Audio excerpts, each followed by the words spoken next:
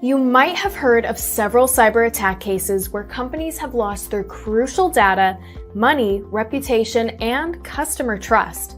These attacks are carried out by hackers who exploit weaknesses in a computer network to gain unauthorized access to vital information. However, hacking is not always bad, as there are hackers who work with different motives.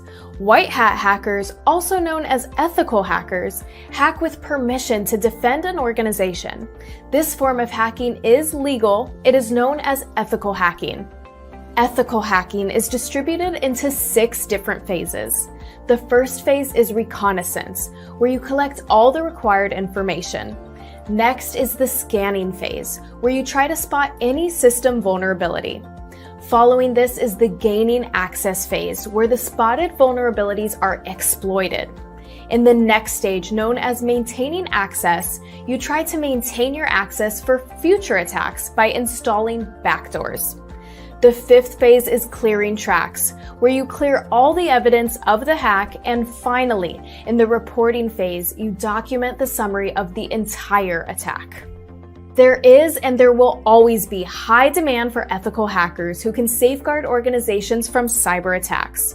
So what are you waiting for? Get certified with Simplilearn and become an ethical hacker and put an end to the cyber attacks in the world. This was ethical hacking in short.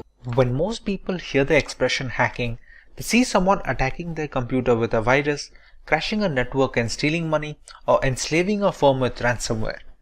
Most people are unaware that ethical hackers are paid to think like a hacker or bad actors. They methodically explore a company's system for flaws and bring them to the notice of the management before the bad actors use them. Ethical hacking is an investment that modern businesses cannot afford to ignore. Hackers will spend countless hours understanding every bit and byte to circumvent and breach systems. They become specialists in the business systems, gathering all the information they can discover and utilizing all they learn to construct a complex assault based on a series of activities. These activities then inflict significant harm to the company's systems and overall organizations. All of these acts cannot be replicated by automated technologies on their own. In contrast to humans who can watch, recognize, learn, and adjust, an automated forensics tool cannot discover a scenario that it has not been designed to locate. This makes the ethical hacking industry an absolute necessity. Today we're going to take you through the field of ethical hacking, teaching the inside-out mechanism of this profession. We start by learning about the basics of ethical hacking and the multiple applications of penetration testing in the IT sector. We take a look at the most infamous hacks and hackers that made headlines on a global scale due to their criminal activities in the cyber world. Next, we learn about the best tools and programming languages being used by professional ethical hackers on a daily basis. These are the same tools being used by the malicious actors when trying to breach confidential barriers and firewalls. Moving on, we read about a couple of operating systems that are catered specifically to ethical hackers or penetration testers. Linux-based distributions by nature, these operating systems come with all major ethical hacking tools and scripts pre-installed, making everyday work easier for the professionals. In the next section, we learn about the most well-known cyber attacks like ransomware and DDoS attack being employed on a daily basis by malicious hackers. These attacks affect the general consumer in order to steal private information. To battle these threats, we are going to have a look at some tools which can do the same for users like VPNs and the Tor network. Finally, we go over the multiple roles in a cybersecurity team and some popular certifications along with the relevant study materials with regards to beginners in ethical hacking. We humans are highly tech-savvy in today's times. With the extensive use of the internet and modern technologies, there is a massive challenge in protecting all our digital data, such as net banking information, account credentials, and medical reports, to name a few. Have you heard about the deadly WannaCry ransomware attack? The attack happened in May 2017 in Asia, and then it spread across the world. Within a day, more than 230,000 computers were infected across 150 countries. The WannaCry cryptoworm encrypted the data and locked the users out of their systems. For decryption of the data, the users were asked for a ransom of $300 to $600 in Bitcoin. The users who used the unsupported version of Microsoft Windows and those who hadn't installed the security update of April 2017 were targeted in this attack. The WannaCry attack took a toll on every sector. Top-tier organizations like Hitachi, Nissan, and FedEx had to put their businesses on hold as their systems were affected too. Now, this is what you call a cyber attack. To prevent such attacks, cybersecurity is implemented. We can define cybersecurity as the practice of protecting networks, programs, computer systems, and their components from unauthorized digital attacks. These illegal attacks are often referred to as hacking. Hacking refers to exploiting weaknesses in a computer network to obtain unauthorized access to information. A hacker is a person who tries to hack into computer systems. This is a misconception that hacking is always wrong. There are hackers who work with different motives. Let's have a look at 3 different types of hackers. Black hat hackers are individuals who illegally hack into a system for monetary gain. On the contrary, we have white hat hackers who exploit the vulnerabilities in a system by hacking into it with permission in order to defend the organization. This form of hacking is absolutely legal and ethical. Hence, they are also often referred to as ethical hackers. In addition to these hackers, we also have the gray hat hackers. As the name suggests, the color gray is a blend of both white and black. These hackers discover vulnerabilities in a system and report it to the system's owner, which is a good act. But they do this without seeking the owner's approval. Sometimes gray hat hackers also ask for money in return for the spotted vulnerabilities. Now that you have seen the different types of hackers, let's understand more about the hacking that is legal and valid, ethical hacking, through an interesting story. Dan runs a trading company. He does online training with the money his customers invest. Everything was going well, and Dan's business was booming, until a hacker decided to hack the company's servers. The hacker stole the credentials of various trading accounts.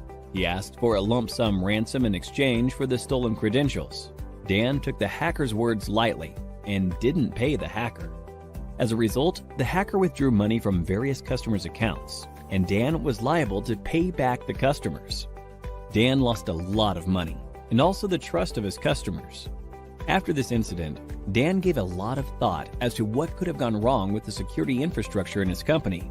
He wished there was someone from his company who could have run a test attack to see how vulnerable his systems were before the hacker penetrated into the network.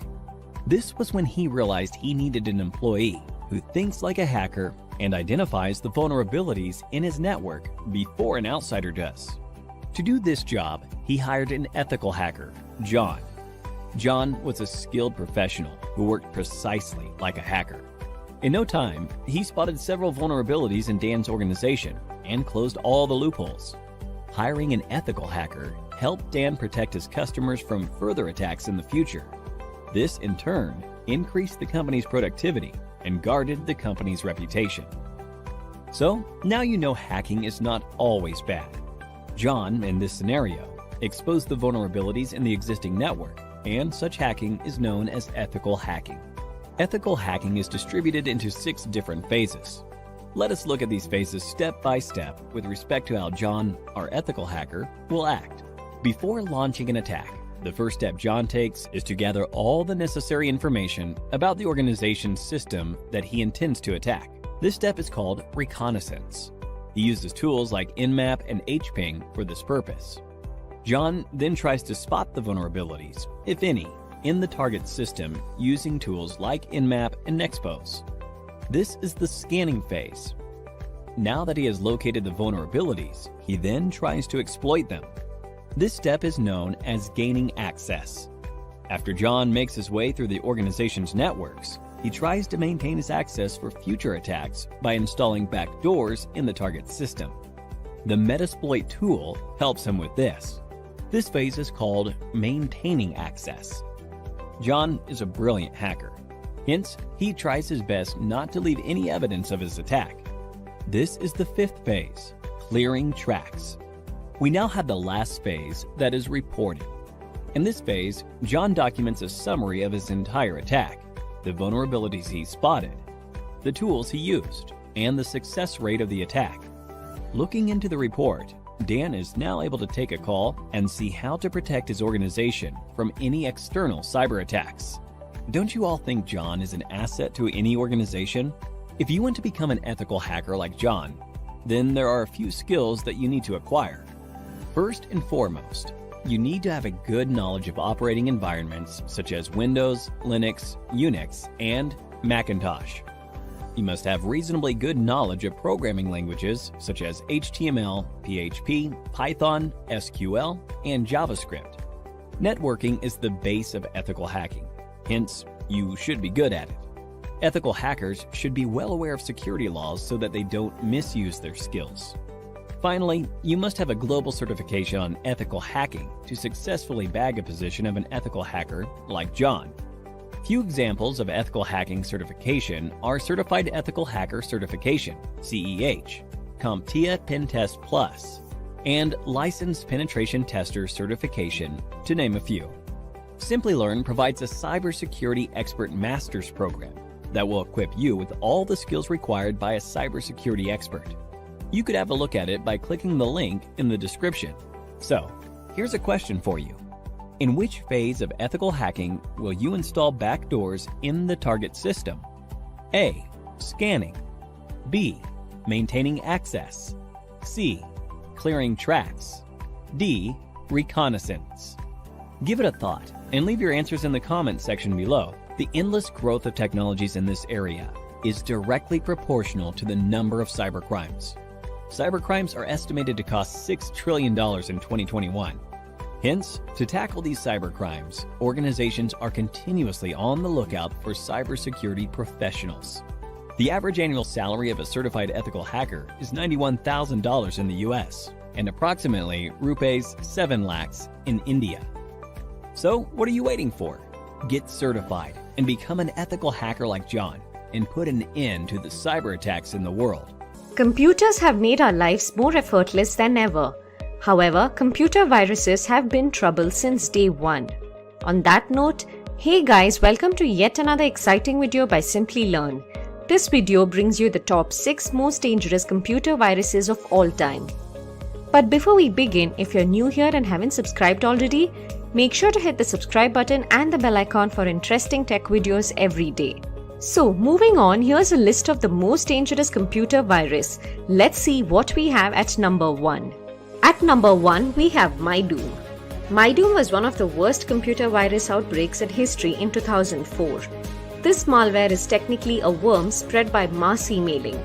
It broke previous marks set by the So Big Worm and I Love You to become the fastest spreading email worm ever. Email spammers appear to have hired MyDoom to spread spam via compromised PCs. Users will open an attachment named Mail Transaction Failed that will be sent to the victim. Its objective was to take down popular websites like Google and Lycos. MyDoom caused estimated damage of $38 billion in 2004, but its inflation-adjusted cost is $52.2 billion US. By that figure, MyDoom has taken on a life of its own, infecting enough poorly protected machines to send 1.2 billion copies of itself per year, 16 years after its creation. MyDoom, one of the most widely distributed viruses, infected 1 out of every 12 emails at its height. MyDoom hit companies like Google, SEO Group, and Microsoft with a distributed denial of service attack. In 2004, 16 to 25% of all emails had been infected by MyDoom. On that note, here's a question for you. Which is the latest deadly computer virus you have heard of? Do let us know in the comment section below. At number 2, we have I Love You. The I Love You virus of 2000 spread by delivering a fake love letter that appeared to be a harmless text file. This attacker, like MyDoom, sends copies of itself to all of the email addresses on the infected machine's contact list. It had spread to over 10 million PCs within a few days after its May 4 release. Arnold D. Guzman, a college student from the Philippines, invented the virus. He created the virus to collect credentials to log into internet sites he wanted to utilize for free since he was short on cash.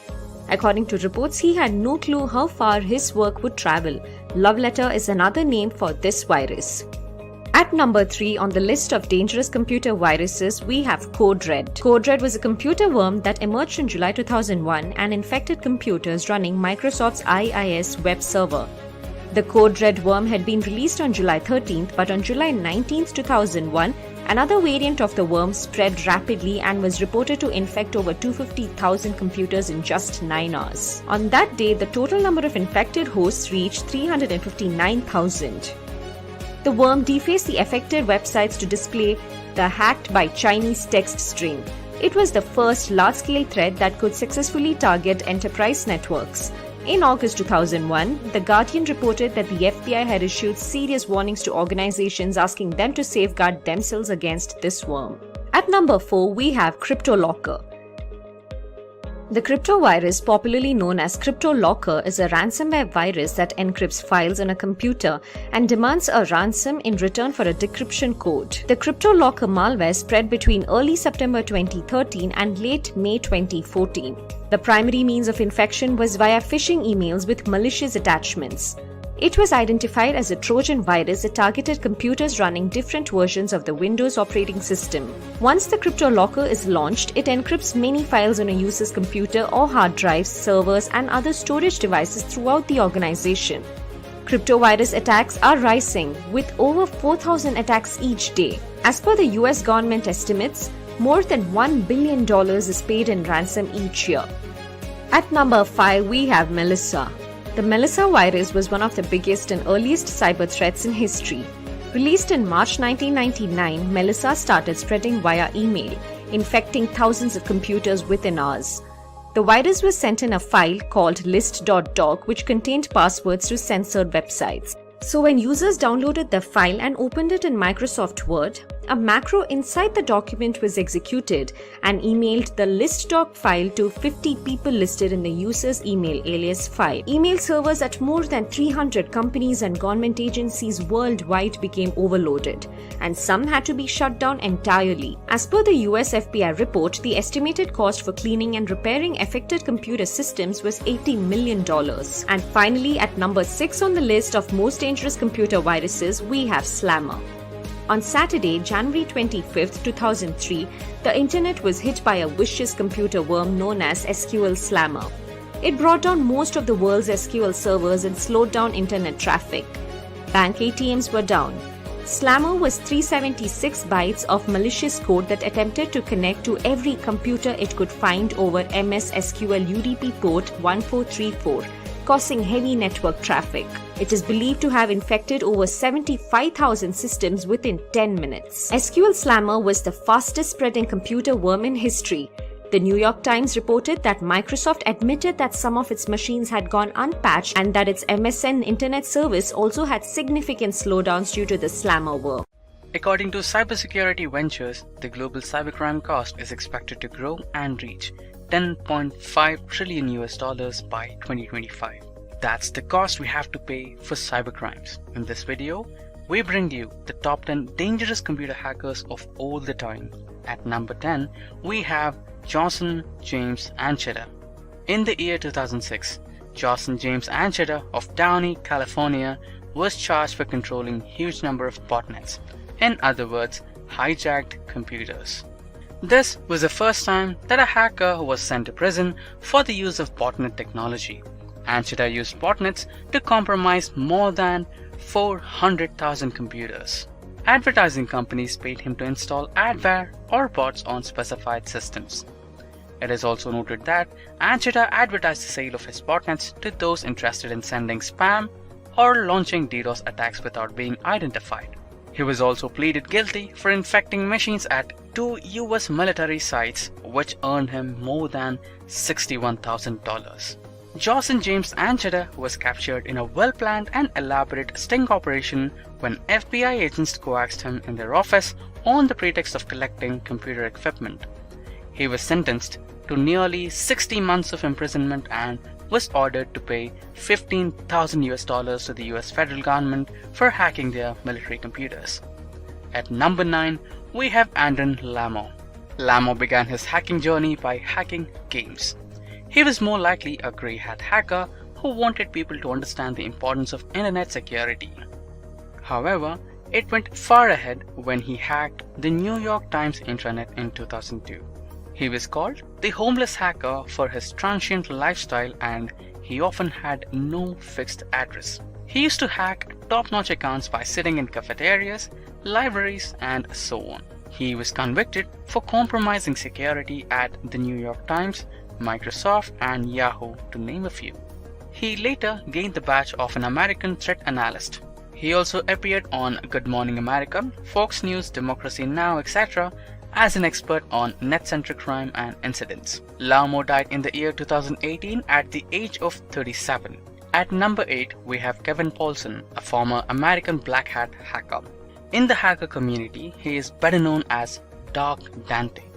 At the age of 17, he hacked the US Department of Defense, but he was left with a warning as he was a minor. Later in 1990, he propelled to stardom for infiltrating a radio show call-in contest and guaranteeing that he will be the 102nd caller to win the brand new Porsche 944 S2. The FBI started pursuing Paulson and was soon arrested and sentenced to 5 years of imprisonment. He was also barred from using a computer or internet for 3 years post his release. Later, he took into white hat hacking and journalism. In the year 2005, he became a senior editor of Wired News. At number 7, we have the famous American hacker, Jonathan James, better known as Comrade. He was the first juvenile in the United States to be sent to prison for hacking. This famous hack was his intrusion into the Defense Threat Reduction Agency, or DTRA computers, a division of the United States Department of Defense. He installed a backdoor on its servers. This enabled him to access over 3,000 messages from government employees, various usernames, passwords, and other confidential data. This helped James steal a piece of NASA software, and this forced NASA to shut down computers for 3 weeks to fix the issue at an estimated cost of $41,000 American dollars. He was sentenced to 6 months arrest in 2000. He carried out his hacking using the alias Comrade. He specialized in hacking high-profile government systems. However, he had a bitter ending in 2008. Moving on to our hacker at number 6. At number 6, we have Anonymous. The Anonymous Group is an international decentralized hacktivist movement that is widely known for its cyber attacks against several governments, its agencies, and the Church of Scientology. This group is focused on the concept of social justice. The members of this group, known as Anons, are recognized in public by wearing Guy Fawkes masks. However, some members cover their face without using the well-known masks as well. They are known as being the digital Robin Hood amongst its supporters. One of the noted incidents was in the year 2008 when the group took up issue with the Church of Scientology and began to disable their websites. They are also known for hacking Vatican, the FBI, PayPal, Sony, the CIA, MasterCard, Visa, the Israeli, Chinese, Tunisian, and Ugandan governments. While the law enforcement agencies and FBI have tracked down a few of the group's members, the lack of any proper hierarchy makes it almost impossible to distinguish or eliminate the anonymous groups as a whole. At number 5, we have the British DO, Matthew Bevan and Richard Price. In 1994, the DO hacked into multiple US military systems including the Defense Information System Agency, Griffiths Air Force Base, and the Korean Atomic Research Institute. They infiltrated into foreign systems by transferring critical data of Korean Atomic Research Institute into the United States Air Force system. In 1996, Bevan was arrested for hacking incidents related to US Air Force defense manufacturer Lockheed, NASA, and NATO. The Pentagon described Bevan as the #1 threat to US security and possibly the single biggest threat to world peace since Adolf Hitler. However, Bevan claims he was looking to prove a UFO conspiracy theory. In 1997, Price was fined £1,200 after pleading guilty to 12 offenses of gaining unauthorized access to computer systems in March and April 1994. Having malicious purposes or not, Bevan and Price displayed that even military networks are vulnerable. Now, moving on to our hacker at number 4. At number 4, we have Astra. This hacker is a tad bit different from the others on this list, as he has never been publicly identified. The pen name of this hacker, Astra, is a Sanskrit word for a weapon. In 2008, it was reported that the authorities apprehended him. At that time, he was known as a 58-year-old Greek mathematician. He hacked into France's Dassault Group systems and got his hands on vulnerable weapons technology data and then sold it to different countries for a long period. Astra was reported to have sold the data to nearly 250 people from across the world. This, in turn, cost Dassault $360 million of damage. While the Astra's real identity was never discovered, officials have said that he had been wanted since the year 2002. At number 3, we have the famous American computer hacker Albert Gonzalez. He was responsible for carrying out multiple hacks. He is accused of masterminding the biggest fraud in history, that is, the combined credit card theft and reselling of nearly 170 million card and ATM numbers from the year 2005 to 2007. This shows how unsafe internet banking can be at times. This was recorded to be one of the biggest credit card thefts in history. He carried out this by installing a sniffer. Albert Gonzalez is also said to have been the mastermind of the TJX company's hack, wherein 45.6 million debit and credit numbers were stolen. Later in 2010, he was sentenced to 20 years in federal prison. Moving on to our hacker at number 2. At number 2, we have Gary McKinson. He is a Scottish systems administrator and hacker accused of carrying out the biggest military computer hack of all time. In 2002, he identified himself as Solo through an odd message on a US Army computer. It was later found to be Gary McKinson. He was accused of infiltrating 97 United States military and NASA computers by installing virus and deleting a few files over 13 months between February 2001 and March 2002. This was the biggest military computer attack of all time. This shut down the US military's Washington network for 24 hours. What is fascinating is his reason that much of his hacking was in search of information on UFOs that he believed the US government was hiding in its military computers. And finally, let's see who we have at number 1. At number 1, we have Kevin Mitnick. The now affluent American entrepreneur was one of the most wanted cybercriminal of US once upon a time. Kevin, who is currently a security consultant, was once convicted of hacking Motorola, Nokia and Pentagon. Kevin mastered computer hacking and social engineering early and got his start as a teen. In 1982, he hacked the North American Defense Command. This achievement inspired the 1983 film War Games. In 1989, he hacked Digital Equipment Corporation's network and made copies of their software. It's largely believed that he once obtained full control of Pacific Bell's network to merely prove that it could be done. He never exploited the data he obtained. According to reports, Mitnick gained unauthorized access to dozens of computer networks while he was a fugitive. After 5 years of imprisonment, Mitnick started afresh and became a security consultant. His knack with computers is still remembered. All of these hackers were unbelievably skilled in cybercode.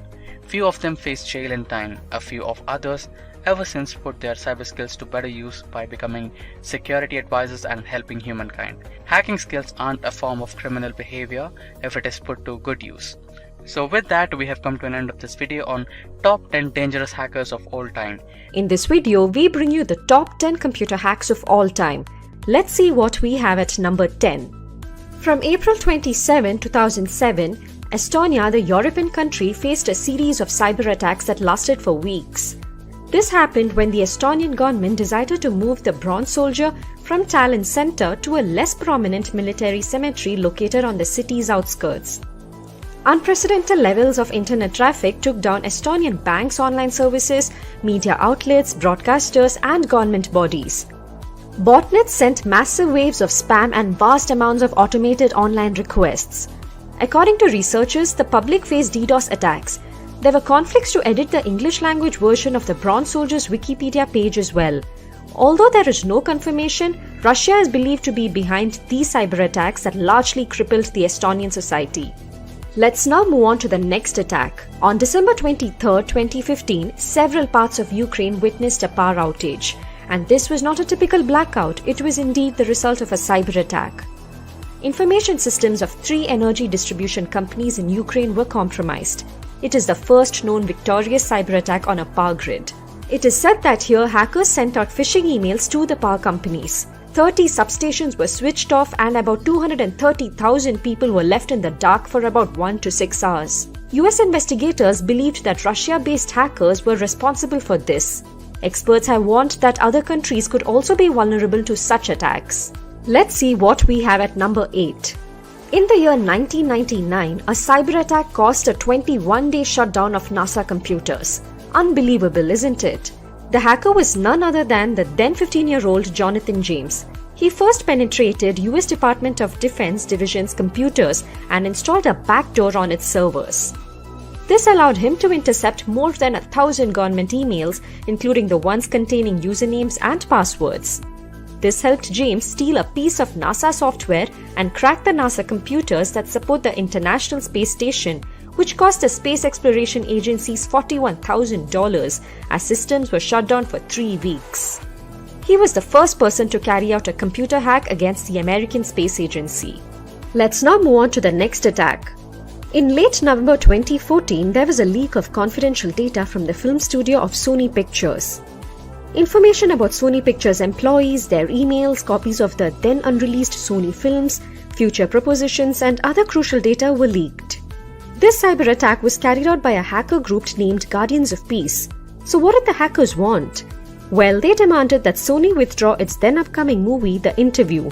This movie was a comedy storyline to assassinate the North Korean leader Kim Jong-un. Sony then decided to cancel the film's theatrical release due to the threats at cinemas screening the movie. It is indeed hard to trace the roots of a cyber attack. In this case, after evaluation, the US intelligence officials arrived at the theory that the attack was in a way related to the government of North Korea. However, North Korea had denied the same. Moving on to our number 6. In December 2006, TJX, the US retailer company, identified that 45.6 million debit and credit card details were stolen. This happened from one of its systems over 18 months by an unknown number of intruders. It was one of the first, largest ever cyber attacks involving the loss of personal data. As a result, banks in the affected regions had to reissue and block thousands of payment cards. A group of hackers did this, Albert Gonzalez being the mastermind. The group was from Miami, the place where the TJX heist was believed to have originated. Reports said that the TJX data breach occurred because of weak web encryption at 2 of its Marshall stores in Miami. Next, moving on to our top 5, let us see what we have at number 5. The year 2010 witnessed the discovery of the deadly computer worm Stuxnet. This malware's motive was unlike any other usual cyber attacks. It aimed at destructing the equipment the computers controlled. Stuxnet came with the deadly purpose of damaging Iran's nuclear infrastructure. It infected more than 200,000 computers, including 14 industrial sites and a uranium enrichment plant in Iran. Stuxnet initially spread via Microsoft Windows and targeted Siemens industrial control systems. Although it was discovered only in 2010, it is believed to have been silently sabotaging Iran's nuclear facilities.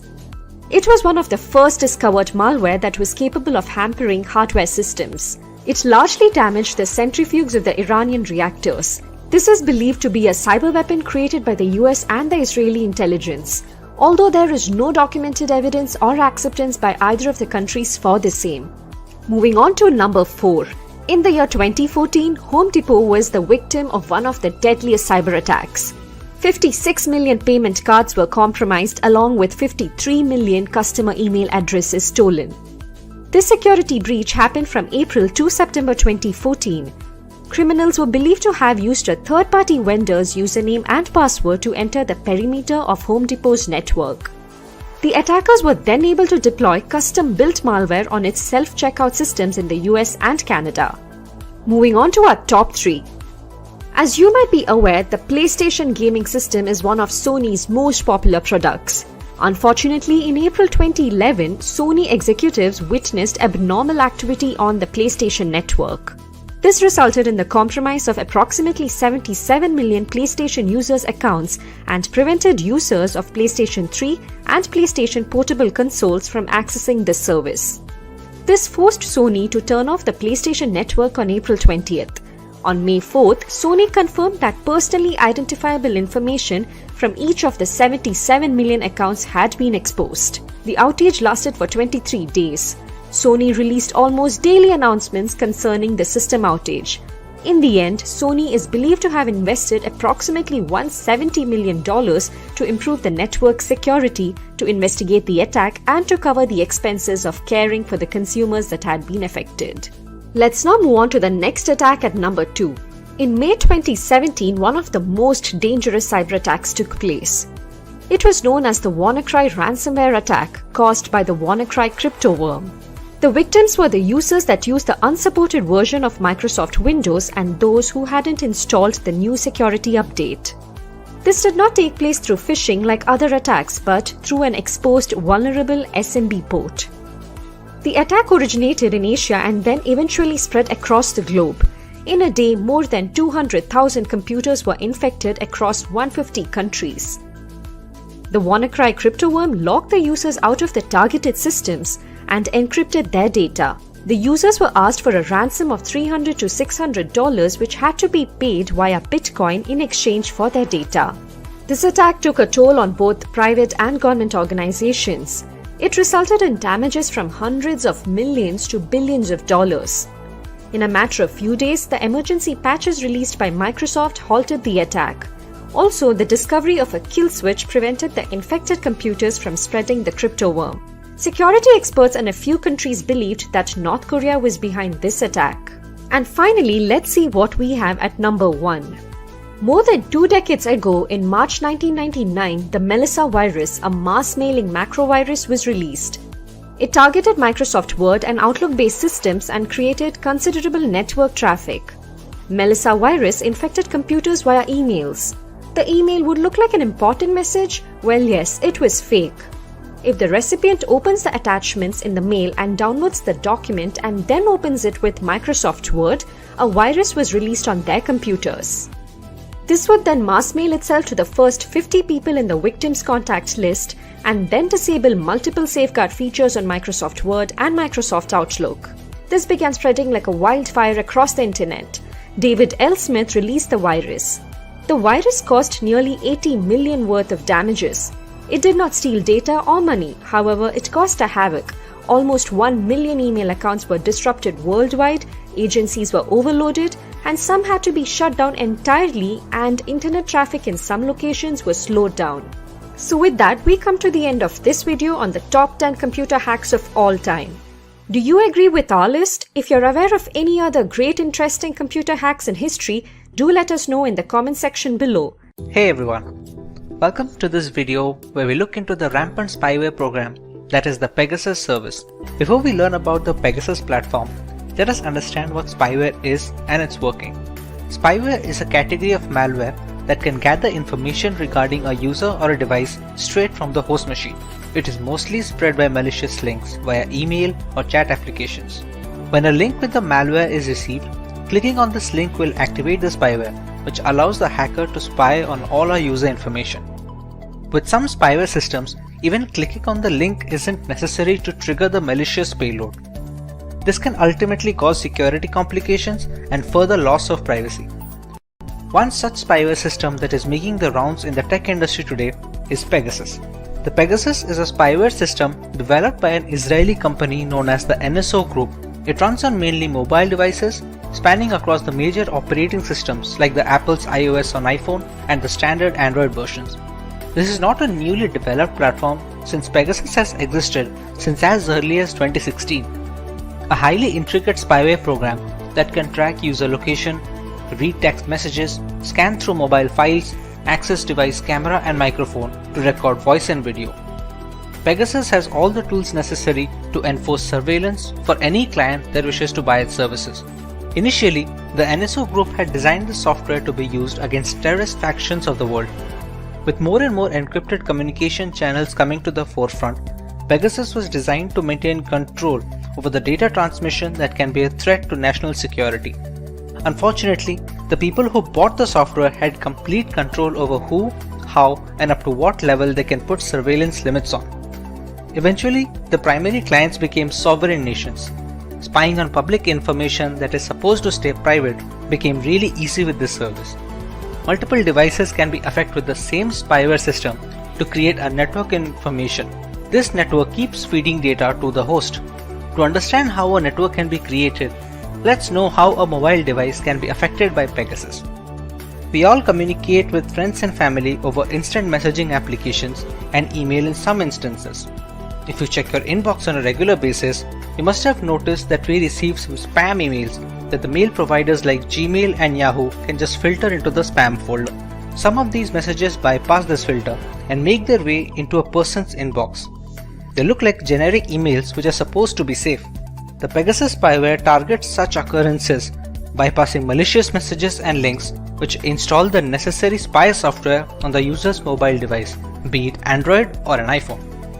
This isn't unique to the email ecosystem, since it's equally likely to be targeted via SMS text, WhatsApp, Instagram, or even the most secure messaging apps like Signal and Threema. Once the malicious links are clicked, a spyware package is downloaded and installed on the device. After the spyware is successfully installed, the perpetrator who sent the payload to the victim can monitor everything the user does. Pegasus can collect private emails, passwords, images, videos, and every other piece of information that passes through the device network. All this data is transmitted back to the central server, where the primary spying organization can monitor the activities at a granular level. This is not even surface level, since complex spyware software like Pegasus can access the root files on our mobiles. These root files hold information that is crucial to the working of the Android and iOS operating systems. Leaking such private information is a massive blow to the security and the privacy of an individual. The information that may seem trivial, like the name of your Wi-Fi connection or the last time you ordered an item from Amazon, are indeed all valuable information. This exploitation is primarily possible due to the zero-day vulnerabilities known as bugs in the software development process. The zero-day bugs are the ones that have just been discovered by some independent security company or a researcher. Once they are found, reporting these vulnerabilities to the developer of the platform, which would be either Google for Android or Apple for iOS, is the right thing to do. However, many such critical bugs make their way onto the dark web, where hackers can use them to create exploits. These exploits are then sent to innocent users with a link or a message, like we had discussed before. Pegasus was able to affect the latest devices with all the security patches installed, but some bugs are not reported to the developers or just cannot be fixed without breaking some core functionality. These become the gateway for spyware to enter into the system. You can never be 100% safe, but you sure can give it all in protecting yourself. The one thing where Pegasus stands out is its zero-click action feature. Usually in spam emails, the malicious code is activated when the user clicks the malware link. A user doesn't need to click the link in the new version of the Pegasus and a few other spyware programs. Once the message arrives in the inbox of WhatsApp, Gmail, or any other chat applications, the spyware gets activated and everything can be recorded and sent back to the central server. The primary issue with being affected by spyware as a victim is detection. Unlike crypto miners and trojans, spying services usually do not demand many system resources, which makes them tough to detect after they have been activated. Since many devices slow down after a couple of years, any kind of performance hit due to such spyware is often attributed to poor software longevity by the users. They do not check meticulously for any other causes that is causing this slowdown. When left unchecked, these devices can capture voice and video from the mobile sensors while keeping the owner in the dark. Let's take a moment to check if we are well aware of the causes of such attacks. How do users fall prey to such spyware programs? A. By installing untested software. B. By clicking on the third-party links from email and messages. C. By not keeping their apps and phones updated. Or D. All of the above. Let us know your answers in the comment section below and we will reveal the correct answer next week. But what about the unaffected devices, the vulnerable ones? While we cannot be certain of our security, there are a few things we can do to boost our device, be it against Pegasus or the next big spyware on the market. Let's say we are safe now and we have the time to take the necessary steps to prevent a spyware attack. What are the things we can go for? Our primary goal must always be to keep our apps and the operating system updated with the latest security patches. The vulnerabilities that the exploits target are often discovered by developers from Google and Apple, which send the security patches quickly. This can be done for individual apps as well, so keeping them updated is of utmost importance. While the most secure devices have fallen prey to Pegasus as well, a security patch from developers may help in minimizing the damage at a later stage, or maybe negate the entire spyware platform altogether. Another big factor is the spread of malware is the trend of sideloading Android applications using .apk files. Downloading such apps from a third-party website have no security checks involved and are mostly responsible for adware and spyware invasions on user devices. Avoiding the sideloading of apps would be a major step in protecting yourself. We often receive spam emails or texts from people we may not know on social medias. They are accompanied with links that allow malware to creep into our device. We should try to follow the trusted websites and not click on any links that redirect us to unknown domains. Spyware is a controversial segment in governance. While the ramifications are pretty extreme in theory, it severely impacts user privacy against authoritarian regimes. Sufficient resources and a contingent plan can alter the false veil of democracy altogether. Even if our daily life is rather simplistic, we must understand that privacy is not about what we have to hide. Instead, it portrays the things we have to protect. It stands for everything we have to share with the outside world, both rhetorically and literally. If getting your learning started is half the battle, what if you could do that for free? Visit SkillUp by Simplilearn. Click on the link in the description to know more. In this video, we are going to discuss what is ethical hacking. Now take this as an example. There is an organization that keeps on getting compromised or keeps on getting attacked repeatedly every month, and they're at a loss of why exactly this is happening. So an employee comes up with a brilliant idea of hiring an ethical hacker to test the security systems. The bosses agree and the company ends up hiring an ethical hacker. Now, what this hacker does is they try to test all the security controls that the organization has implemented, all the applications, maybe even the databases, and then they start giving a report. So here you can see that they are trying to test the firewall, maybe fire viruses, malicious queries towards the firewall, hack the company's website, test the company's websites, any applications that the company is utilizing, and try to analyze the responses that they're going to get. So they're trying to emulate a hacker scenario where a hacker is trying to attack and trying to figure out the vulnerabilities and the areas for compromise to the organization's infrastructure. So once the report is ready, they would be submitting the report to the organization, and they would then give recommendations of how to enhance the security posture of the organization. Once the security posture is enhanced, the likelihood of the organization getting compromised reduces drastically. Thus, the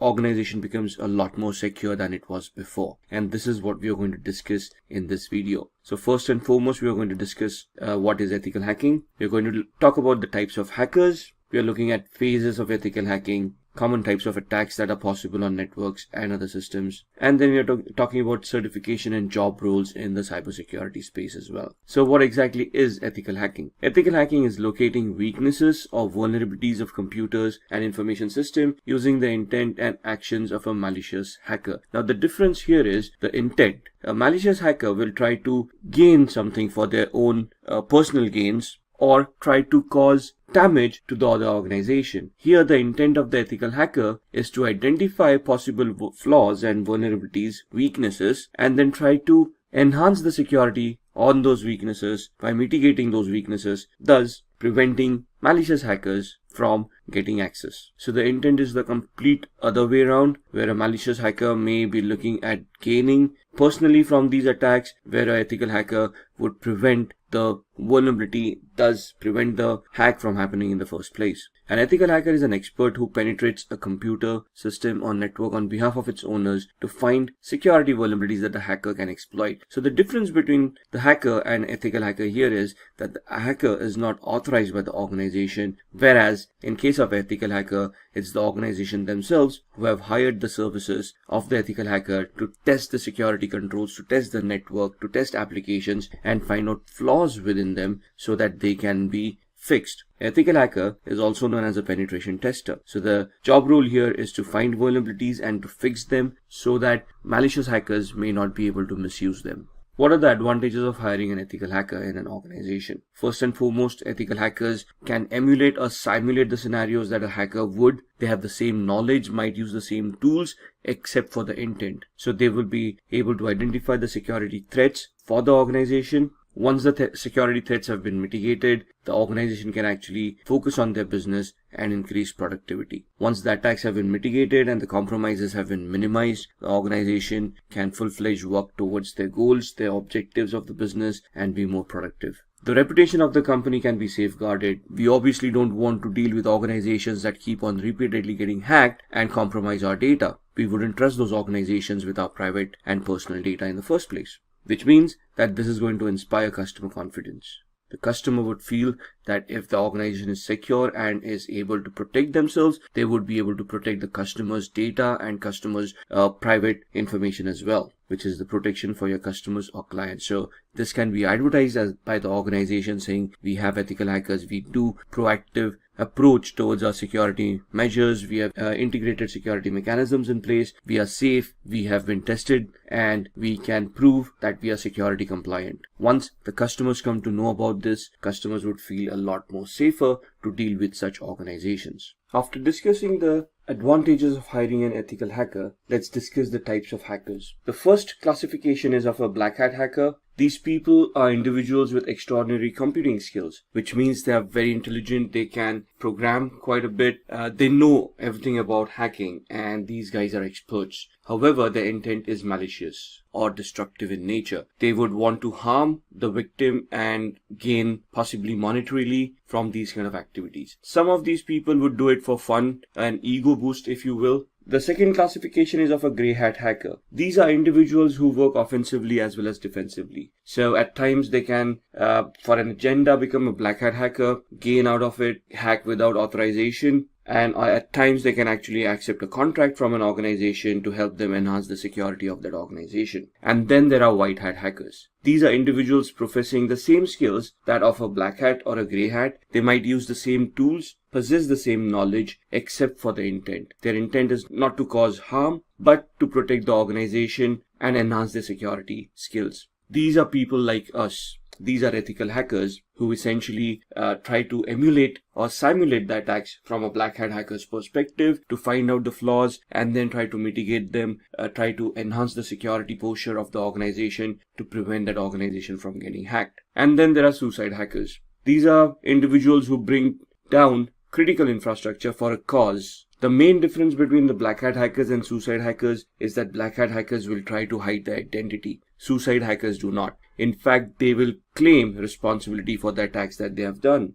Then we have script kiddies. These are unskilled hackers. They have no idea what they're doing. They may not be technically very adept, but they rely on tools already created by black hat hackers and then try to use those tools and leverage them to try to hack an organization.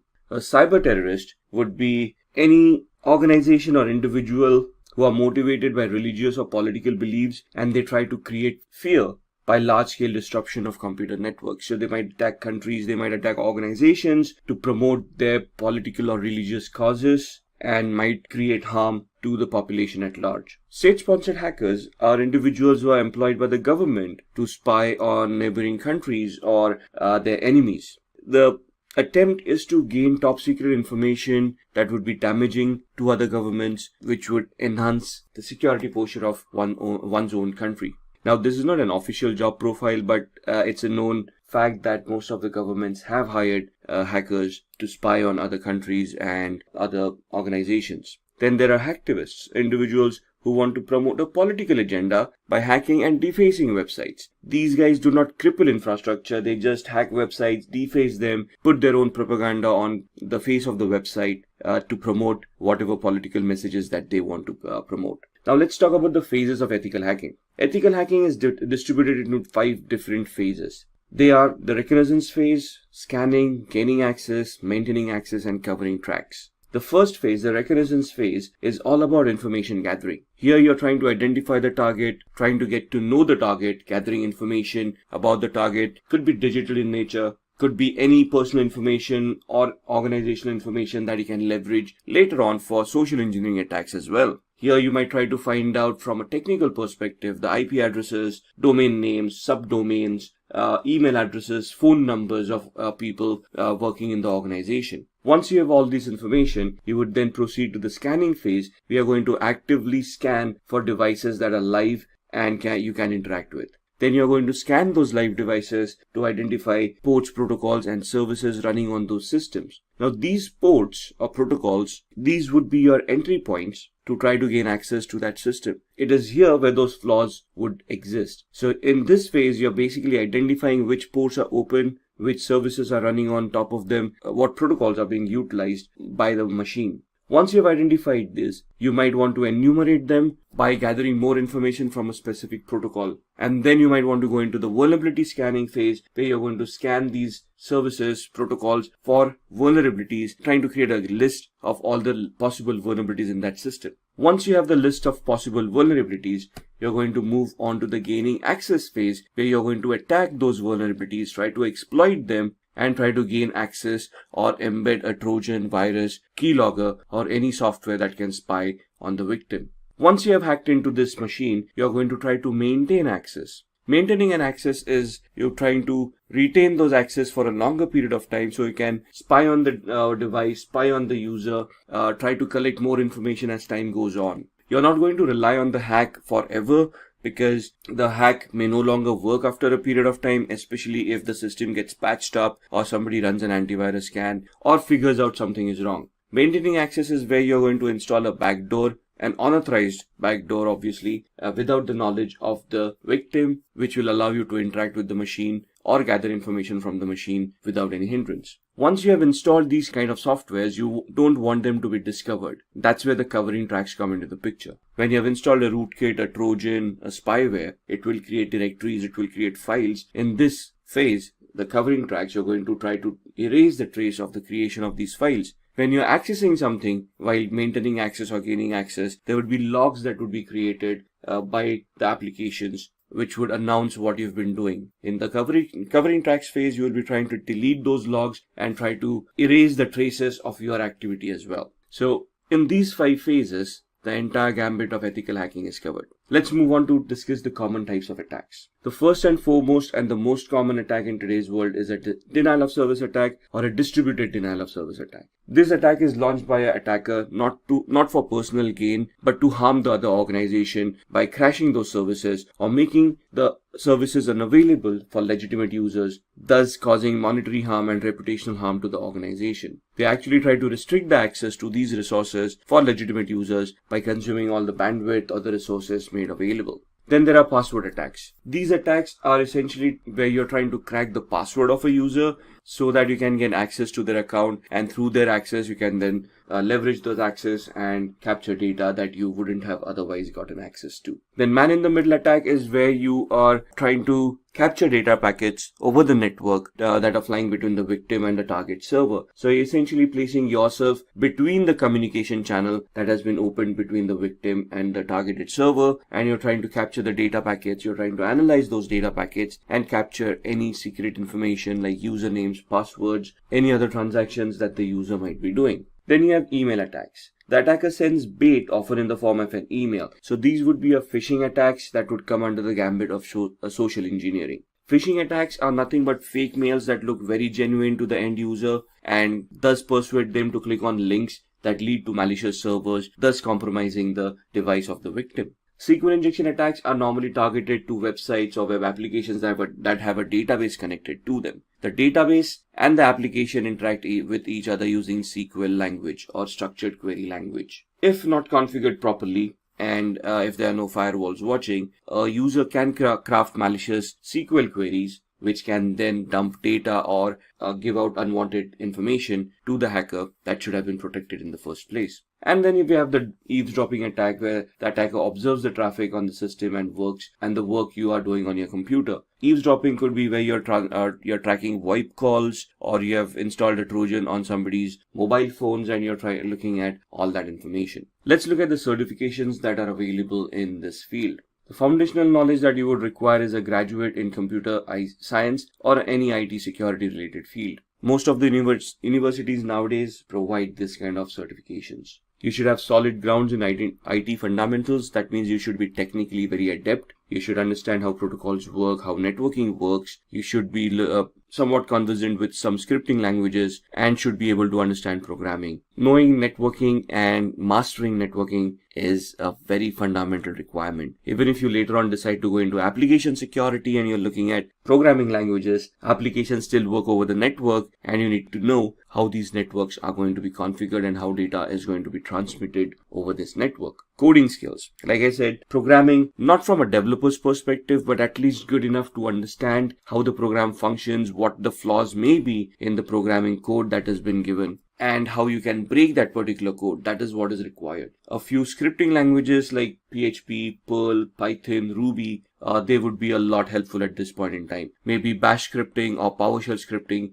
as well. And then our understanding of the architecture of an operating system. We just don't want to know how the operating system works and how it functions. We should be able to troubleshoot the operating system to recover from errors, flaws, and we should know how the operating system works, stores data, and interacts with the hardware at the first place. With everything, there is now cloud, and cloud is gaining traction a lot. We got public clouds like Amazon, Microsoft, and Google. We got private clouds like VMware, Microsoft again, Citrix, and so on and so forth. Most of the organizations in today's world have a hybrid environment where they've got a part physical IT infra and part cloud infrastructure. So learning what cloud is, the nuances of cloud, the services that a cloud can provide, software as a service, infrastructure as a service, and platform as a service, understanding them, and then knowing how you can secure these or what the vulnerabilities are in the first place, and then trying to secure them is of very much essence in today's world.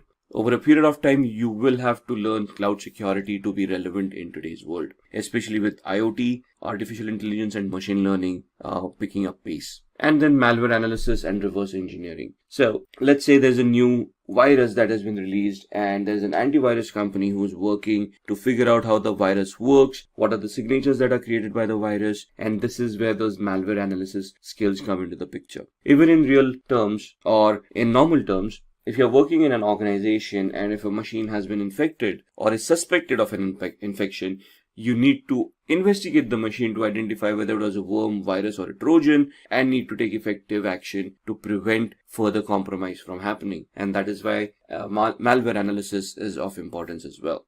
The certifications that you have, certified ethical hacker, it will train you in reverse engineering. So this is where you basically look at offensive security. This is where you're looking at hacking and you're looking at how the methodologies, the 5 steps that we have talked about. And this course deals with each and every one of those 5 steps and helps you analyze and understand the tool sets and the skills that are required for each of that particular step. Salaries may range between $71,000 and above in the US market and around 5 lakh rupees and more in the Indian market. After CEH, we have got the ECSA/LPT course. ECSA is the EC Council Certified Security Analyst course. Once you get certified on that, you can then apply for the LPT, which is the License Penetration Tester. So it's for CEH, then ECSA, EC Council Certified Security Analyst, and then LPT, License Penetration Tester. This gives certified penetration testers the opportunity to practice their skills and gives you a license where you have and a certificate that proves that you have understood the methodology and are very adept at the skills of hacking. When we hear the term hacker, we may picture a dangerous cyber criminal. However, not all hackers are inherently bad. They are powerful individuals who use their technical skills to break into computer networks and bypass security measures. Hacking is not always bad, and it is to be noted that the world of computers is actually safer to an extent because of a particular type of hacker. A hacker is deemed to be good or bad depending on their motive and whether or not they are breaking the law. In this video, we will acquaint you with the differences between a white hat hacker, black hat hacker, and a grey hat hacker through a short story. Hackers are basically categorized by the type of metaphorical hat they don: white hat, grey hat, and black hat. Hackers can either be a black hat or a white hat or a grey hat. Hackers can be good or bad depending on which color hat they decide to wear, and by this we mean their hacking motives, and obviously not in the sense of creating a fashion statement here. Let's have a look at our story. Our story here revolves around Dan, who is the owner of a company that provides a platform for video conferencing. His platform enables online communication for video meetings, audio meetings, and webinars. Just like other video conferencing platforms, his platform too has built-in features like chat, recording, screen sharing, and so on. Everything went well and his business increased tremendously with the onset of the COVID-19 pandemic. COVID-19 accelerated the rise of the worldwide digital economy and it made people rapidly adopt video conferencing tools and apps. In a contactless world, starting from employee interactions to family get-togethers to virtual workout classes, everything happened virtually. Dan's video conferencing platform enabled long-distance communication and enhanced collaboration. So now you might be wondering what could have gone wrong. Well, there are many risks involved when it comes to the safety of these online platforms. Online meeting rooms are susceptible to a number of digital threats. Dan received complaints from his customers that his platform wasn't secure and safe anymore. Little did Dan know that the popularity of his video conferencing platform made hackers eager to disrupt the virtual meetings and hijack the conferences. His platform witnessed complaints like the addition of an unknown participant in every meeting room, someone covering up information that is being presented, and also unknown screen recording of a meeting, to name a few. These intruders were sneaky hackers who tried to gain access to sensitive information and who tried to disrupt meetings. And how did these hackers manage to do all this? Well, this was done by exploiting weaknesses in Dan's computer network in order to obtain unauthorized access to crucial data and sensitive information. This is known as hacking, and the individuals who carry this out are known as hackers. In this form of hacking that Dan witnessed, hackers exploited Dan's company's security posture by identifying weaknesses in it in order to intrude into the meetings and gain access to business data or personal data. And this form of hacking is definitely bad and unethical. The hackers who carried this against Dan's company are known as black hat hackers. These hackers are cyber criminals who carry out cyber attacks with a negative intention. These attacks can be in the form of Trojan virus, malware attacks, phishing attacks, DDoS attacks, man-in-the-middle attacks, SQL injection attacks, and so on. So who exactly is a black hat hacker? Like in the case of Dan's organization's cyber attack, black hat hackers are highly skilled cyber criminals who break into computer systems and networks with malicious intent.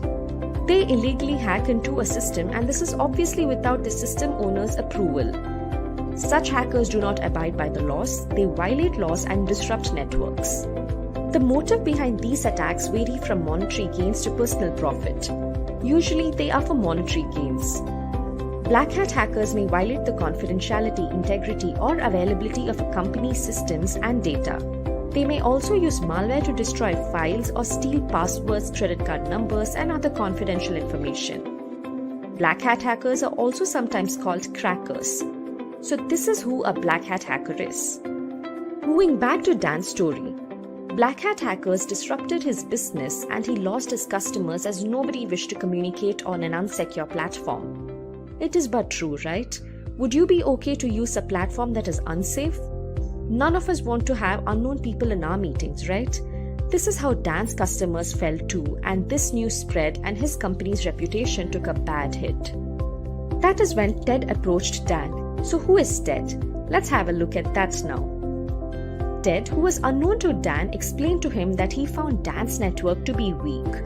Ted told Dan that he has identified vulnerabilities in Dan's systems and networks and he will fix them provided Dan pays him well. Dan had nothing to lose, and without any further delay, he paid Ted a good amount of money to fix the vulnerabilities in Dan's networks. On receiving the money, Ted began his work and he fixed all the issues and vulnerabilities in Dan's network. He made sure that nobody can exploit Dan's network vulnerabilities again, and this way he safeguarded Dan's network for the time being. So who is Ted? Well, he's called a grey hat hacker. As they say, not all things are black and white. So is the concept of grey hat hackers. As fascinating as the name sounds, let us dive deep into understanding the role of a grey hat hacker. A grey hat is a security expert who may at times violate the laws or the ethical standards. However, they do not carry a malicious intent unlike a black hat hacker. Hence, they are known to work both defensively and offensively. They land between the good and the bad. Grey hat hackers look for vulnerabilities in a system without permission, but with good intentions. Just like how Ted informed Dan about how he could exploit Dan's system vulnerabilities, grey hat hackers inform an organization the same and in return ask for a fee to fix it. In some cases, when the organization doesn't comply, grey hat hackers may become black hat hackers. Although a grey hat hacker's intention might not be bad, what they do is still illegal since they do not have permission to break into another system. Back to our story. Although Dan's issue was sorted by Ted for the time being, he had a few concerns. His first concern was history repeating itself. Yes, he was worried about what if black hat hackers hack into his systems again. Although his system vulnerabilities are fixed at the moment, it was a matter of time before they could be exploited again with new hacking techniques. His next thought was to have a professional who could constantly keep a tab on his networks and protect it from hackers. Don't you think his concerns were justified? Yes, it was, as this was the only way he could provide a safe and secure video conferencing platform in the long run. That is when Dan's friend came to his rescue and introduced Anne, the ethical hacker, to him. Anne, being an ethical hacker, assured Dan that she would scan and identify his network for system vulnerabilities before an outsider exploits it, and she would fix those vulnerabilities on a regular basis. Such ethical hackers like Anne are called white hat hackers. Now that we saw who black hat hackers and grey hat hackers were, it is time we learn about our third type of hacker, who is a white hat hacker. A white hat hacker gains access to networks with an intention to fix the identified weaknesses. They also perform penetration testing and vulnerability assessments and break into systems with permission. They search for loopholes or vulnerabilities in any given piece of technology, just like how a black hat hacker would do. However, white hat hackers harden their organization system before the bad guy can get in. Their goal is to spot system and network vulnerabilities in order to improve system security. White hat hackers are also known as ethical hackers since they obey the law of the land and follow a code of ethics. Many companies and government organizations employ white hat hackers to help them secure their systems. These hackers are typically hired by organizations to look for vulnerabilities in a system like other hackers. The only difference being they are given permission to break in. Once Dan spots the vulnerabilities, she documents her findings and gives Dan advice on how to fix them, or she'll even take it up to fix them so that an outsider cannot spot it in the future. Anne does this on a regular basis as system updates happen regularly, and it is imperative to be on track with it and fix new vulnerabilities. This made sure Dan's network is now safe and secure. Gradually, he regained his customers' trust and his platform got back to being one of the best and safest platforms for video conferencing. This resulted in a huge business growth and Dan was very happy. Just like how Anne put an end to Dan's business problems, there are many white hat hackers out there who are in great demand by organizations to safeguard their networks from cyber attacks. And if you are interested in a career in ethical hacking, then Simplilearn can help you fulfill your dreams. Simplilearn's CH version 11 certification provides you the hands-on training required to master the techniques hackers use to penetrate network systems and fortify your system against it. This ethical hacking course is aligned with the latest CH version 11 by EC Council and will adequately prepare you to increase your blue team skills. So what are you waiting for? Get certified with Simplilearn and become a certified ethical hacker and put an end to the cybercrimes in the world. Remember, the more active white hat hackers are, the fewer opportunities black hat hackers have for system exploitation. Cybersecurity has become a struggle for organizations in 2021. Recent trends, the side effects of a global pandemic, and cybersecurity statistics reveal a huge increase in hacked and breached data for increasingly common sources in the workplace, like mobiles and IoT devices. On top of this, the COVID-19 has ramped up remote workforces, making inroads for cyber attacks. This kind of growth would not have been possible if not for several reliable tools and services. From scripts that find intricate details of companies to software that can brute force servers with a single command. Today's lesson is all about such tools that make an ethical hacker effective. Let's learn about what is ethical hacking. Ethical hacking involves an authorized attempt to gain unauthorized access to a computer system, application, or data. Carrying out an ethical hack involves duplicating strategies and actions of malicious attackers. Often carried out in the form of security audits, ethical hacking is extremely beneficial to organizations who are looking to secure the data from falling in the wrong hands. There are three variants of hackers.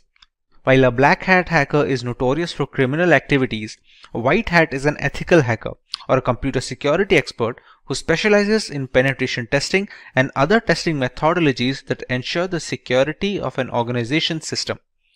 There are a few that fall under the grey hat hacker umbrella, where the hacker occasionally have not authenticated themselves before attempting to hack an organization, while sometimes requiring a small fee to report the vulnerability to the developers directly.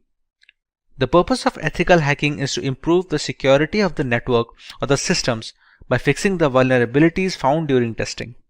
Ethical hackers may use the same methods and tools used by the malicious hackers, but with the permission of the authorized person for the purpose of improving the security and defending the systems from attacks.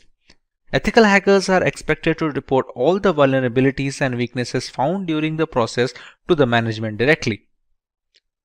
Ethical hacking has proven itself to be quite a productive career option for many ambitious individuals. The demand for its courses today is at an all-time high, and rightfully so. It provides you with an engaging job that never gets tedious. Some certifications like the CompTIA+, CEH, and Cisco CCNA are highly acclaimed and will teach a learner all there is to know before dipping their toes in the industry.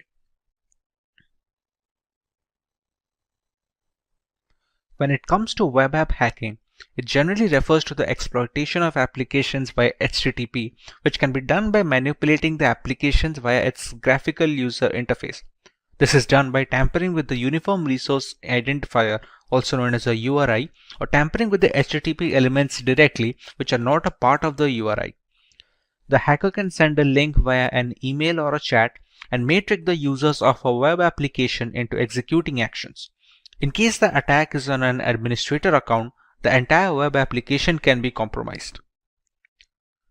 Anyone who uses a computer connected to the internet is susceptible to the threats that computer hackers and online predators pose. These online villains typically use phishing scams, spam email, or instant messages and bogus websites to deliver dangerous malware to your computer and compromise your computer's security. Computer hackers can also try to access your computer and private information directly if you are not protected by a firewall. They can monitor your conversations or peruse the back end of your personal website. Usually disguised with a bogus identity, predators can lure you into revealing sensitive personal and financial information. A web server, which can be referred to as the hardware, the computer, or the software which helps to deliver content that can be accessed through the internet. The primary function of a web server is to deliver these web pages on the request to clients using the Hypertext Transfer Protocol or HTTP. So hackers attack the web server to steal credential information, passwords, and business information by using different types of attacks like DDoS attacks, SYN flooding, ping flood, port scan, and social engineering attacks. In the area of web security, despite strong encryption on the browser server channel, web users still have no assurance about what happens at the other end.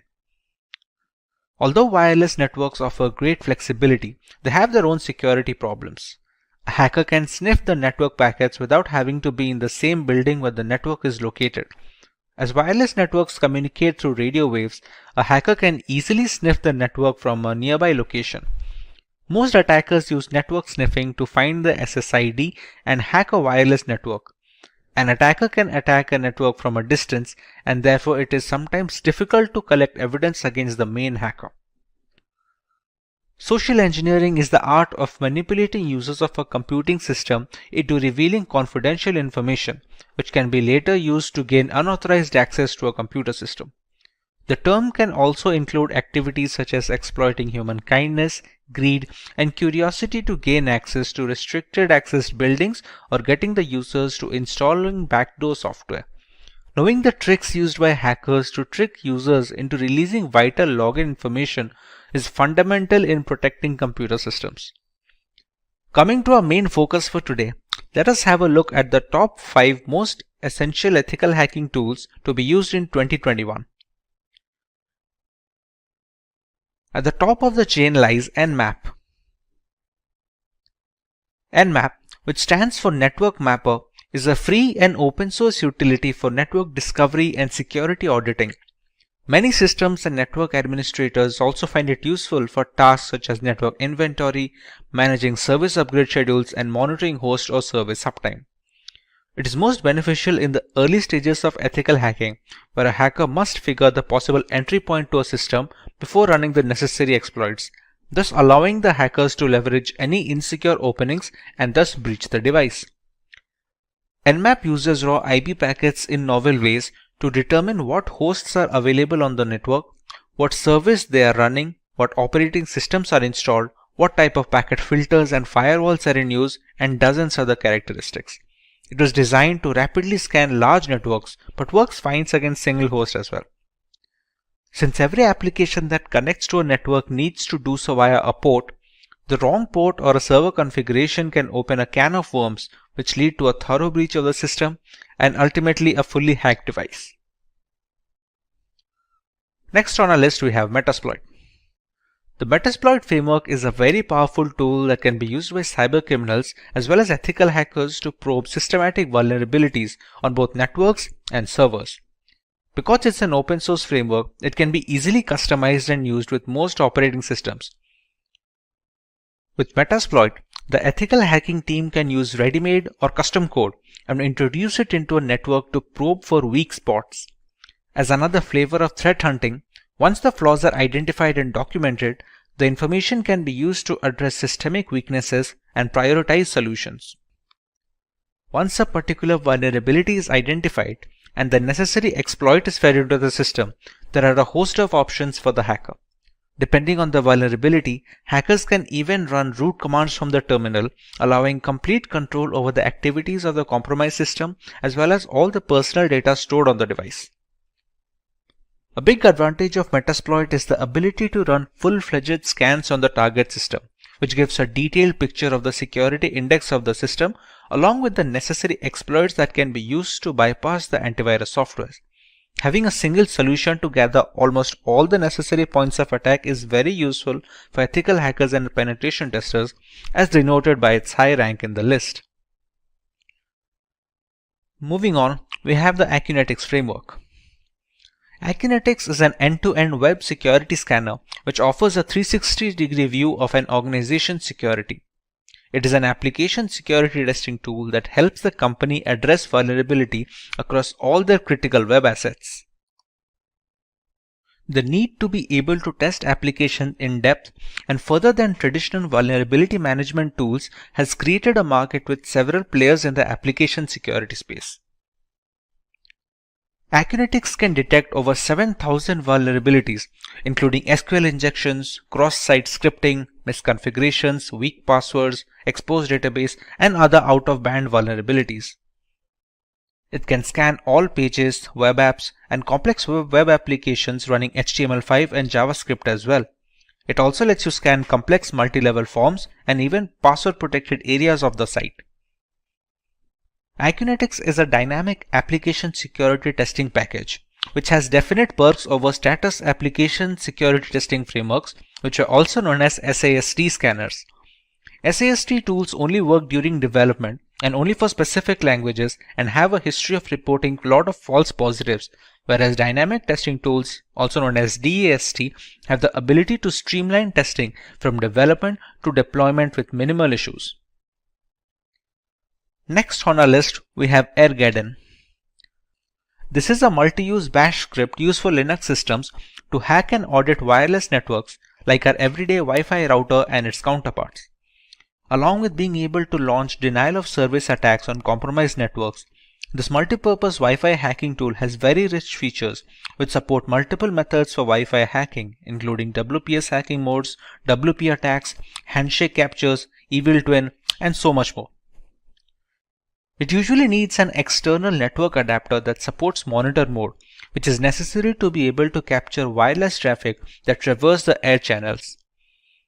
Thanks to its open source nature, Airguarden can be used with multiple community plugins and add-ons, thereby increasing its effectiveness against a wide variety of routers, both in the 2.4 GHz and the 5 GHz band. Finally, at number 5, we have John the Ripper. John the Ripper is an open source password security auditing and the password recovery tool which is available for many operating systems. John the Ripper Jumbo supports hundreds of hash and cipher types, including for user passwords of operating systems, web apps, database servers, encrypted keys, and document files. Some of the key features of the tool include offering multiple modes to speed up the password cracking, automatically deselecting the hashing algorithm used by the passwords, and the ease of running and configuring the tool to make it password cracking easier. It can use dictionary attacks along with regular brute forcing to speed up the process of cracking the correct password without wasting additional resources. The word list being used in these dictionary attacks can be used by the user's end, allowing for a completely customizable process. We also have a few honorary mentions in our list that just missed the cut. NetSparker, for instance, is an automated yet fully configurable web application security scanner that enables you to scan websites, web applications, and web services. The scanning technology is designed to help you secure web applications easily without any fuss, so you can focus on fixing the reported vulnerabilities. The Burp Suite Professional is one of the most popular penetration testing and vulnerability finder tools and is used for checking web application security. The term Burp, as it is commonly known, is a proxy-based tool which is used to evaluate the security of web-based application and to do hands-on testing. Moving away from websites and applications, Wireshark is a free and open source packet analyzer which was launched in 2006. It is used for network troubleshooting, analysis, software and communications protocol development, and education. It captures network traffic on the local network and stores data for offline analysis. Wireshark captures network traffic from Ethernet, Bluetooth, wireless networks, and frame relay connections. Now that we learn about the different types of tools that can be used when conducting an ethical hacking audit, let's learn about some potential benefits of such campaigns and why organizations prefer to pay for such audits. Being able to identify defects from an attacker's perspective is game-changing since it displays all the potential avenues of a possible hack. One can only prepare for the known vulnerabilities as a defensive specialist, but proactively trying to breach a network or device can make hackers think of techniques that no defense contractors can account for. This kind of unpredictability goes a long way in securing a network against malicious actors. Another advantage of hiring ethical hackers is the ability to preemptively fix possible weak points in a company's network infrastructure. As seen on many occasions, a real breach will cause loss of data and irreparable damage to the foundation of an organization. Being able to gauge such shortcomings before they become public and can be exploited is a benefit most organizations make use of. This is not to imply that such security audits are only beneficial to the organization paying for it. When coming across companies that provide certain services, a reliable third-party security audit goes a long way in instilling trust and confidence over their craft. If the ethical hackers cannot find any major vulnerabilities that can be leveraged by hackers, it just accentuates the technical brilliance of the organization and its engineers, thereby increasing the clientele by a substantial amount. With the rise in censorship and general fear over privacy loss, consumer security is at an all-time high risk. Technology has made our lives so much easier while putting up a decent target on our personal information. It is necessary to understand how to simultaneously safeguard our data and be up to date with the latest technological developments. Maintaining this balance has become easier with cryptography taking its place in today's digital world. So here's a story to help you understand cryptography. Meet Anne. Anne wanted to look for a decent discount on the latest iPhone. She started searching on the internet and found a rather shady website that offered a 50% discount on the first purchase. Once Anne submitted her payment details, a huge chunk of money was withdrawn from a bank account just moments after. Devastated, Anne quickly realized she had failed to notice that the website was a HTTP web page instead of an HTTPS one. The payment information submitted was not encrypted and it was visible to anyone keeping an eye, including the website owner and hackers. Had she used a reputed website which has encrypted transactions and employs cryptography, our iPhone enthusiast could have avoided this particular incident. This is why it's never recommended to visit unknown websites or share any personal information on them. Now that we understand why cryptography is so important, let's take a look at the topics to be covered today. We take a look into what cryptography is and how it works. We learn where cryptography is being used in our daily lives and how we are benefiting from it. Then we will understand the different types of cryptography and their respective uses. Moving on, we will look at the usage of cryptography in ancient history and a live demonstration of cryptography and encryption in action. Let's now understand what cryptography is. Cryptography is the science of encrypting or decrypting information to prevent unauthorized access. We transform our data and personal information so that only the correct recipient can understand the message. As an essential aspect of modern data security, using cryptography allows the secure storage and transmission of data between willing parties. Encryption is the primary route for employing cryptography by adding certain algorithms to jumble up the data. Decryption is the process of reversing the work done by encrypting information so that the data becomes readable again. Both of these methods form the basis of cryptography. For example, when Simplilearn is jumbled up or changed in any format, not many people can guess the original word by looking at the encrypted text. The only ones who can are the people who know how to decrypt the coded word, thereby reversing the process of encryption. Any data pre-encryption is called plain text or clear text. To encrypt the message, we use certain algorithms that serve a single purpose of scrambling the data to make them unreadable without the necessary tools. These algorithms are called ciphers. They are a set of detailed steps to be carried out one after the other to make sure the data becomes as unreadable as possible until it reaches the receiver. We take the plain text, pass it to the cipher algorithm, and get the encrypted data. This encrypted text is called the ciphertext, and this is the message that is transferred between the two parties. The key that is being used to scramble the data is known as the encryption key. These steps, that is the cipher and the encryption key, are made known to the receiver, who can then reverse the encryption on receiving the message. Unless any third party manages to find out both the algorithm and the secret key that is being used, they cannot decrypt the messages, since both of them are necessary to unlock the hidden content. Wonder what else we would lose if not for cryptography? Any website where you have an account can read your passwords. Important emails can be intercepted and their contents can be read without encryption during their transit.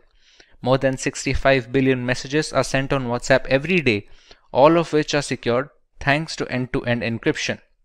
There is a huge market opening up for cryptocurrency, which is possible due to blockchain technology that uses encryption algorithms and hashing functions to ensure that the data is secure.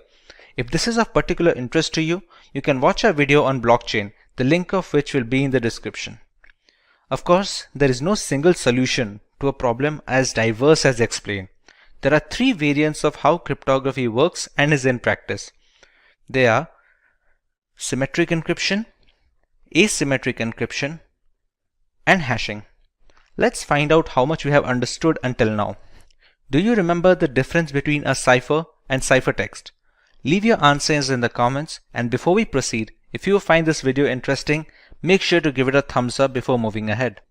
Let's look at symmetric encryption first. Symmetric encryption uses a single key for both the encryption and decryption of data. It is comparatively less secure than asymmetric encryption, but much faster. It is a compromise that has to be embraced in order to deliver data as fast as possible without leaving information completely vulnerable. This type of encryption is used when data rests on servers and identifies personnel for payment applications and services. The potential drawback with symmetric encryption is that both the sender and receiver need to have the same secret key, and it should be kept hidden at all times. Caesar cipher and Enigma machine are both symmetric encryption examples that we will look into further. For example, if Alice wants to send a message to Bob, she can apply a substitution cipher or a shift cipher to encrypt the message. But Bob must be aware of the same key itself, so he can decrypt it when he finds it necessary to read the entire message. Symmetric encryption uses one of the two types of ciphers. stream ciphers, and block ciphers. Block ciphers break the plain text into blocks of fixed size and use the key to convert it into ciphertext. Stream ciphers convert the plain text into ciphertext one bit at a time instead of resorting to breaking them up into bigger chunks. In today's world, the most widely used symmetric encryption algorithm is AES 256, that stands for Advanced Encryption Standard, which has a key size of 256-bit with 128-bit and 196-bit key sizes also being available.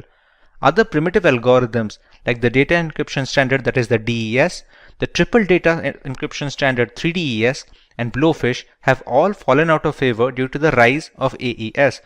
AES chops up the data into blocks and performs 10 plus rounds of obscuring and substituting the message to make it unreadable. Asymmetric encryption, on the other hand, has a double whammy at its disposal. There are two different keys at play here, a public key and a private key. The public key is used to encrypt information pre-transit, and a private key is used to decrypt the information post-transit. If Alice wants to communicate with Bob using asymmetric encryption, she encrypts the message using Bob's public key. After receiving the message, Bob uses his own private key to decrypt the data. This way, nobody can intercept the message in between transmissions, and there is no need for any secure key exchange for this to work, since the encryption is done with the public key and the decryption is done with the private key that no one except Bob has access to. Both the keys are necessary to read the full message. There is also a reverse scenario where we can use the private key for encryption and the public key for decryption. A server can sign non-confidential information using its private key, and anyone who has its public key can decrypt the message. This mechanism also proves that the sender is authenticated and there is no problem with the origin of the information. RSA encryption is the most widely used asymmetric encryption standard. It is named after its founders Rivest, Shamir, and Edelman, and it uses block ciphers that separate the data into blocks and obscure the information. Widely considered the most secure form of encryption, albeit relatively slower than AES, it is widely used in web browsing, secure identification, VPNs, emails, and chat applications. With so much hanging on the key's secrecy, there must be a way to transmit the keys without others reading our private data. Many systems use a combination of symmetric encryption and asymmetric encryption to bolster security and match speed at the same time. Since asymmetric encryption takes longer to decrypt large amounts of data, the full information is encrypted using a single key, that is, symmetric encryption. That single key is then transmitted to the receiver using asymmetric encryption, so you don't have to compromise either way. Another route is using the Diffie-Hellman key exchange, which relies on a one-way function and is much tougher to break into. The third variant of cryptography is termed as hashing. Hashing is the process of scrambling a piece of data beyond recognition. It gives an output of fixed size, which is known as the hash value of the original data, or just hash in general. The calculations that do the job of messing up the data collection form the hash function. They are generally not reversible without resilient brute force mechanisms and are very helpful when storing data on website servers that need not be stored in plain text. For example, many websites store your account passwords in a hashed format so that not even the administrator can read your credentials. When a user tries to log in, they can compare the entered password's hash value with the hash value that is already stored on the servers for authentication, since the function will always return the same value for the same input. Cryptography has been in practice for centuries. Julius Caesar used a substitution shift to move alphabets a certain number of spaces beyond their place in the alphabet table. A spy can't decipher the original message at first glance. For example, if he wanted to pass confidential information to his armies and decides to use the substitution shift of +2, A becomes C, B becomes D, and so on. The word attack, when passed through a substitution shift of +3, becomes DWWDEFN. This cipher has been appropriately named the Caesar cipher, which is one of the most widely used algorithms. The Enigma is probably the most famous cryptographic cipher device used in ancient history. It was used by the Nazi German armies in the World Wars. They were used to protect confidential political, military, and administrative information, and it consisted of 3 or more rotors that scrambled the original message depending on the machine's state at that time. The decryption is similar, but it needs both machines to stay in the same state before passing the ciphertext so that we receive the same plain text message. Let's take a look at how our data is protected while we browse the internet thanks to cryptography. Here we have a web-based tool that will help us understand the process of RSA encryption. We see the entire workflow from selecting the key size to be used until the decryption of the ciphertext in order to get the plain text back. As we already know, RSA encryption algorithm falls under the umbrella of asymmetric key cryptography. That basically implies that we have 2 keys at play here, a public key and a private key. Typically, the public key is used by the sender to encrypt the message and the private key is used by the receiver to decrypt the message. There are some occasions when this allocation is reversed, and we will have a look at them as well. In RSA, we have the choice of key size. We can select any key from a 512-bit to 1024-bit all the way up to a 4096-bit key.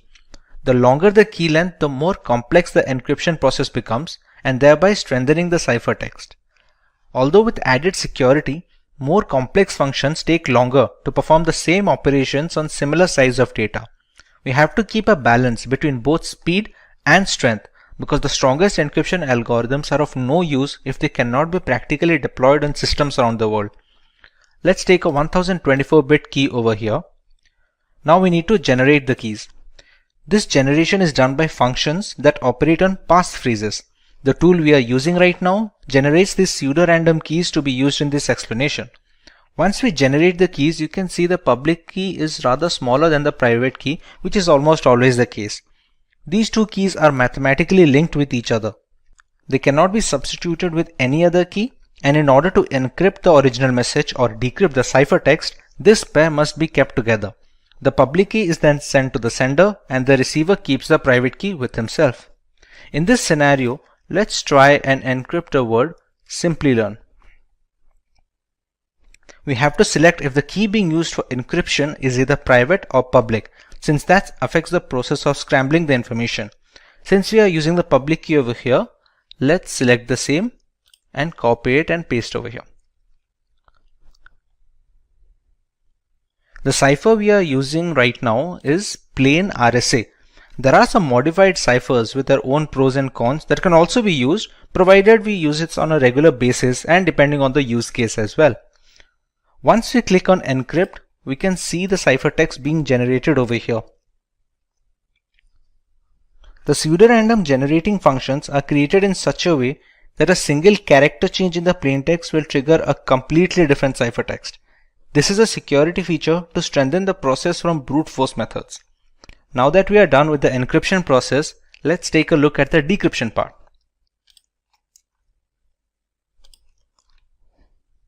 The receiver gets this ciphertext from the sender with no other key or supplement. He or she must already possess the private key generated from the same pair. No other private key can be used to decrypt the message since they are mathematically linked. We paste the private key here and select the same. The cipher must also be the same used during the encryption process. Once we click decrypt, you can see the original plaintext we had decided to encrypt.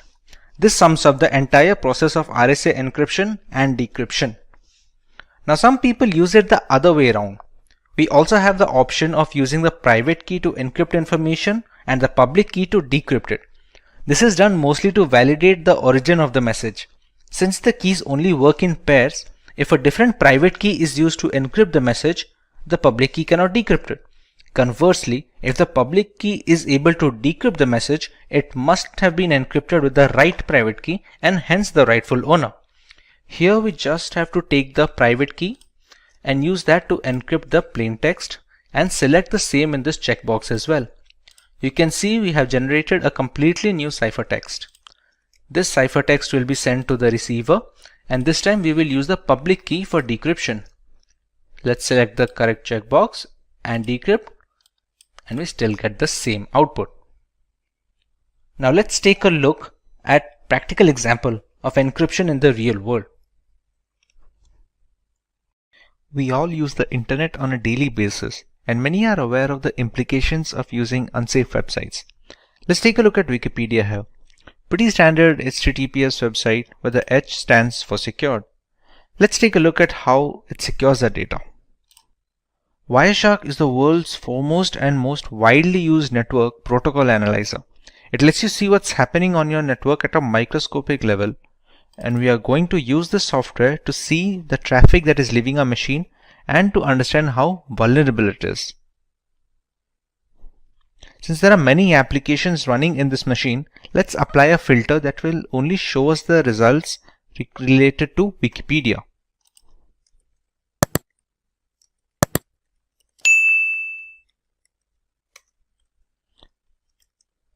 Let's search for something that we can navigate the website with. Okay, once we get into it a little, you can see some of the requests being populated over here. Let's take a look at the specific request. These are the data packets that basically transport the data from our machine to the internet and vice versa. As you can see, there's a bunch of gibberish data here that doesn't really reveal anything that we searched or watched. Similarly, other secured websites function the same way, and it is very difficult, if at all possible, to snoop on user data this way. To put this in perspective, let's take a look at another website, which is a HTTP web page.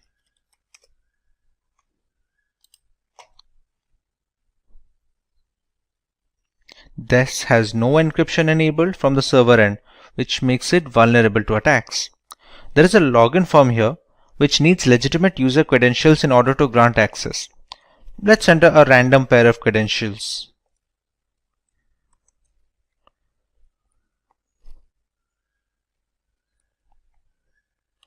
These obviously won't work, but we can see the manner of data transfer. Unsurprisingly, we weren't able to get into the platform. Instead, we can see the data packets. Let's apply a similar filter that will help us understand what request this website is sending.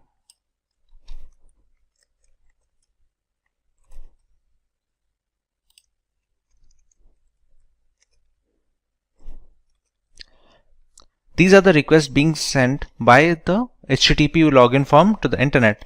If we check here, see, whatever username and password that we are entering, we can easily see it with the Wireshark.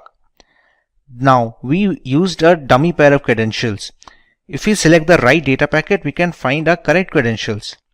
If any website had asked for our payment information or our legitimate credentials, it would have been really easy to get a hold of these. To reiterate what we have already learned, we must always avoid HTTP websites and just unknown or not trustworthy websites in general, because the problem we saw here is just the tip of the iceberg. Even though cryptography has managed to lessen the risk of cyber attacks, it is still prevalent and we should always be alert to keep ourselves safe online. Due to the increase in the network transactions in the modern era, there are often cases when we face some problems regarding network issues. But are they exactly network issues or is somebody spying on us? Well, such cases are regarded as network sniffing cases. But how exactly a hacker hack into a network system? Well, for today's topic, we'll understand the same. Let's take a look at network sniffing. To access the network-related information between devices to gain profit or use the hacked data for illegal purpose is known as network sniffing. This is a process where a hacker or a malicious programmer spy into the network devices of our system. They can access different websites that we visit often or see our network habits. Let's take a look at different tools that are suitable for sniffing purpose. Network sniffing tools are softwares that are available on the internet that can be used to sniff into the network. Let's take a look at some of the famous network tools. First one is Avik. This is a networking sniffing tool which has specialization in intelligent analysis for network packets. Next is Wireshark. This software tool is best to look into protocol related data packets that are often transmitted over the network.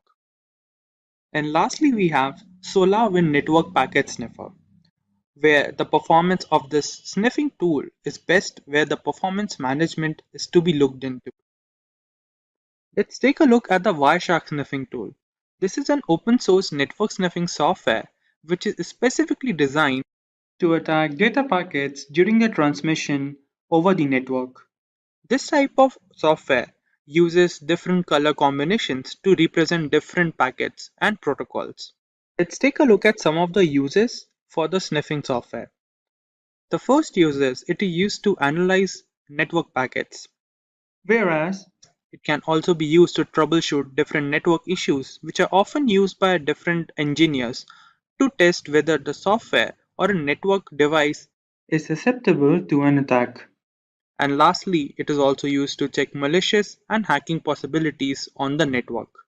Now that we are completed with the briefing for the software that is known as Wireshark, let's take a look at the actual demo, how exactly network sniffing is done. You can directly access the Wireshark software website, where you can find the download option and download the most suitable version for your laptop or computer device. After downloading the software, when you install it, you'll get something like this.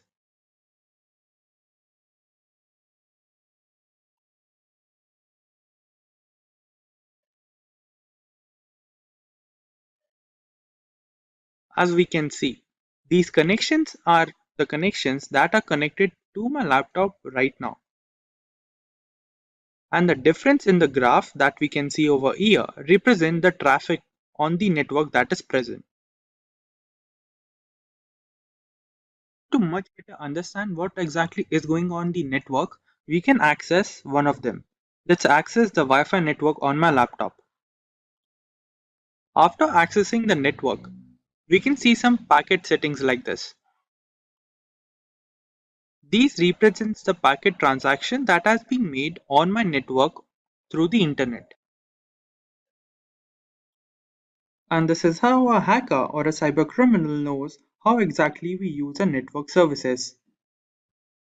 This part of the Wireshark represents different detailed information about the transaction that has been made. And the last section represents some raw data or garbage data. But how exactly a hacker use all this jumbled data and hack into a system? Well, to clarify this, there's an option that can be used that is known as display filter on the Wireshark software. If you want to search for a specific protocol, for example TCP, we can write TCP in the search filter and search. And now, as we can see, we only get the protocols that are related to TCP. This is how we can differentiate different protocols and access some of them to gain knowledge about what exactly is going on in the network. Let's try accessing some other protocol now. For example, DNS. And as we can see, only the protocol and the data packet that is related to DNS protocol is visible to us. To further enhance the display filter, let's try accessing a different page on the web browser. For example, Simplilearn.com. When we access the Simplilearn website, we can see the professional courses that are available. But let's take a look at the changes that has been made on the Wireshark. To know this, let's write TCP and a keyword included contains. And one more thing to include over here is, during the display filter, if you write something that is related to the software, it will represent in a green color, like this. But if you write some error related keywords like this, it will represent in the red. Let's continue with the search setting. Including the contains keyword and writing Simplilearn and entering. Now, as we can see, these two related data packets represent the Simplilearn website that we accessed just now, where the source destination IP address represents my system address, whereas the destination that is 13.224.21.74 represent the Simplilearn's IP address. Let's take a look. And in the garbage area or the raw data, we can take a look Simplilearn website. To see some more details regarding the same, you can access the transport layer security and the transmission control protocol, where we can see the source port, the destination port, which is always 443, as well as the flag and the timestamp for the same. This is how hackers get the data about a network settings. But if we want to search for more data related to Simplilearn website that we visited just now, there's another filter that we can use. For example, using ip.addr space equal equal and writing the IP address for the website Simplilearn, that is 13.224.21.74. And when we press enter, we get all the related data for the Simplilearn website. And this is how we can see the related data. To much further enhance our display settings, let's try another example.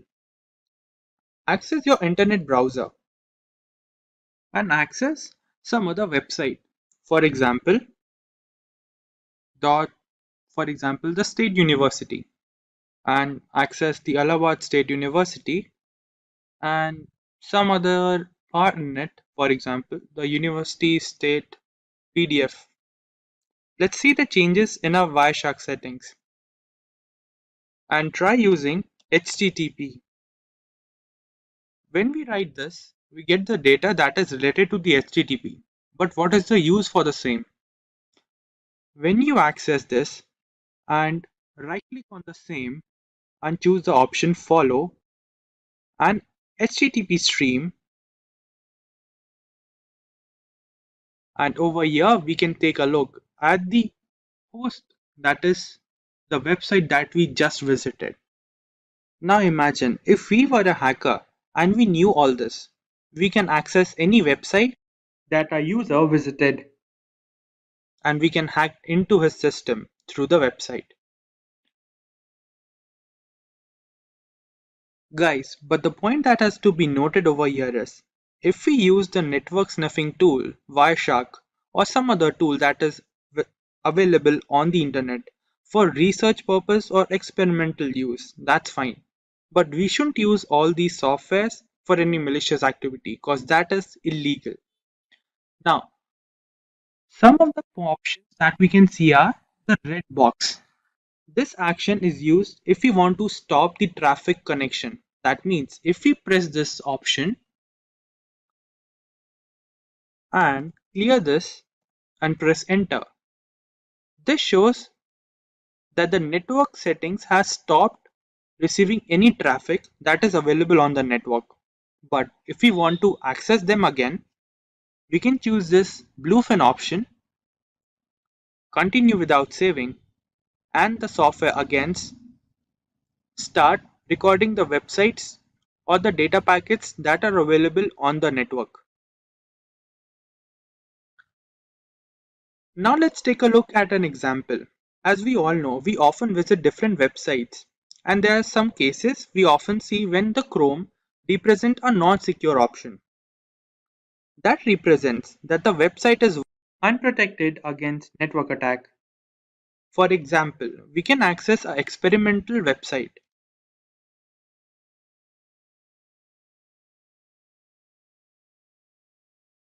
This is a website that allows us to access the non-secure part of a website.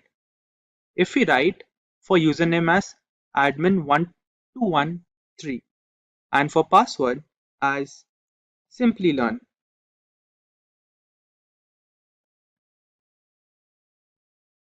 and login. As this is an experimental website, it says it's sorry and the login has failed. Let's see the changes in our Wireshark software. Now, as we already did earlier, if we want to access a specific website, we should write TCP contains, and the keyword of the website, that was admin. Through this, we can see this was the website that we visited just now. But if we want to access the actual important data, that was the password that we typed, we can use this option. And over here we can see the Simplilearn, which was encrypted earlier in the website. This is how a hacker or a cyber criminal use different sniffing softwares and gain data about different users. In this video, we bring you the best programming languages for hacking. Here, we will give you the top 5 programming languages that will help you enhance your hacking skills. First, let's understand the importance of knowing programming for hacking. You might wonder if programming is a necessity to become a hacker. As you might be aware, hacking involves breaking the protocols and exploiting a network. Thus, being a hacker requires you to understand the languages of the software that you are focusing on. Hence, it is required that a hacker knows coding. Having zero coding knowledge will definitely limit your opportunities in the future. Knowing different programming languages is undoubtedly an asset for hackers. Everyone wants to become a hacker today, however, it is not as easy as it is shown in numerous movies. It takes plenty of practice and programming knowledge to become an ethical hacking expert. If you want to become a hacker, it is imperative that you have a knack for programming languages. It is a known fact that some of the world's best hackers started off as programmers. If you know how to program, you will be able to dissect a code and analyze it. You can write your scripts or malware that can be used on the victim. Yes, there are several ready-made scripts available today. However, you might need to apply your skills in case the available scripts don't work well for you. Sometimes when script modification is required, you should be in a position to do that. In such a scenario, zero knowledge of the respective programming language will definitely be a hindrance. Programs can also help you automate multiple tasks which would normally take a lot of time. Codes allow you to penetrate different fields you want to hack. It will help you identify the plan behind an attack and defend against deadly hacking techniques and make your cybersecurity career worthwhile. It will help you understand the working of the target system or application before carrying out an exploit. Now that we have an idea as to why programming is important for hackers, let us understand which programming languages should a hacker learn. There are several programming languages for hacking, and it might be overwhelming to choose from the endless list. Here we are to help you with that.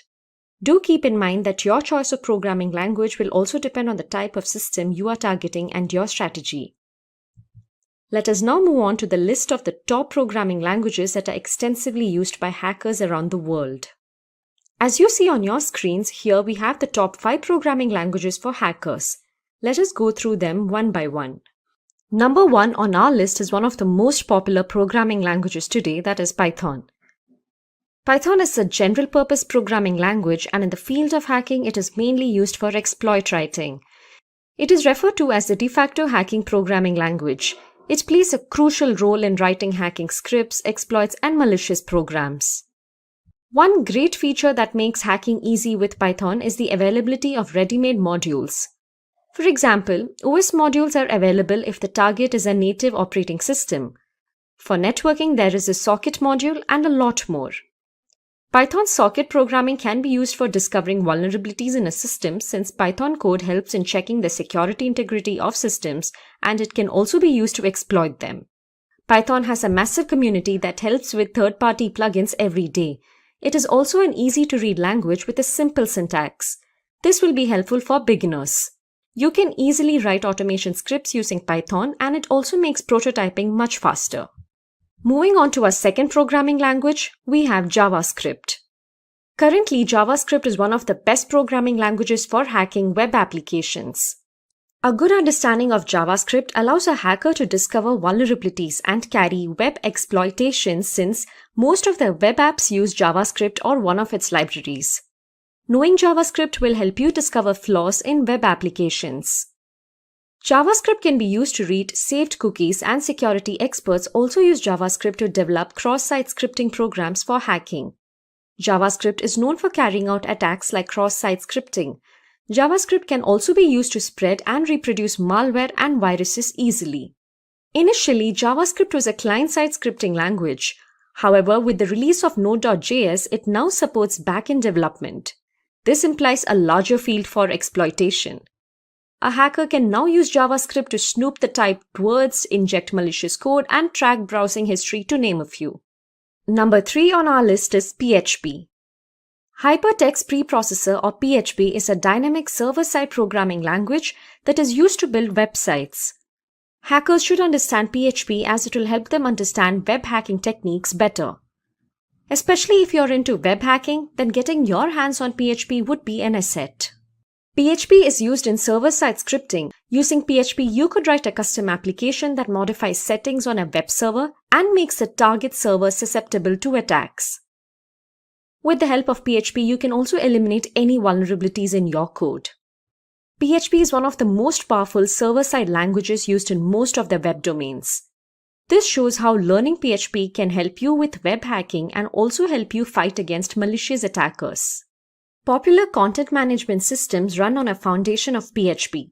Hence, having a strong knowledge of PHP can help you protect or compromise such websites. Next on our list of the best programming languages for hackers is SQL. SQL is the acronym for Structured Query Language. Although SQL is not a traditional programming language, it is a language used for only communicating with databases. Several systems like MySQL, PostgreSQL store their data in databases. SQL is used to interact with such databases in order to organize, add, retrieve, delete, or edit data from a database. Having an in-depth knowledge of SQL lets you comprehend the structure of a database, thereby helping you decide which scripts or tools to deploy. SQL is used for the purpose of web hacking. SQL is undoubtedly the best programming language when it comes to hacking into large databases. It will be impossible to counteract database attacks without a good understanding of SQL. Using SQL, hackers can perform an attack known as SQL injection attack. Such an attack enables hackers to access confidential information from databases. SQL is used by hackers to develop various hacking programs based on SQL injection. SQL injection is used to bypass web application login algorithms that are weak. Such an attack can also help a hacker view and modify confidential information from databases. Finally, at number 5, we have the C programming language. It is no surprise that we have C, the mother of all programming languages, on our list. It is used massively in the security field. It helps with exploit writing and development. The low-level nature of C provides an edge over other programming languages used for hacking. A hacker can use the C programming language to his or her advantage when it comes to accessing low-level hardware components such as the RAM. Security professionals mostly use C when they are required to manipulate system resources and hardware. C also helps penetration testers write programming scripts. Most operating systems and computer programs are coded in C language. Hence, learning C, you will help hackers get an overview of the structure of operating systems. C is also used to create shellcodes, rootkits, exploits, build undetectable malware, keyloggers, and much more. Sometimes it is also advisable to learn both C and C++ as they both come in handy for hackers. So those were our top 5 programming languages for hackers. Do keep in mind that the most important step of becoming a hacker is to learn various programming languages. It will be great if you can master a variety of programming languages as your target will not be the same always. On that note, in addition to previously mentioned programming languages, we have an additional list of languages that are also well recognized for hacking. Let's have a look at our honorary mention. First, we have Ruby. The Ruby programming language has been used for exploitation for quite some time now. There can be a close comparison drawn between Ruby and Python based on its syntax. However, Ruby is more web-focused. Ruby can be used to write either small or large scripts and can be used interchangeably with Bash scripting. It offers good flexibility while writing exploits. Ruby has been used by several hackers to exploit corporate systems. It is not that easy to master Ruby, and that is one reason why MNCs look for professionals who know Ruby. Second, we have Perl. Although Perl has lost its old fame, it still holds value in the hacker community for exploit writing. There are systems that still run on Perl as it was the go-to solution once. It is a great language that can help you manipulate Linux text files and help you create tools and exploits. Perl code bases still do occupy a considerable portion of corporate tools. Third on our list is HTML. Many of you might have wondered why we didn't mention HTML yet. Yes, no programming list is complete without mentioning HTML. The hypertext markup language HTML is a standard markup language used for creating web pages. It glues the whole internet together, and it is the language of the web. This shows the importance HTML has. An understanding of HTML is vital to play with web applications. HTML also finds its use in developing hybrid mobile and desktop apps. HTML is a must if you want to master this field. Having said that, HTML is not that tough a language to learn. Hence, it is advised to master HTML if you want to compromise web applications. And finally, at 4 we have assembly level language. It is undoubtedly one of the most powerful yet hardest programming languages to learn. It is a complicated low-level programming language. For hacking primitive systems, assembly is one of the best programming languages. The best part of assembly is that you can instruct machine hardware or software using it. Assembly language helps a hacker manipulate systems straight up at the architecture level. It is also the most suited coding language to build malware like viruses and trojans. It is considered to be the best language for jobs that are time critical. Reverse engineers use assembly language. For example, if you're interested in software cracking and if you want to reverse engineer a piece of software that has already been compiled, assembly is the go-to choice. As complicated as a language sounds, the results it produces are highly fruitful. So those were the additional programming languages that can help you become a skilled and successful hacker. We should keep in mind that a strong understanding of programming languages helps cybersecurity professionals stay on top of cyber criminals. Kali Linux is an operating system that has become a well-known weapon in this fight against hackers. A Linux distribution that is made specifically for penetration testers. Let's start by learning about Kali Linux in general. Kali Linux, which is formerly known as Backtrack Linux, is an open-source Linux distribution aimed at advanced penetration testing and security auditing. It contains several hundred tools that are targeted towards various information security tasks such as penetration testing, security research, computer forensics, and reverse engineering. Kali Linux is a multiple platform solution, accessible and freely available to information security professionals and hobbyists. Among all the Linux distributions, Kali Linux takes its roots from the Debian operating system. Debian has been a highly dependable and stable distribution for many years, providing a similarly strong foundation to the Kali desktop.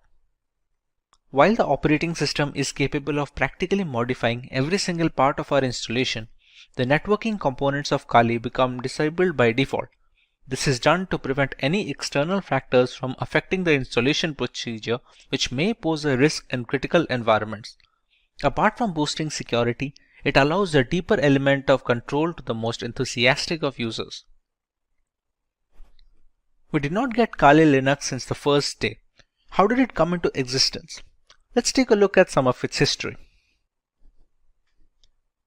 Kali Linux is based on years of knowledge and experience in building penetration testing and operating systems. During all these project lifelines, there have been only a few different developers, as the team has always been small. The first project was called WOPEX, which stands for White Hat Knopex. As can be inferred from the name, it was based on the Knopex operating system as its underlying OS. WOPEX had releases ranging from version 2.0 to 2.7. This made way for the next project, which was known as WAX, or the longhand being White Hat Slacks. The name change was because the base OS was changed from Knopex to Slacks. WAX started at version 3 as a nod, it carrying on from WOPEX. There was a similar OS being produced at the same time, Auditor Security Collection, often being shortened to just Auditor, which was once again using Knopex. Its efforts were combined with WAX to produce Backtrack.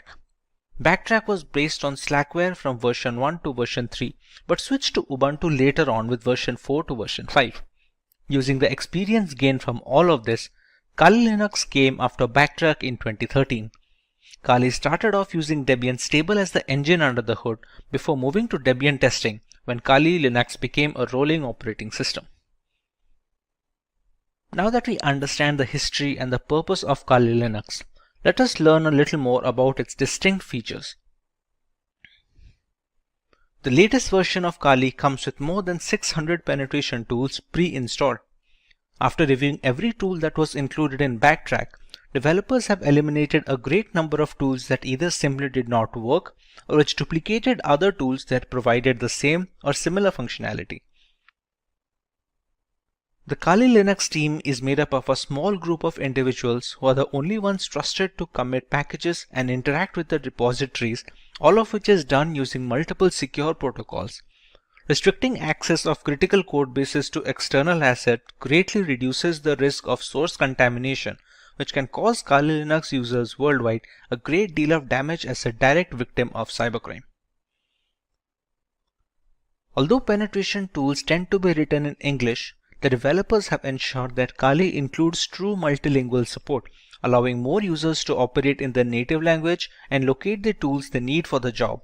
The more comfortable a user feels with the intricacies of the operating system, the easier it is to maintain a stronghold over the configuration and the device in general. Since ARM-based single-board systems like the Raspberry Pi are becoming more and more prevalent and inexpensive, the development team knew that Kali's ARM support would need to be as robust as they could manage with fully working installations. Kali Linux is available on a wide range of ARM devices and has ARM repositories integrated with the mainline distributions, so the tools for ARM are updated in conjunction with the rest of the distribution. All this information is necessary for users to determine if Kali Linux is the correct choice for them. If it is, what are the ways that they can go forward with this installation and start their penetration testing journey? The first way to use Kali Linux is by launching the distribution in the live USB mode. This can be achieved by downloading the installer image file or the ISO file from the Kali Linux website and flashing it to a USB drive with a capacity of at least 8 GB. Some people don't need to save their data permanently, and a live USB is the perfect solution for such cases. After the ISO image is flashed, the thumb drive can be used to boot a fully working installation of the operating system, with the caveat that any changes made to the OS in this mode are not written permanently. Some cases allow persistent usage in live USBs, but those require further configuration than normal situations. But what if the user wants to store data permanently in the installed OS? The best and the most reliable way to ensure this is the full-fledged hard disk installation.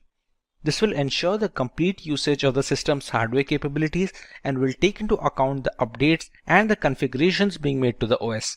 This method is supposed to override any pre-existing operating system installed on the computer, be it Windows or any other variant of Linux. The next alternative route for installing Kali Linux would be to use virtualization software such as VMware or VirtualBox. The software will be installed as a separate application on an already existing OS, and Kali Linux can be run as an operating system in the same computer as a window. The hardware requirements will be completely customizable, starting with the allotted RAM to the virtual hard disk capacity.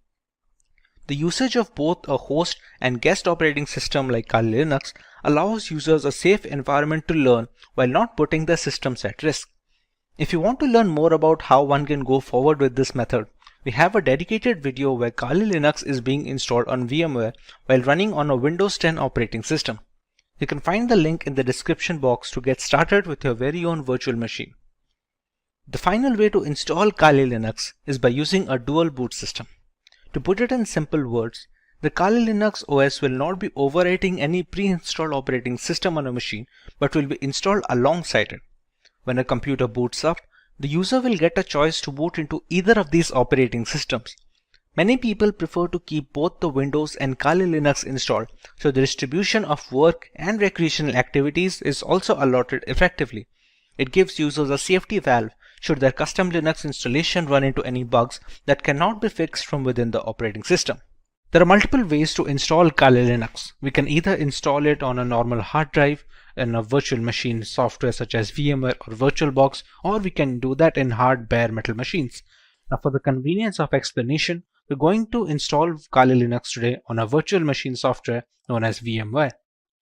VMware is able to run multiple operating systems on a single host machine, which in our case is a Windows 10 system. To get started with Kali Linux installation, we have to go to the website to download an image file.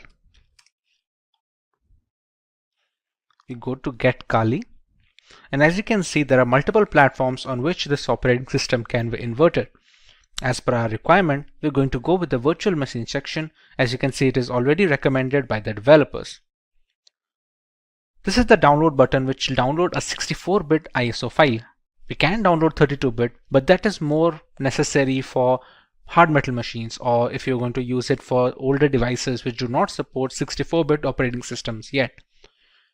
After clicking on the download button, we can see we have a WinRAR archive which will have the ISO files.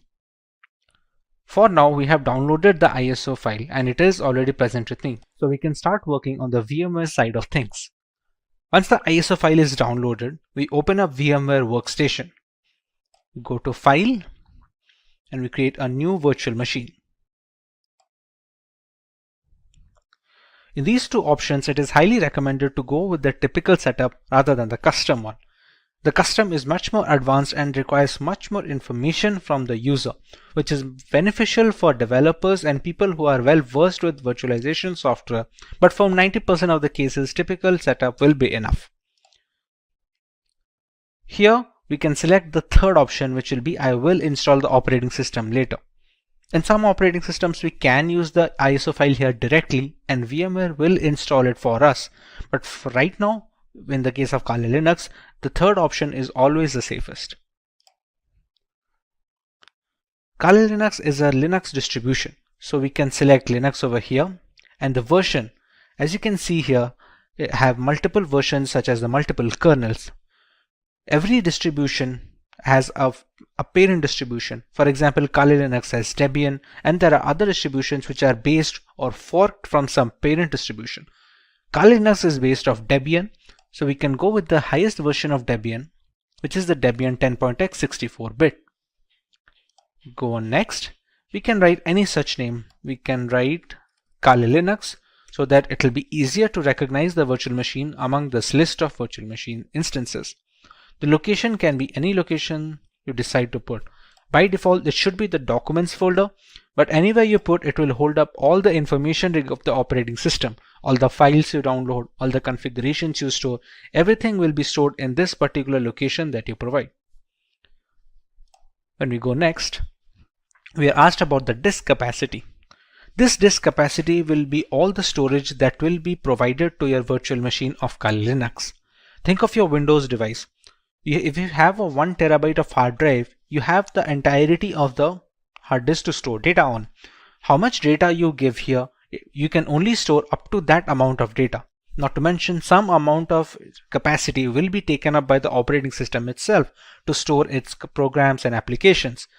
For now, we can give around, let's say, 15 GB of information.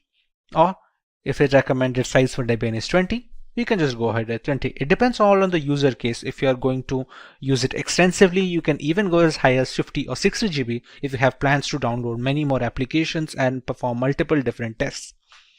Another option we get over here is storing virtual disks as a single file or storing them into multiple files.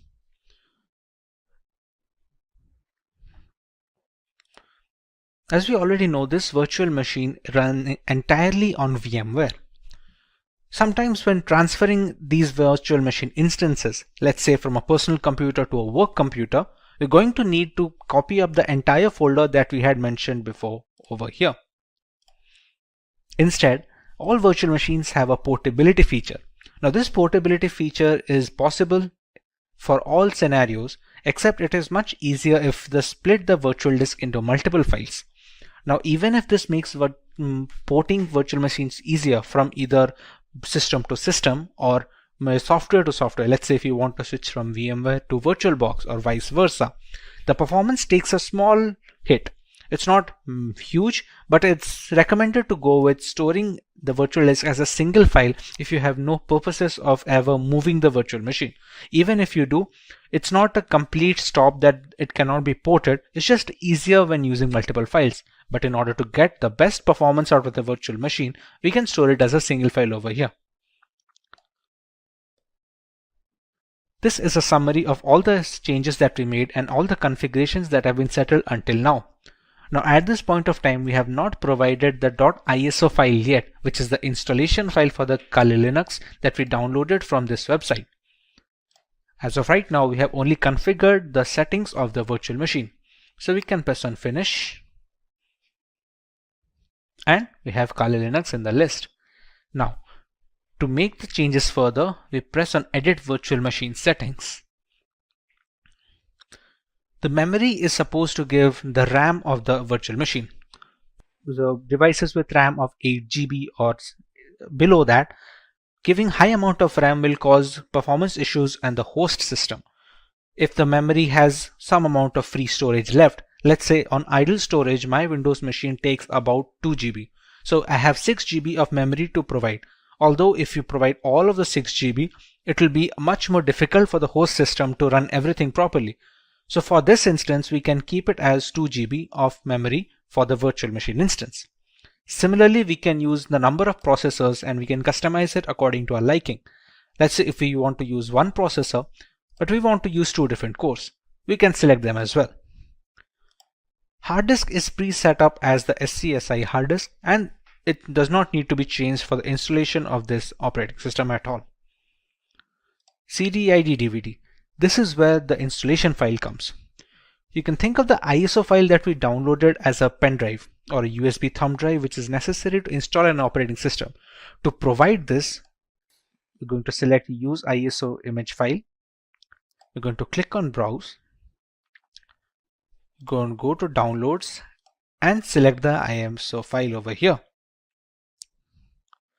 Select Open, and you can see it is already loaded up. Next, in the network adapter, it is recommended to use NAT. This helps the virtual machine to draw the internet from the host machine settings. If your host machine is connected to the internet, then the virtual machine is connected as well. There are some other options such as host only or custom segments or LAN segments, but those are not necessary for installation. Rest of them are pretty standard, which do not need any extra configuration and can be left as it is. Press OK, and now we can power on this virtual machine.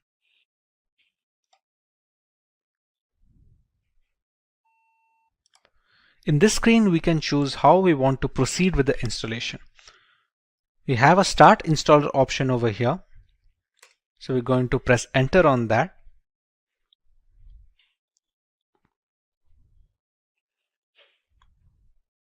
We're going to wait for the things to load from the ISO file.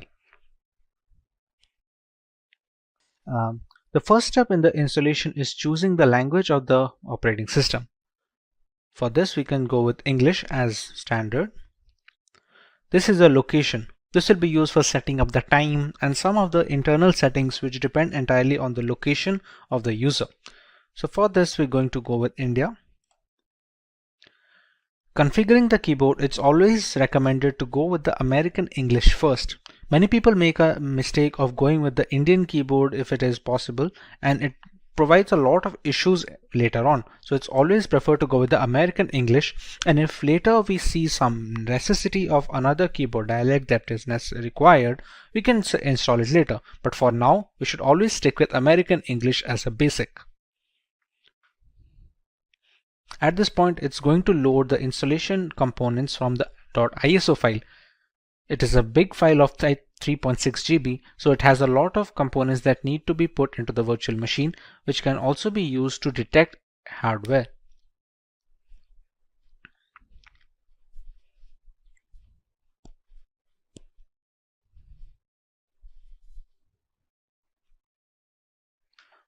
Once the hardware and the network configuration is done by the ISO file, we want to write a host name for the system. This host name can be anything which is used to recognize this device on a local network or a LAN cable. Let's say if we use the name Kali. Domain name, we can skip it for now. It's not necessary as such for the installation. This is the full name for the user. Let's say we can provide the name as Simplilearn as a full name. Next, we're going to set up a username. This username is going to be necessary to identify the user from its root accounts and the subsequent below accounts. For now, we can give it as something as simply123. Now we have to choose a password for the user. Now remember, since this is the first user that is being added onto this newly installed operating system, it needs to be a password for the administrator. We can use whichever password we like over here and use the same password below and press on continue. At this point, it's going to detect on the components on which the operating system can be installed. Like here, there are multiple options like the use entire disk and set up LVM, use entire disk and set up encrypted LVM. For newcomers, it is recommended to just use the first one, since LVM encryption is something that you can learn afterwards when you're much more hands-on with the Linux operating system. For now, we're going to use the use entire disk guided installation and press on continue. When we set up the virtual machine on VMware, we had set up a disk capacity that we gave a purpose 20 GB. That is the hard disk which is being discovered here. Even though it is a virtual disk, on VMware it acts as a normal hard disk on which an operating system can be installed. So we select this one and press on continue. Here there is a multiple partition system. All the operating systems that are installed have different components. One is used for the keeping of the applications, one for the files, other for the RAM management and other things.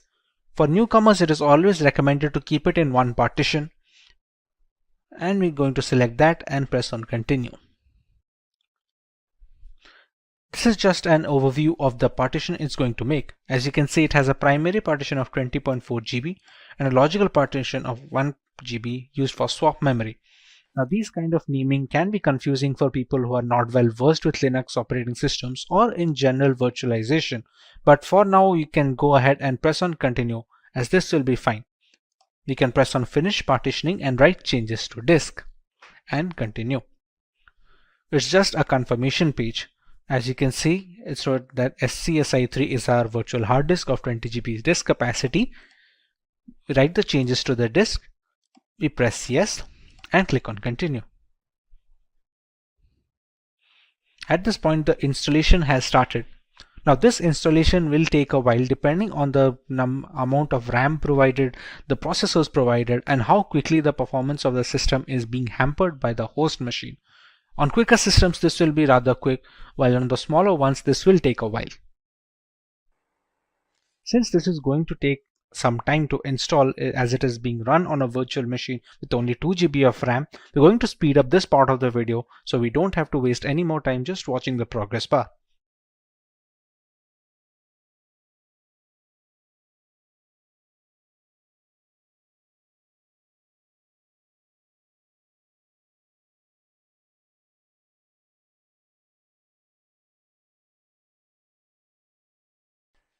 Now that our core installation is completed, it's asking us to configure a package manager. The work of a package manager on Linux operating systems is similar to the Google Play Store on Android mobile devices and on the App Store for the Apple devices. It's an interface to install external applications which are not installed by default. Let's say for Google Chrome or any other browser which can be used to browse the internet. At this point of time, it's asked us to select a network mirror. We're going to select as yes and move forward with this. Next, it's going to ask us for an HTTP proxy, which we can leave it as blank and press it as continue forward. At this point of time, it's looking for updates to the Kali Linux installation. This will fetch the new builds from the Kali server, so the installation is always updated to the latest version. Now that the package manager is configured, we have the grub bootloader. The grub is used for selecting the operating system while booting up. Its core functionality is to allow the operating system to be loaded correctly without any faults. So at this point of time, if it asks install the grub bootloader to your primary drive, we can select it as yes and press continue. Remember, the installation was conducted on dev SDA. So we're going to select installation of the grub loader on the same hard disk that we have configured. We press this one and press continue. So now the grub bootloader is being installed. The grub is highly essential because it shows the motherboard where to start the operating system from. Even if the operating system is installed correctly and all the files are in correct order, the absence of a bootloader will not be able to launch the OS properly. As you can see, the installation is finally complete. So now we can press on continue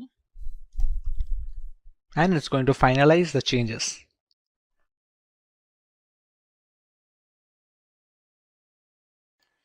Now you can see Kali Linux being booted up straight away. It doesn't check for the ISO file anymore since the operating system is now installed onto the virtual hard disk storage that we had configured before.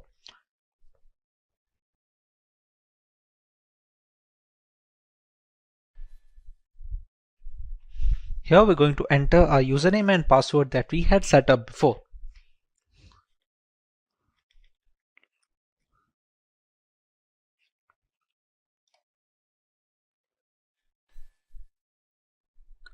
And we have the Kali Linux system booted up.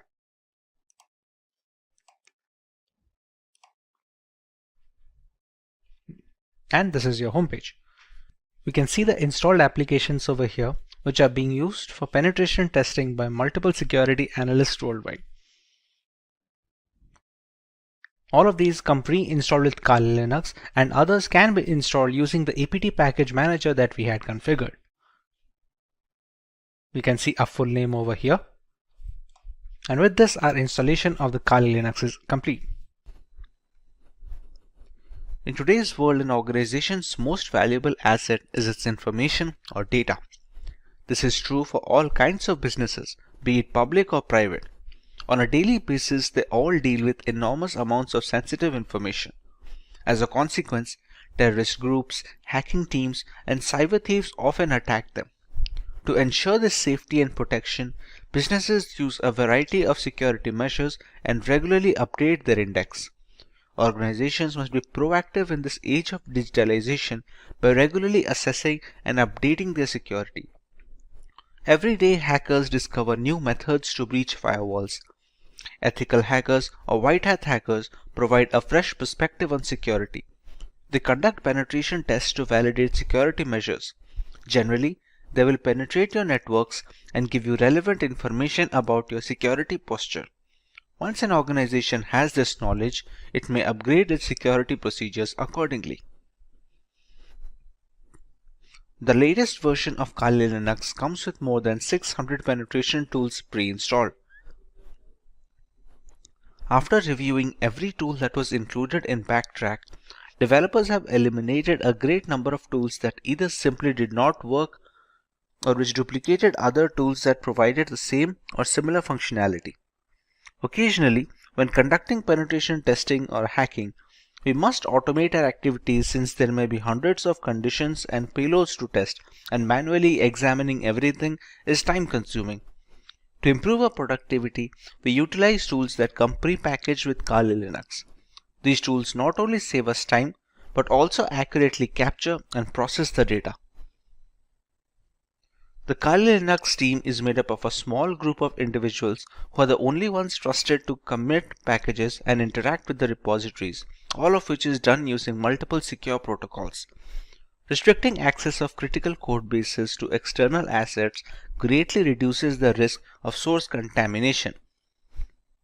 Although penetration tools tend to be written in English, the developers have ensured that Kali includes true multilingual support, allowing more users to operate in their native language and locate the tools they need to do for the job. Since ARM-based single board systems like the Raspberry Pi are becoming more and more prevalent and inexpensive, the development team knew that Kali's ARM support would need to be as robust as they could manage with fully working installations. Kali Linux is available on a wide range of ARM devices and has ARM repositories integrated with the mainline distribution, so tools for ARM are updated in conjunction with the rest of the distribution tools. Let's begin with some terminal basics on Kali Linux. When most people hear the term Linux, they envision a complex operating system used only by programmers. However, the experience is not as frightening as it appears. Linux is an umbrella term for a collection of free and open source Unix operating systems. There are many variants like Ubuntu, Fedora, Debian. These are distributions, will be a more precise term. When using a Linux operating system, you will most likely utilize a shell, which is a command line interface that provides access to the operating system services. The majority of Linux distributions ship with a graphical user interface, also known as GUI, as their primary shell.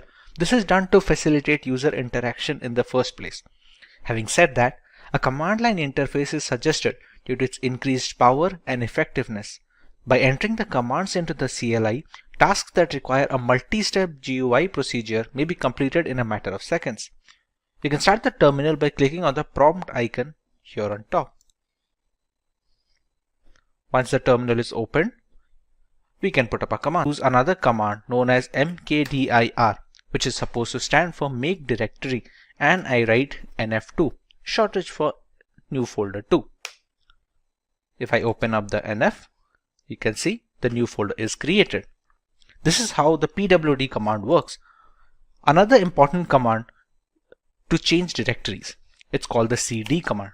Let's say right now if I am in nf, I want to create a new file in nf2 folder or something else in the nf2 folder. I have to shift to cd nf2. Now if I write pwd, it will show the present working directory of home, Simplilearn, desktop, nf, and inside that I am in nf2 right now. It is done to navigate through the Linux files and directories. It requires either the full path or just the name of the directory. If we have to move a completely different folder on a completely different file, then we can use the entire path like this. For now, cd works. Another few commands is we can write cd ... and it will come back one folder. Now the pwd will be just nf and not nf2. Let's say we are in this folder and we want to go a different file. Let's say if we just go for cd home, Simplilearn. That's it. Right now, these are the folders in our current present working directory. We have the desktop, the documents, downloads, etc. From here, we can again go to the desktop using the same cd command, cross-check the changing of directories, and check the files again. And yes, there we go, nf. How do we know this? What are the commands that are used to show the files and folders? That folder is known as the ls command. ls can be used to view the contents of a directory. By default, this command will display the contents of your current working directory. If we add some other parameters, we can find the contents of other directories as well. There are some hidden files as well in Linux which cannot be showed just with ls. For example, if we just go to cd etc, which is a configuration folder for Linux, if we write ls now, these are the files that can be seen. If we want to see the hidden files, we'll have to add one more parameter here like ls -a, and as you can see, the number of files have increased this time around. There are other things as well that we can see with Linux. ls -al will show the hidden files along with some of the parameters and some of the permissions that has been provided for each file. As you can see, many of these files have root access. Some of them can write, some of them can read. It differs file to file, and the ls -al command is used to check each of these files' permission and change them accordingly if needed. The next command that we can look for is the cat command or concatenate. It is one of the most frequently used commands, and it is used to list the contents of a file on the output. For example, let's say if I have a file at the desktop. In this nf2 folder, I will create a document, create an empty file, e file. I'll open up the document and I'll write it as hello Kali. I will save this up. Now, to change the directories from etc to nf2, we have already discussed how to use the cd command using just the folder name. Now, if we want to go to the entire directory, we can write cd home. As you can see, it is already prompting us to complete the name of the directory. At this point, we just have to press tab and it completes it for ourselves. Next, we already know we have to enter the desktop, nf and nf2. And this brings us to the current working directory. Here, if we press ls, we can find a file over here. Now, as discussed for the concatenate, it is used to show the contents of a file. So right now, if we press CAT, which stands for concatenate, efile. As you can see, we have written hello Kali in the text file, and we can see the output right now. We can also use it to create new files. For example, if we write cat, any file name such as efile2. Here we can write anything. Hello Kali again.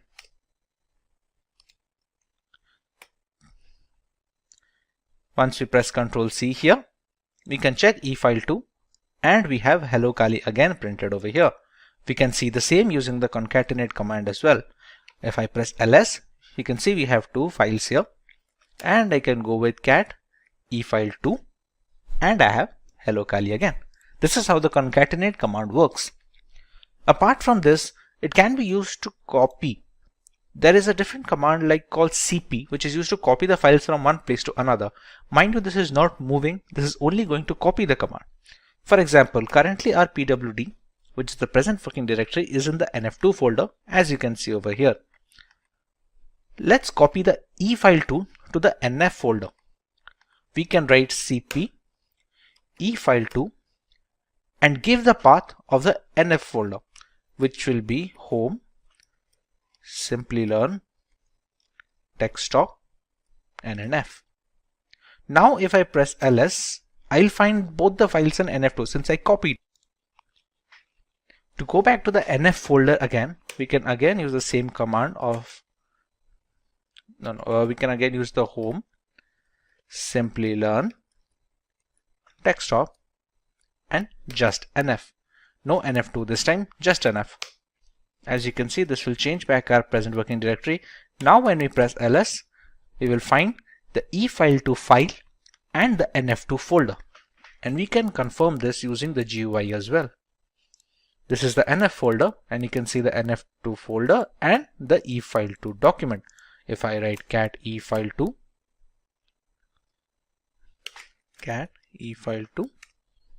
we can see the contents of the file. Now this can be done using moving as well.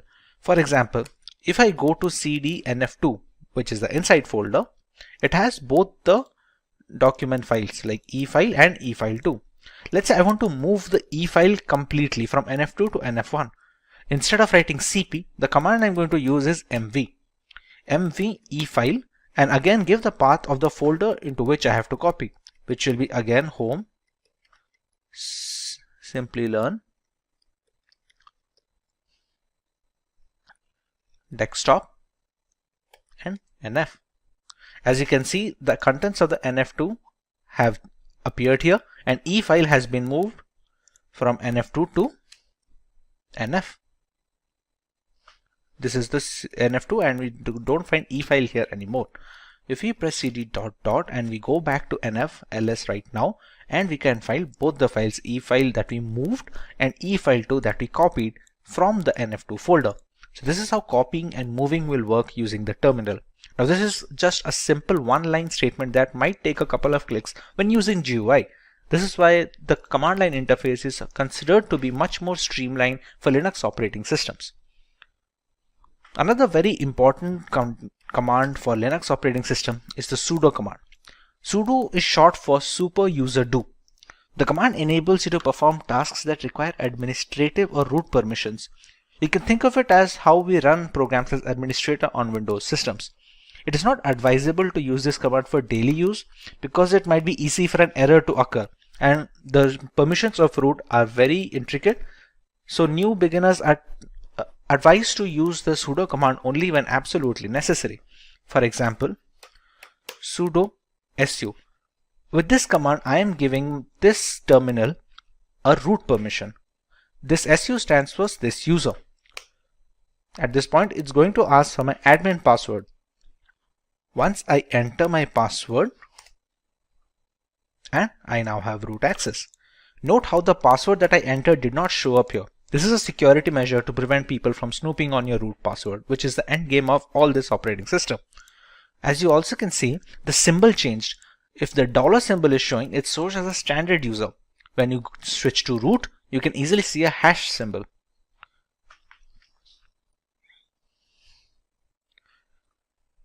This opens up a separate shell inside this terminal command. For example, we can exit out of the root user to the standard user using the command exit. And once again, we have the $sign and the root has vanished over here. There are some commands that will only work with administrative access. For example, when updating the Kali Linux system, we have to use apt update. As you can see, it says problem unlinking the file because permission denied. Now, let's try this using sudo apt update. As you can see, it is updating the package repositories which work as the software installed on the system. This can be done using either writing the sudo command every time we want to perform a root access, or we can just write sudo su once and write apt update alone. The fetching is complete over here. For the second example, let's say I just write sudo su, and this time it's not going to ask me the password because at this current terminal process, I've already provided the root password once and it is in memory right now. Now, when we used to update the system, we had to write sudo apt update. That was because we were running it as a standard user. Now we are running it as a root user. So all we have to write is apt update and it's going to continue its work. There you go. Another command that can be useful is the ping command. It's pretty self-explanatory. It's going to be checking the internet connectivity. You can be used to check internet connectivity, or you can see if there is a local server on your system which needs to be pinged, then you can check that. For example, if we have to write ping, and we can use either IP address or domain. Let's say if we want to check that if we can access google.com using this Kali Linux installation or not, we can write ping google.com. And you can see it shows the bytes being sent and received and how much time it took to take up the request. This can be done for local systems as well. For example, this installation of Kali Linux is being run on a virtual machine. Once this machine is running, I still have my host machine running over here, the IP address of which is 192.168.29.179. If I try to ping this from here,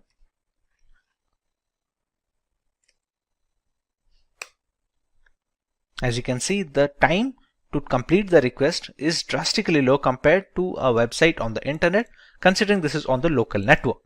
This is how the ping command is worked, and it can show you what kind of packages are transmitted, how many are received, if there was any kind of packet loss between the connection window, and other details. A very important command when working with the terminal for a long duration is the history command. Pretty self-explanatory. There are so many commands that are being run. Sometimes people forget what was the change they did or what was the directory name they put. A history command helps to recover some of the commands that you have written. It doesn't go all the way back, but it takes up many commands that were inputted in the last few processes. This is how the history command works. These are some of the most commonly used terminal commands. If you want to learn more about this terminal and every other feature of this, please let us know in the comment section and we'll try to make an in-depth tutorial, especially if you could repeat. If you want to learn more about the terminal, please let us know in the comment section and we will try to make an in-depth tutorial specifically for terminal commands on Linux. Moving on, we learn how to configure proxy chains on our system. Proxying refers to the technique of bouncing your internet traffic through multiple machines to hide the identity of the original machine.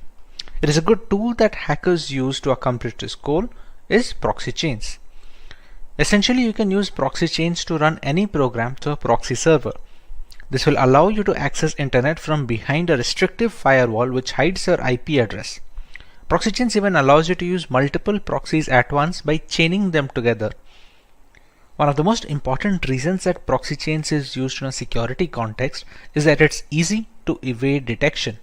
Attackers often use proxies to hide their true identities while executing an attack. And when multiple proxies are chained together, it becomes harder and harder for a forensic professional to trace the traffic back to the original machine.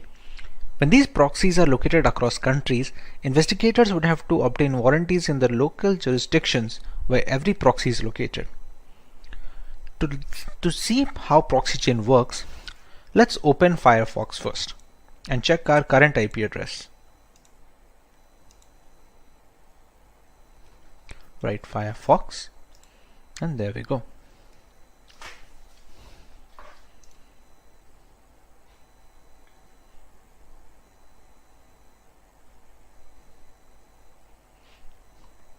As we can see, Firefox is now open. Let's check our current IP address right now. If we go to an address called myip.com, and you can see it easily detects our country is in India and this is a public IP address. Now, if we move to the terminal again, here we can now write proxy chains -h. What this -h does is it finds a help. It stands for the help file. This is for help file. What we found out using this is proxy chains has a config file here, etc proxychains4.conf. This is the config file found. Using this config file, we can customize how our proxy chain should work. If we want to open that, we have to use it in a text editor. On Windows, we have Notepad and other things like that, Microsoft Word to edit documents. On Linux, we have a tool called Nano. To access the Nano, we use the command nano and give the path of the file that we want to check. As of right now, the proxy chains config file is located over here. So we're going to follow the path there. chains4.conf. And here we go. We see the config file. There are three basic types of proxy chaining here. We have a strict chain where all the proxy in the list will be used and they will be chained in order. We have a random chain where each connection made through proxy chains will be done by a random combo of proxies in the proxy list. And you have a dynamic chain. It's the same as strict chain, but dead proxies are excluded from the chain. And here we can set up whichever type we want. To enable or disable a particular type, we use the hash symbol here. As you can see right now, all the lines have a hashtag symbol at the front except this one, a dynamic chain. This is the current one being used. Let's say if I want to use a strict chain method, so I can add a hash value here and remove the hash here. At one point of time, any one of these 3-4 types should be enabled. Let's go for the dynamic chain. We can disable this strict chain by putting the hashtag in front and removing the dynamic chain. As you can see below, we have few commands to how to handle the nano text editor. This symbol is known as the control button on your keyboard. Now if we want to write out, which is synonymous to saving the file, it's supposed to go with Control O. So if I press Control O on my keyboard, it says file name to write, and we have to press enter here since we want to overwrite the proxy chains 4.conf file. We don't want to create a new file over here. So just press enter and we get a permission denied. This permission denied we're getting is because we have opened this using a standard user. etc is a system folder. To be able to make some changes, we have to use it using a sudo command. To exit this nano, we have to use the Control X command. We use Control X. We're going to clear, and this time we're going to use the sudo command. Sudo nano etc proxy chains 4.conf, and we have the same file open up again. Now this time if we want to make a change, let's say we're going to add a strict chain instead of a dynamic chain, we remove the hashtag from strict. We're going to use Control O for the save file option. We're going to press enter and it says wrote 160 lines. Again, if we want to reverse this change, we put the hashtag over here, enable dynamic chain, we press Control O, press enter, and it says wrote 160 lines. Now we can exit straight away using the Control X format. Right now we have not provided any file or a proxy chain. We can have proxy IP addresses from the internet, but we have to make sure that they are safe and they don't snoop on our data. When there is no proxy chains being provided personally, it's going to use the Tor network, but for that we have to start Tor. Tor is a service in Linux. To know more about this Tor, we can write sudo systemctl, which is used to know the status of services on the Linux operating system, and status of Tor. Systemctl, sorry, instead of stl, it should be systemctl status Tor. As you can see, it is a Tor service, anonymizing overlay network for TCP connections, and it's currently inactive. Now to start this up, we have to write sudo systemctl start Tor. Now if we repeat the same sudo systemctl status Tor, as you can see, it's active now. You can see the green logo over here. Okay. To integrate the Firefox and the browser, we can use the proxy chains command directly over here. We can write proxy chains. We can use Firefox to launch our web browser, and let's say if we want to visit google.com. We press enter and the Firefox window is launched, and it should open up google.com next. And there we go. If we go to myip.com once again, as you can see, we have a different IP address and the country is unknown as well. So this is how we can use proxy chains to anonymize internet usage when using Kali Linux. Next on our agenda is the ability to scan networks using Nmap. At its core, Nmap is a network scanning tool that uses IP packets to identify all the devices connected to a network. You can learn more about Nmap using their help file. As you can see, these are some of the parameters that can be used when scanning ports of a system. You can see the version and the URL of the service over here. The primary uses of Nmap can be broken into 3 core processes. First, the program gives you detailed information on every IP active on your network, and then each IP can then be scanned. Secondly, it can also be used to providing a lot of live hosts and open ports, as well as identifying the OS of every connected device. Thirdly, Nmap has also become a valuable tool for users looking to protect personal and business websites. Using Nmap to scan your own web server, particularly if you're hosting your website from home, is essentially simulating the process that a hacker would use to attack your site. Attacking your own site in this way is a powerful way of identifying security vulnerabilities. As we already discussed, the host Windows 10 machine on this system has an IP address of 192.168.29.179. If you want to test the OS scan of this system, we're going to first get the root permission over here. We use the sudo command, and now we are a root user. We're going to launch the command nmap -o, which is supposed to be an OS detection scan. The IP address we can use of the host system 192.168.29.179. In a legitimate penetration testing scenario, we can use the IP address of the vulnerable device over here. We are going to let it scan for a while, and it's going to give us some guesses on what can the OS be. As you can see, the scan is done, and it has shown some of the ports that are open. You can see the MSRPC port open, the HTTPS 443 port open, which is used to connect to the internet, and it has some aggressive OS guesses as well. For example, it thinks there's a 94% chance that it's going to be a Microsoft Windows XP Service Pack 3. That's partly because a lot of the Windows XP update packages are still prevalent on Windows. Now that the OS detection is confirmed, there are multiple more details that we can gather from Nmap. Let's go with the nmap -a command, which is supposed to capture as much data as possible. There is also a speed setting.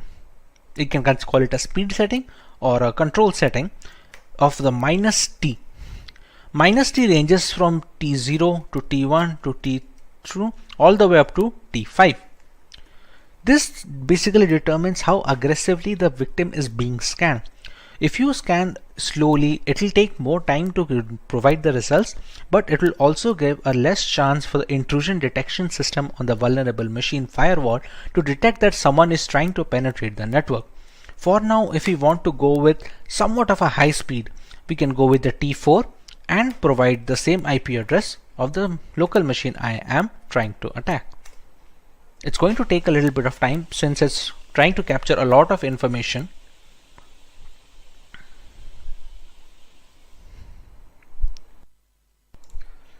As you can see, the results are now here. It launched a scan and took a few top ports that are most likely vulnerable from a Windows XP perspective, and it showed a few ports over here. It has not shown 991 filtered ports, which could not be attacked anyway since they were closed for outside access.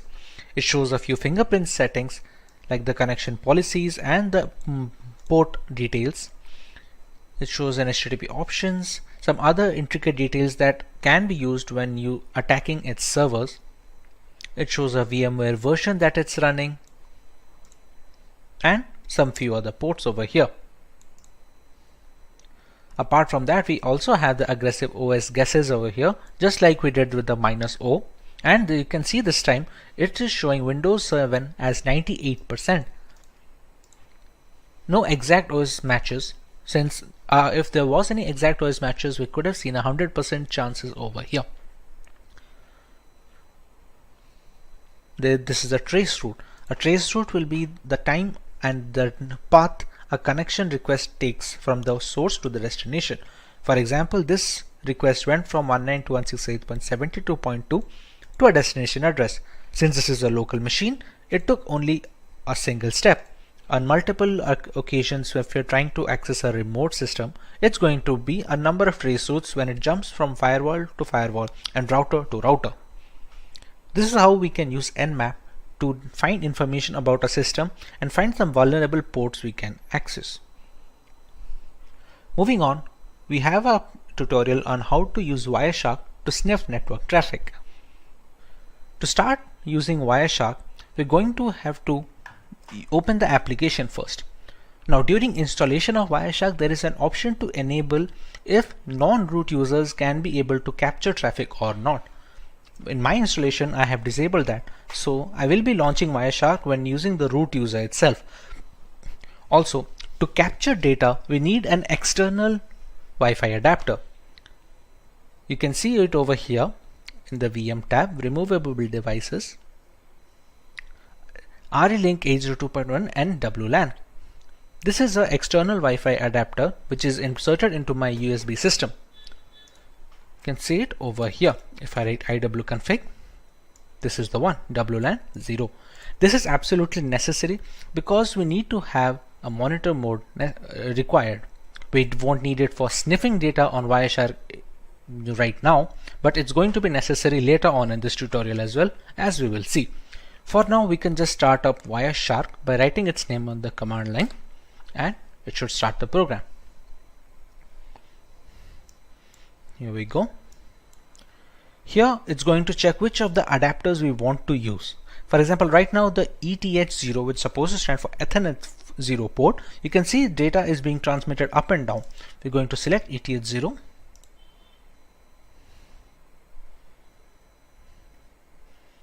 And we have started capturing data. You can see this data request from the source to destination, from the time and which protocol it is following, everything we can see. And we can see the IPv4 flags here as well, as you can see over here. To capture internet traffic, we can try running Firefox.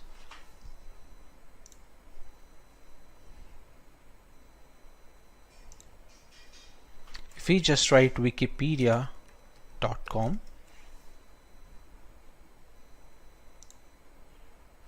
and you can see the number of requests increasing.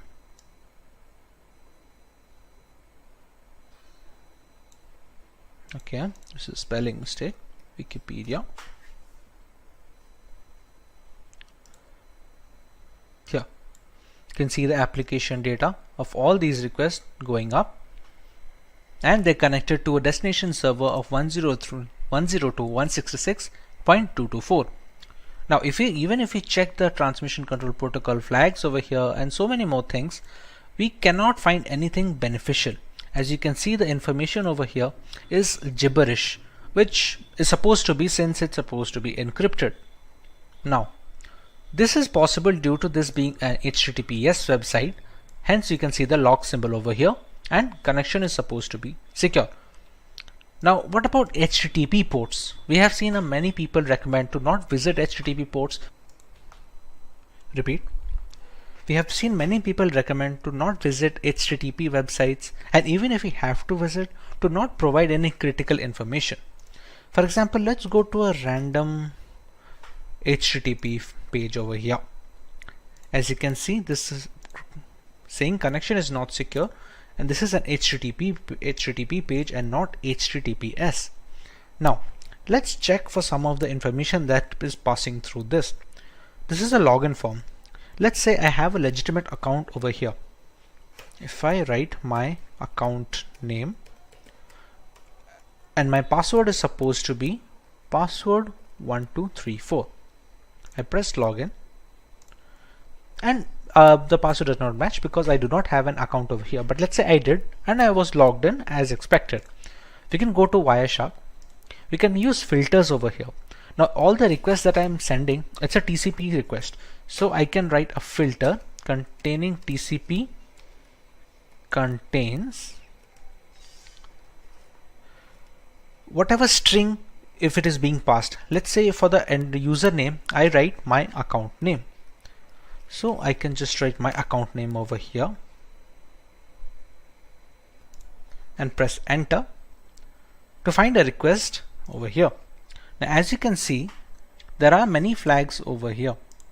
If we go to the HTML form URL encoded and open up some of its flags, as you can see, I can see my account name and Simplilearn password over here. This is the same details that I input on the website. Let's say I did have a legitimate account on this website. I would have logged in with no problems, but anyone who would be using Wireshark to sniff on their data can easily get my credentials from here. This is why it's recommended to not provide any information on HTTP pages.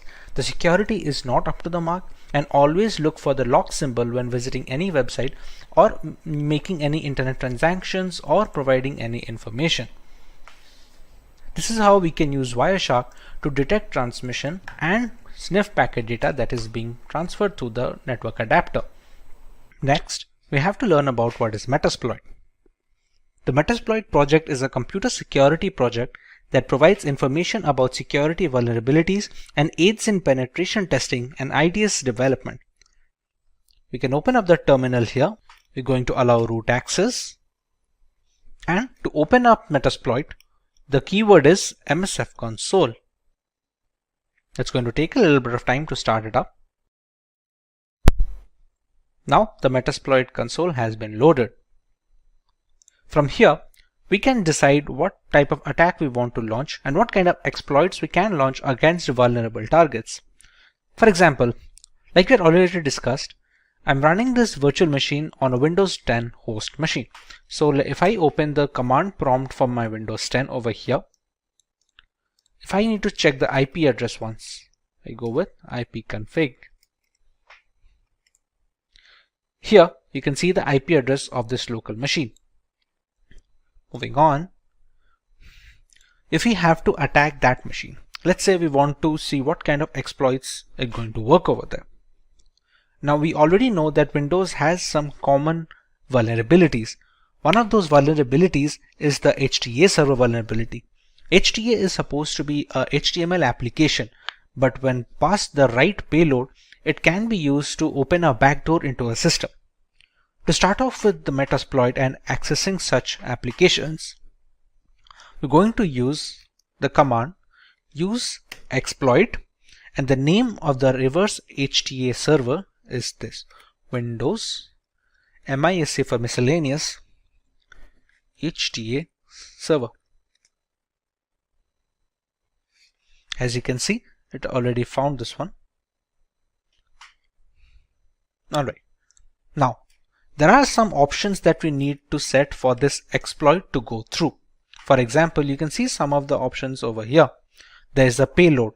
The payload is supposed to be the malicious file that we are going to send on the HTML application, which allows us to give the backdoor. For example, right now the payload, which is the malicious file, is a Windows Meterpreter reverse TCP. Completely understandable. Now, let's set the L host. L host and R host and SRV host should be the one where we are going to launch the attack from. For example, if we launched another tab of this console and we just press ifconfig, the IP address is 192.168.72.130. So we're going to set the L host as 192.168.72.130, and we're going to do the same thing with SRV host.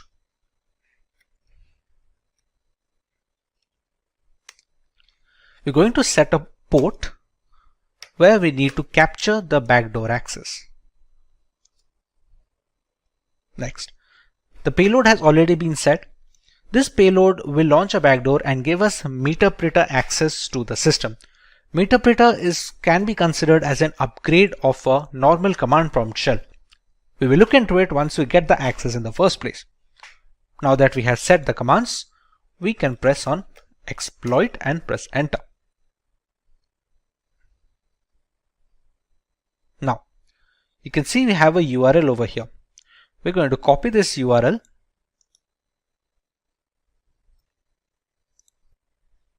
Once the URL is copied, we take it into the browser and paste it. This will ask us to download this file. Now, as per browser security settings, this file should be blocked by default. We can decide to keep it, and with the correct formulation of this malicious package, even the website browser antivirus softwares will not be able to detect good payloads. We're going to save this file and we're going to open it. Publisher could not be verified. If we press run and we go back to our Meterpreter access over here, you can see it has already captured a URL of an HT server and it is writing delivering payload.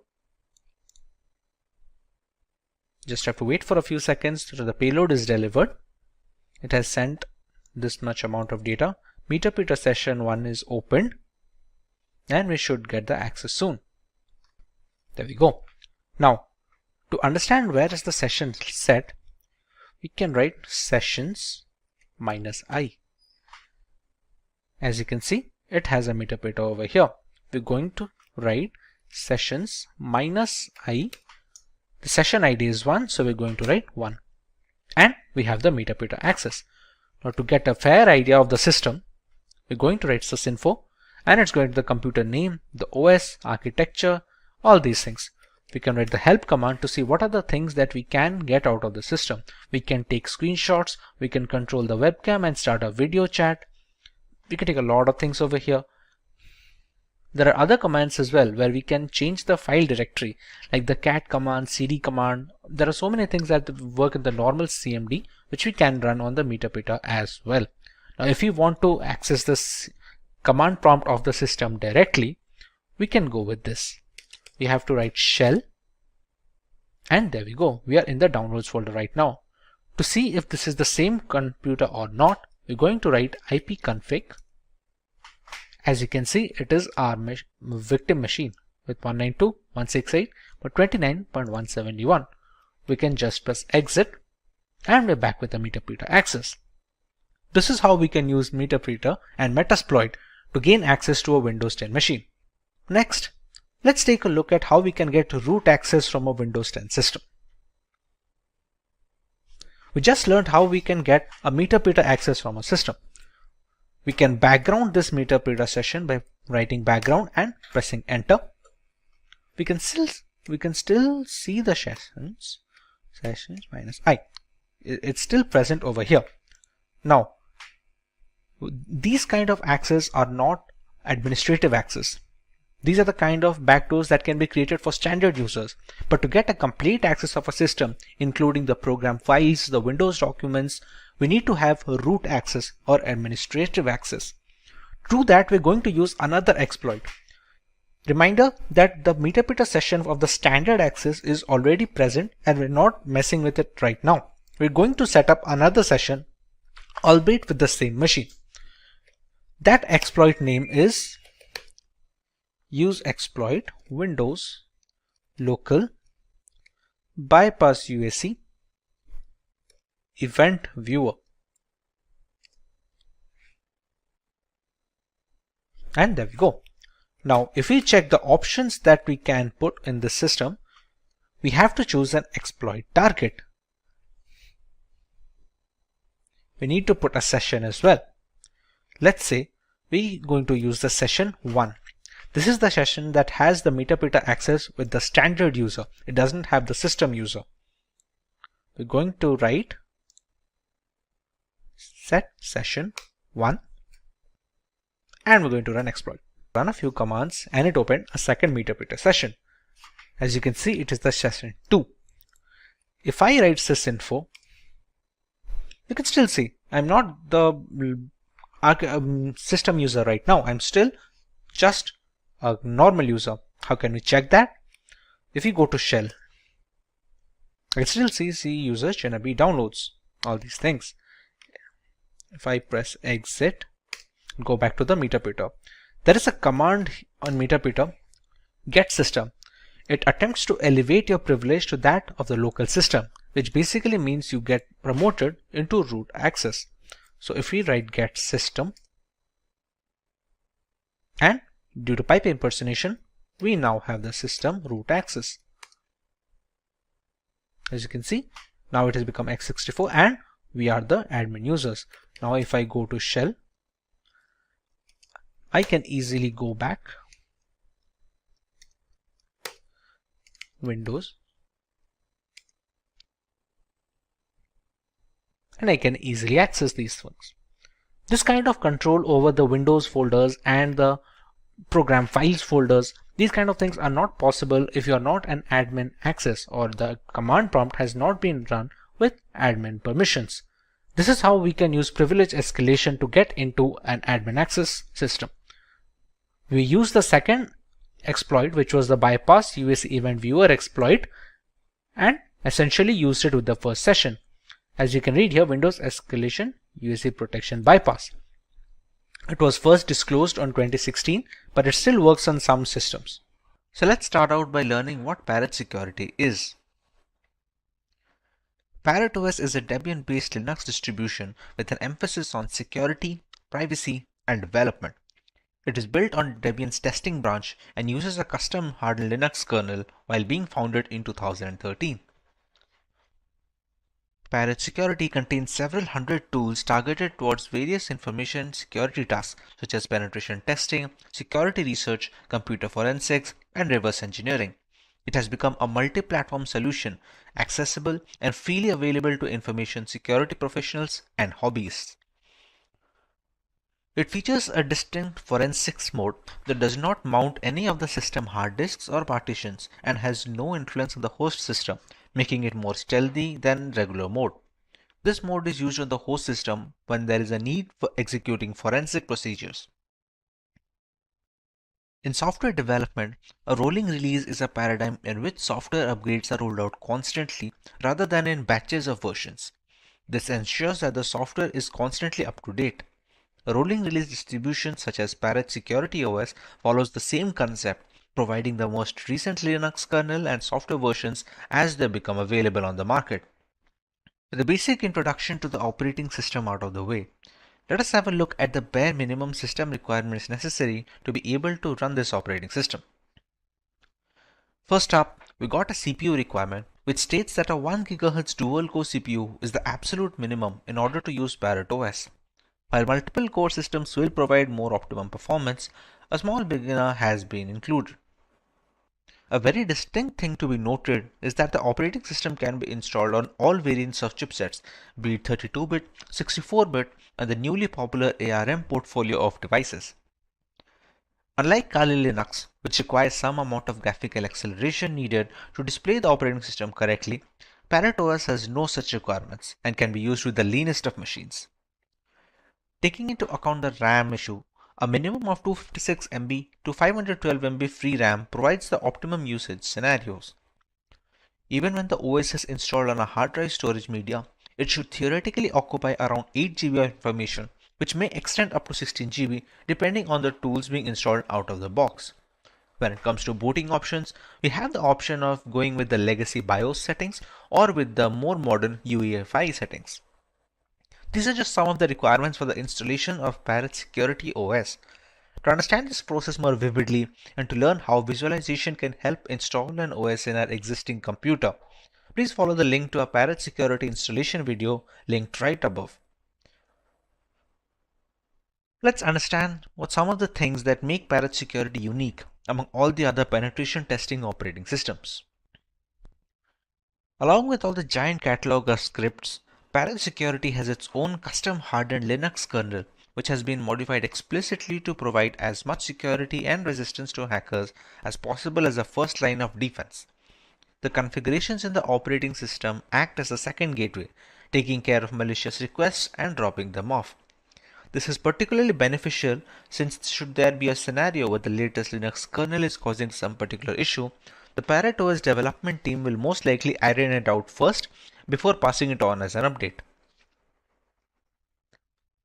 If the custom hardened kernel wasn't reasoning enough, Parrot Security developers managed to install more hacking tools and scripts to ensure a smooth transition for the Kali Linux users.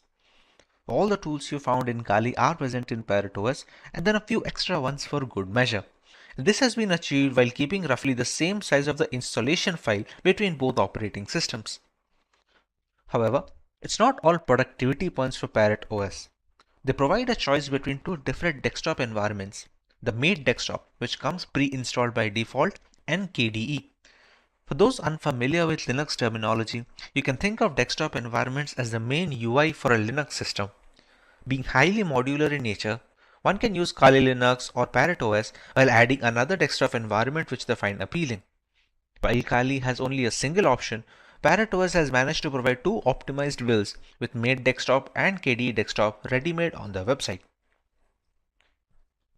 One of the primary advantages of Parrot OS over Kali is that it's relatively lightweight. This implies that it takes significantly less disk space and computing power to function properly, with as little as 320 MB of RAM required.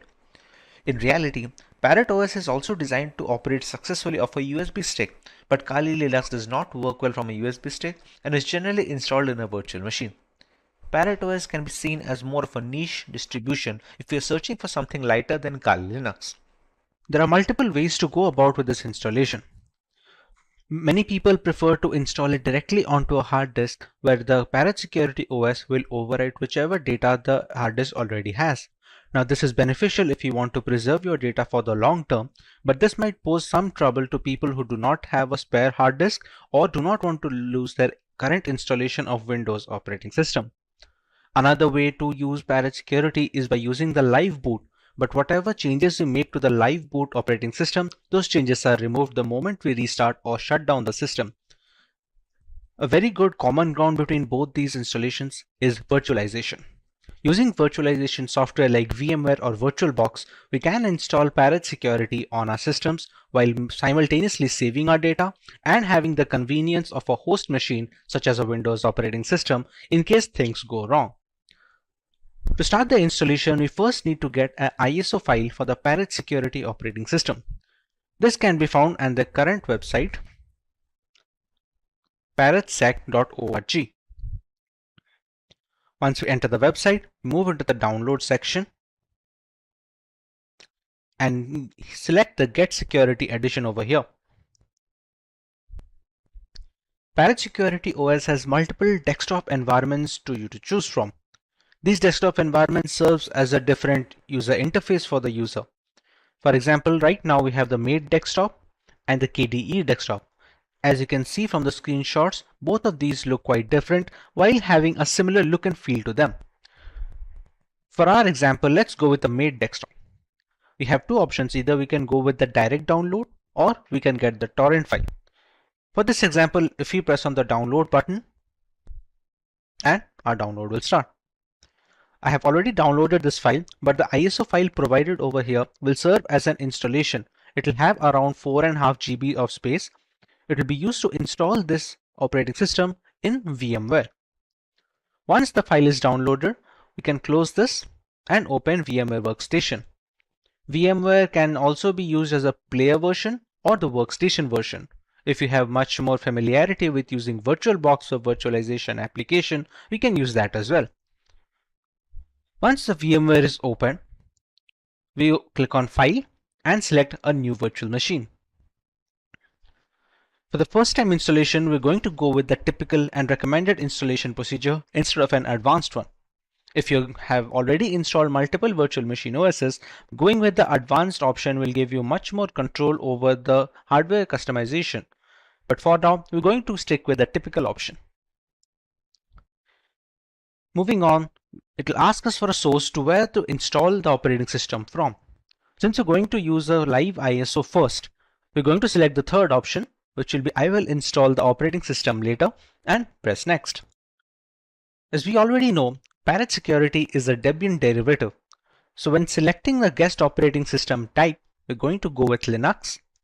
And in the selection, we're going to choose whichever the highest version of Debian is, along with a 64-bit OS.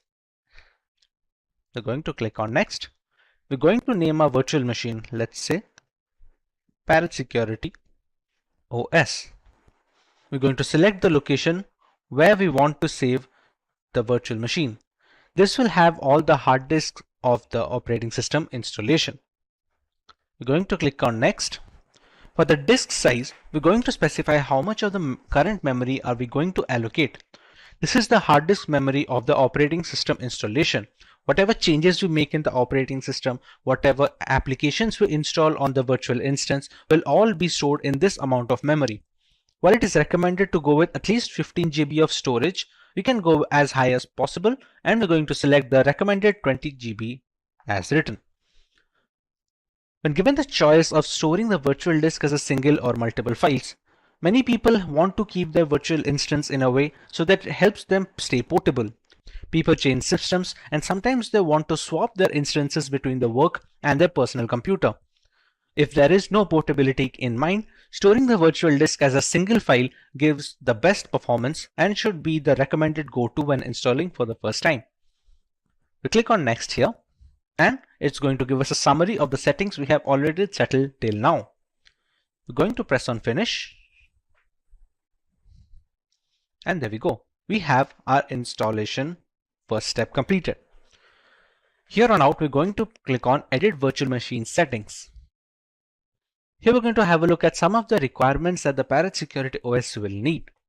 It is known to be a memory lightweight operating system, but just to have the almost optimum performance, we're going to provide around 2 GB of RAM from our host system, which is a Windows 10 machine. When it comes to the processors, I'm going to increase it to 2 and the number of cores to 2 as well. So giving out a total 4 processor cores to the operating system. Now this depends on what are your computer rig and how much resources you can justify. So these need to be customized according to the system at hand. Hard disk size has already been set at 20 GB and the rest of them are pretty standard, and we can go on. One thing that we need to make sure is selecting the CD/DVD IDE. Here we have to use our ISO image file over here. Previously it should be use physical drive and at auto detect. We're going to use a use ISO image file over here. We're going to click on browse. We're going to go to where we have downloaded the ISO file, which is over here, and select it. Press OK here, and we can now power on this virtual machine.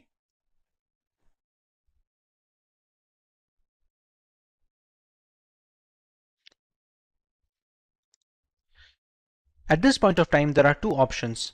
We can go with the try install option using the graphical user interface, or we can go using the terminal mode. To get a better user experience, we're going to go with the try install mode specifically. Press enter, and it's going to start the live boot ISO. Meanwhile, VMware has a prompt over here where it will try to install some VMware tools on it. While this is not mandatory, it is much more recommended to install these tools so that you can get some additional features like drag and drop with the host system and many more things. For now, we're going to close this prompt.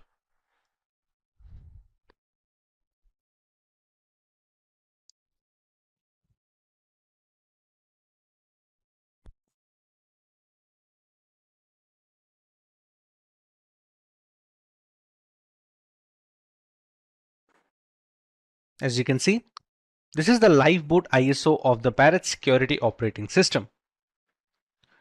Currently, it's running the Mate desktop as we have downloaded in the website. The live boot ISO is necessary to get a good feel of the operating system. There are many good Linux distros that have this live boot option so that you can give a try of the operating system before installing it permanently. Once you are into the live boot, we can start up with the installation using the shortcut. As you can see, install Parrot. I'm going to double click it. And this is a Calamares installer.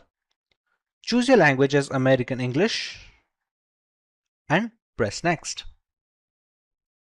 You can select your time zone according to your location.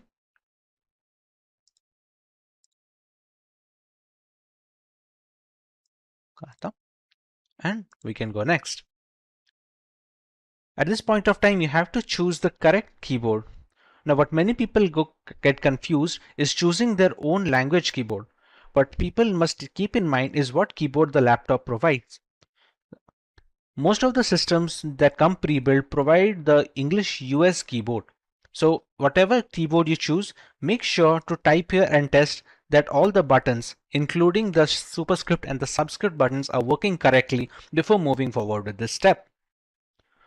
Once you've settled on the keyboard that you need to install, you can go ahead.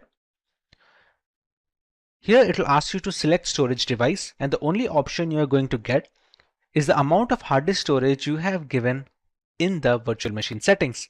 We have already provided 20 GB of storage. We're going to choose that, and we're going to erase this disk. Manual partitioning can be useful when you are going to install Parrot security on an operating system or on a hard disk where it is already including a Windows OS. For now, we're going to select erase disk and press next. We're going to give our full name. Let it be Simplilearn. You can give the name of the computer, and this is the username which we will use to log in. This is your root password that we are going to give over here. The root password of this Kali Linux will act as the administrative access, and it will be necessary while making changes to the system or installing and updating software. Enter the password and repeat it over here. You have the option to log in automatically without asking for the password, but for security purposes, it is recommended to keep this disabled. Click on next. This is another summary of the installation that we are going to move forward with. Have a look that whatever changes we have made is according to your requirements, and once everything is checked, we can press on install. Click on install now. And we're going to let it complete the work.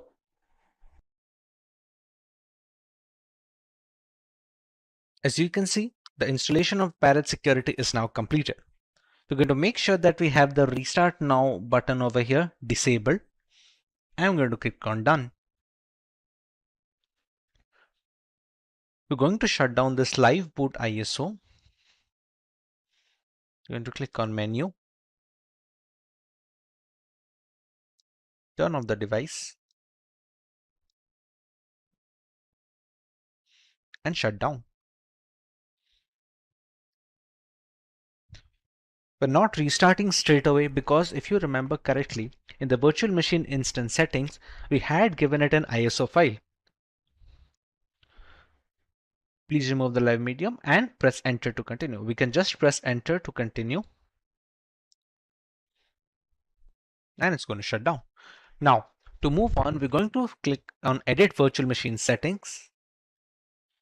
We're going to CD, DVD, and we're going to use physical drive now. We're going to remove it from the ISO image file because the installation has already been completed and we don't want to use the same ISO file again and again. By using physical drive over here, it's going to detect the 20 GB hard disk that we have already provided and installation is done on it. We're going to press OK and we're going to power on this virtual machine for testing. Make sure you click S over here.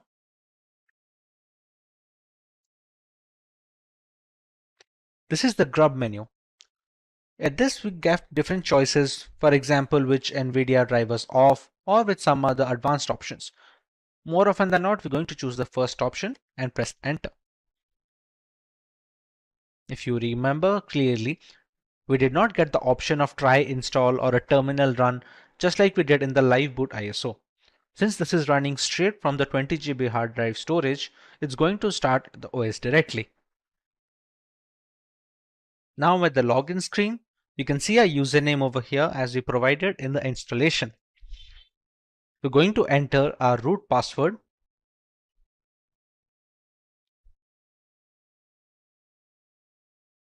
and press enter. And this is our currently working desktop of the Parrot Security operating system. We can open the terminal over here.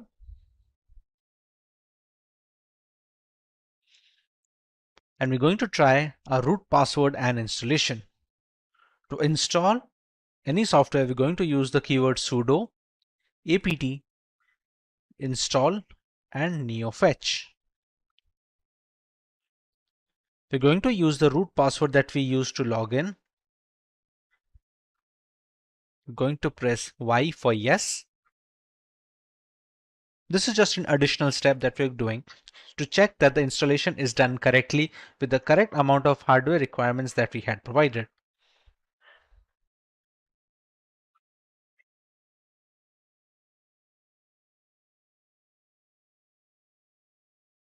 Now that we have installed neofetch, we can write the command neofetch, and this is going to give us some information about our installation.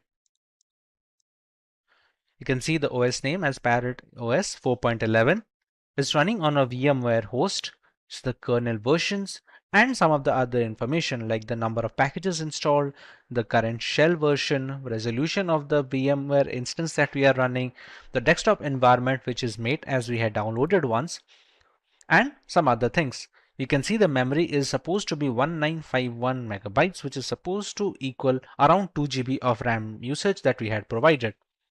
Let us compare both these operating systems directly with respect to their hardware specifications and usability. In the end, we can decide on what distribution is fit for each type of user.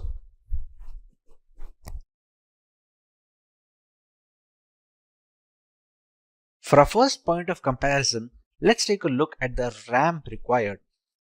For optimum performance of the operating system, which is highly essential when trying to crack hashes or something of similar nature, RAM usage is a very important facet.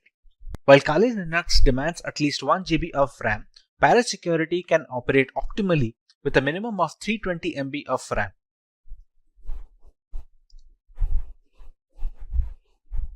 For correctly displaying graphical elements, Kali Linux requires GPU-based acceleration, while this is not the case with Parrot Security OS, which doesn't require any graphical acceleration needed from the user side. Once these operating systems are installed on VMware using their live boot ISOs, they take up a minimum amount of hard disk storage. Both of these operating systems have a recommended disk storage of minimum of 20 GB in Kali Linux and a minimum of 15 GB in Parrot Security, so they can install all the tools necessary in the ISO file. When it comes to the category and the selection of tools, Kali Linux has always been the first in securing every single tool available for hackers in the penetration testing industry. Parrot Security, on the other hand, has managed to take it up a notch. While specializing in wireless pen testing, Parrot Security makes it a point that all the tools that Kali Linux provides has been included in the ISO, while simultaneously adding some extra tools that many users will have to install from third-party sources in Kali Linux. Being a decade-old penetration testing distribution, Kali Linux has formed up a very big community with strong support signature. Parrot Security, on the other hand, is still growing, and it is garnering much more interest among veteran penetration testers and ethical hackers. A primary drawback of Kali Linux is the extensive hardware requirement. To perform optimally, it requires higher memory than Parrot Security. It also needs graphical acceleration while demanding more virtual hard disk storage. Parrot Security, on the other hand, was initially designed to run off a USB drive directly, thereby requiring very minimal requirements from a hardware perspective, like just 320 MB of RAM and no graphical acceleration needed. This means Parrot Security is much more feasible for people who are not able to devote massive resources to either their virtual machine or on their laptop hard disk directly. With the comparison done between both of these operating systems, let's take a look at the type of users both of these are catered to. One can go with Kali Linux if they want the extensive community support offered by its users, if they want to go with a trusted development team that have been working on this distribution since many years, if they have a powerful system which can run Kali Linux optimally without having to bottleneck performance, and if they are comfortable with a semi-professional environment which may or may not be very useful for new beginners. One can decide to go with Parrot Security if they want to go with a very lightweight and lean distribution that can run pretty much on all systems. It also has a lot of tools pre-installed, and some of them are not even present on Kali Linux. It is much more suitable for underpowered rigs where users do not have a lot of hardware resources to provide to the operating system, and thereby it is much more feasible for people with underpowered laptops or no graphical acceleration. Compared to Kali Linux, Parrot Security's desktop environment is also relatively easier to use for new beginners. For people who are just getting into ethical hacking, Parrot Security does a relatively better job of introducing them to the operating system and to the various tools without having to dump them into the entire intricacies. In recent years, the cost of data breaches has steadily risen. The additional vulnerabilities that occur due to the move to a remote workforce dramatically enhance the chances for cyber attacks and introduce several weak points for hackers to exploit. Additionally, automated hacking assaults and the capacity to exchange bitcoins via ransomware have increased the cost of cybercrime in general. Companies' workforces have transitioned to full-time work-from-home models, which gives rise to new attack surfaces. Threat actors target the people who are most vulnerable by taking advantage of current events and shifting situations. To better understand this growth in digital crime, let us go through a few statistics. 2020 brought with it a slew of new problems for both businesses and consumers. In the midst of a worldwide epidemic, forest fires, and political instability, it's easy to overlook a serious, albeit less physical threat.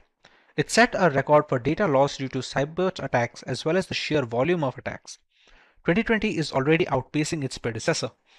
The graph below denotes the percentage of companies that fell victim to at least one cyber attack in the respective year. With the numbers growing steadily, we are yet to see the true crux of this digital revolution. In situations like these, penetration testing has been a gift for organizations worldwide. While security testing cannot guarantee a 100% solution, it can go a long way in securing those critical data from falling into the wrong hands. Hey everyone, this is Vaibhav from Simplilearn. Welcome to this tutorial on penetration testing. Let's go through some of the topics we will be covering today. We start by learning about penetration testing and ethical hacking and the different use cases in the IT industry. Next, we know about the benefits of penetration testing and how they help organizations save money in the long run. Moving on, we familiarize ourselves with the different types of penetration testing or ethical hacking, with each serving a different category of personnel. In the next section, we read about the 5 distinct phases in every ethical hacking campaign and how they help clear up the extensive report at the end of every penetration testing session. Finally, we have a live demonstration on how we can check for vulnerabilities and the ways hackers can break into devices without adequate security measures in place. Let's start by learning about penetration testing in general. Organizations can define penetration testing based on the objectives of the test. all networks, applications, devices, and physical security components are included. It imitates the behavior of harmful individuals or the hackers. Experienced cybersecurity specialists use penetration testing to strengthen a company's security posture and eliminate any weaknesses that leave it vulnerable to attacks. Penetration testing, when done correctly, goes beyond simply preventing thieves from gaining unauthorized access to a company's systems. It generates realistic scenarios that demonstrate how well a company's present defenses might perform in the face of a full-scale cyber assault. The simulation aids in the discovery of the sites of exploitation and the testing of IT breach security. Businesses may acquire professional, unbiased, third-party input on the security procedures by conducting frequent penetration testing. Pen testing, while relatively time-consuming and costly, can aid in the prevention of highly destructive and expensive breaches. A white hat hacker employs hacking talents to find security flaws in hardware, software, or networks. On the other hand, white hat hackers follow the rule of law when it comes to hacking instead of black hat hackers. They assist firms in conducting penetration tests to analyze their security index and make the necessary improvements. Ethical hacking provides a full audit of your security policies and, in the case of bug bounties, can assist you in identifying holes in existing operational systems. It takes a far broader approach to cybersecurity than penetration testing. Whereas penetration testing focuses on system flaws, ethical hacking allows actors to utilize any attack tactics available to them. They can take advantage of system misconfigurations, send phishing emails, launch brute force password assaults, breach physical boundaries, or do whatever else they feel will get them access to critical information. Because thieves are progressively changing up the approaches and launching multi-layered complex attacks, this is incredibly useful for determining just how exposed the organization is to cyber threats. Considering the vast domain that is ethical hacking, we have multiple categories of penetration testing methodologies. Let's cover them in the next section. When configuring a security system, testing is critical to preventing hackers from penetrating the perimeter. There are three sorts of tests: black box, gray box, and white box. In the black box testing, the tester receives no information during the penetration test. In this case, the pen tester takes the method of an unprivileged attacker from initial access and execution until exploitation. This scenario is the most realistic, showcasing how an attacker with no inside knowledge may target and compromise an organization. However, because of this, it is also the most expensive alternative. White box penetration testing, which is also known as crystal box testing, entails sharing all network and system information with the tester, which includes network maps and passwords. This saves time and lowers the overall cost of a project. A white box penetration test effectively simulates a focused assault on a given system using as many attack paths as feasible. In a gray box penetration test, also known as a transparent box test, very restricted information is present with the tester. Gray box testing is beneficial for understanding the extent of access a privileged person may get and the possible damage they could wreak. Gray box tests achieve a mix between depth and efficiency and may be used to mimic either an insider danger or an assault that has infiltrated the network perimeter. Now that we covered the basics of penetration testing and their relative categories, one must know how these testing campaigns benefit the organizations conducting them. Let us go through a few perks of penetration testing. Regular penetration testing helps your business assess the security of online applications, internal networks, and external networks. It also assists you in understanding what security measures are required to achieve the degree of protection your company needs to protect its people and assets. Prioritizing these risks offer firms an advantage in anticipating hazards and preventing harmful assaults. Penetration testing is similar to a real-life hacker rehearsing for a real-life hack. Regular penetration testing helps you be proactive in your real-world approach to reviewing the security of your IT infrastructure. The process identifies gaps in your security, allowing you to correct any flaws before an actual attack happens. It is undeniably expensive to recover from the effects of a data breach. Legal fees, IT cleanup, consumer protection programs, lost revenue, and dissatisfied customers may cost businesses millions. Penetration testing regularly is a proactive strategy to remain on top of your security and may assist in preventing financial damage from a breach while safeguarding your brand and image. Penetration testing aid in meeting the compliance and security duties imposed by industry standards and regulations such as PCI, HIPAA, FISMA, and ISO 27001. Having these tests done regularly help demonstrate due care and a commitment to information security, all while avoiding the significant fines associated with the non-compliance. With the entire process seeming to be a lengthy ordeal, what are the multiple phases in the process? Theoretically, we have to follow a 5-stage process. Reconnaissance is the first phase of the penetration test. In this phase, the security researcher collects information about the target. It can be done actively, meaning you are collecting information by sending a request directly to the target and interpreting it. Passively, where you are collecting data without contacting the target, or both. It helps security firms gather information about the target system, network components, active machines, etc. This activity can be performed by using information available in the public domain and using different tools. The scanning phase is more tool-oriented rather than performed manually. The penetration tester runs one or more scanner tools to gather more information about the target. By using scanners such as war dialers, port scanners, network mappers, and vulnerability scanners, the penetration tester collects as many vulnerabilities which help in turning to attack a target in a more sophisticated way. The third phase is gaining access of the system. In this phase, the penetration tester tries to connect with the target and exploit the vulnerabilities found in the previous stage.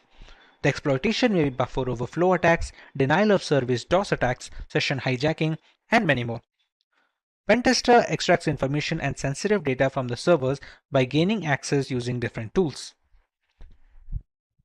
In the fourth stage, the hacker has to maintain access. The penetration tester tries to create a backdoor from himself. It helps the penetration tester to identify hidden vulnerabilities in the system and can later access the machine should the need arise. In the final phase of clearing and covering tracks, the penetration tester removes all logs and footprints which help the administrator identify his presence. This allows the penetration tester to think like a hacker and perform corrective actions to mitigate those activities. With the cost of cybersecurity platforms going up, trained penetration testers receive an excellent level of remuneration for their efforts. As per reports, the average yearly salary for a penetration tester is 6 lakh Indian rupees or $110,000 in the American counterpart. Finally, let's go over some of the ways hackers can identify vulnerable positions on a system to gather information in a live demonstration. In this demo, we will start by setting up a VPN connection that will allow us to access to a vulnerable network by creating a local virtual group over the internet. We then try to scan the victim machine for breachable entry points, find the username and password of the user in question, and eventually grab the root password from the device. To start our demonstration, we're going to need a vulnerable machine to work on.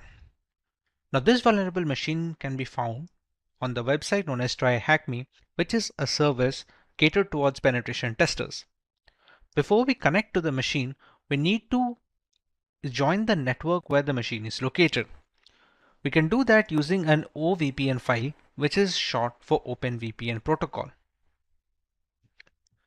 To connect to this OVPN file, we're going to go into a new workspace on Parrot Security. We're going to activate the root access and we're going to connect to it. hacktest.ovpn. Once we see the message initialization sequence completed, we can be sure that we have connected to the network which has the vulnerable machine. Now to start the vulnerable machine, we're going to click this button and wait for a few seconds.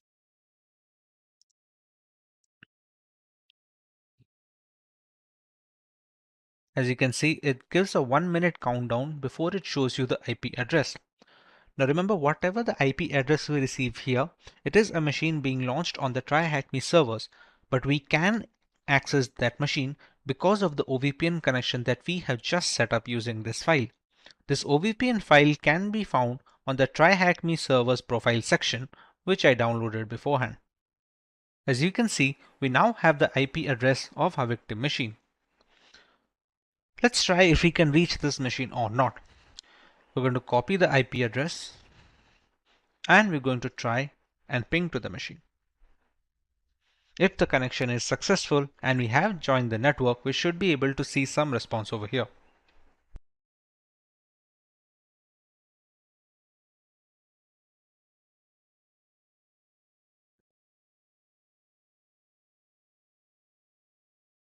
As you can see, we're receiving request pings from the victim machine, which means that we have already joined the victim network. Now that we are confirmed we are able to access the vulnerable machine, let's run the first step in a penetration testing, which is reconnaissance. Let's run a Nmap scan. We're going to use the flag of SV so that we can know which version of the service it is running. We're going to take up the IP address and paste it here.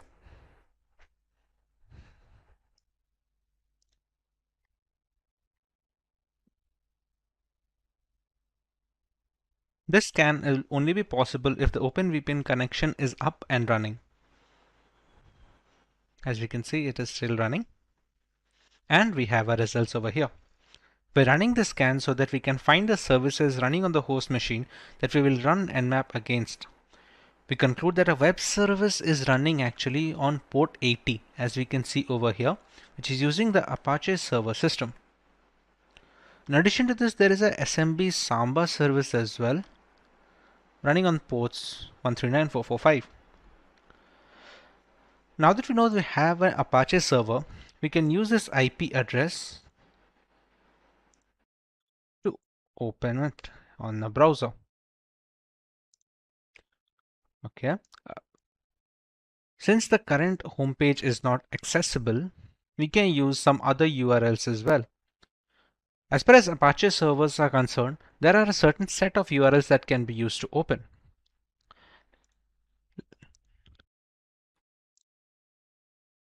However, if we go to the URL, which is IP address / development,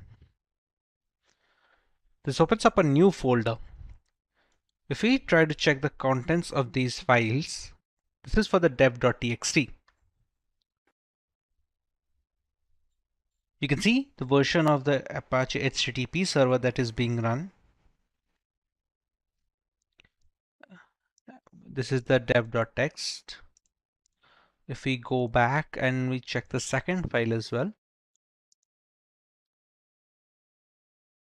it says the contency shadow has the credentials. Okay, if we go back again, SMB has been configured, which we have already found at Nmap that it is running a Samba server.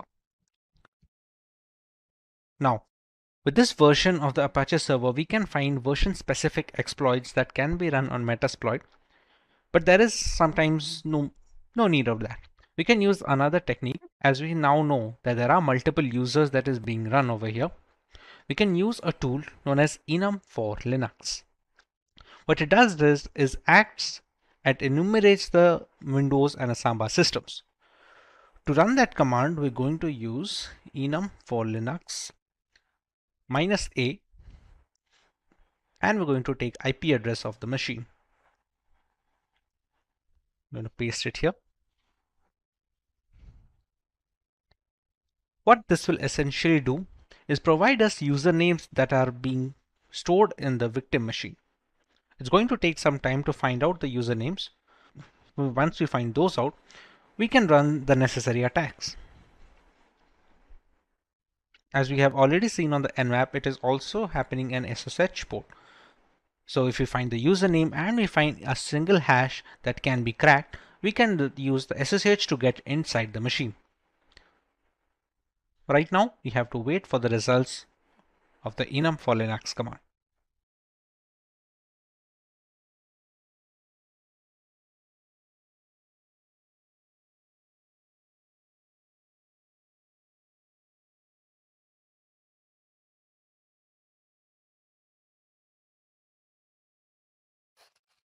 As you can see, we have found two users of the machine known as K and Jan. I think we can stop the enumeration right now since we have the two users of this machine. Next step, what we can do is we can try to SSH into the machine.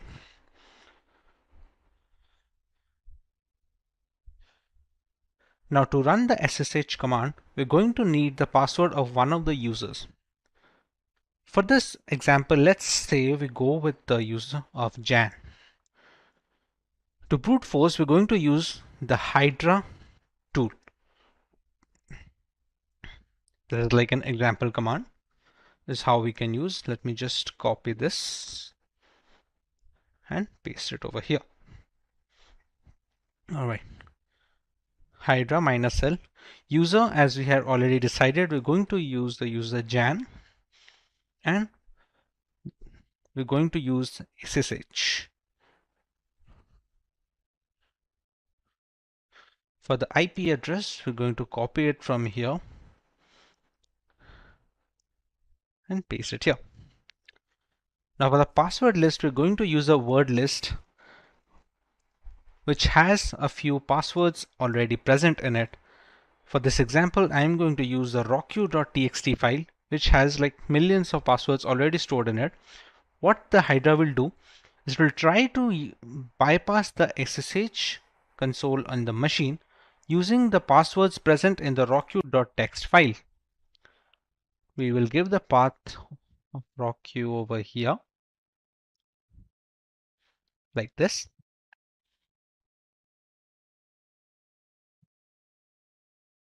And we're going to run it.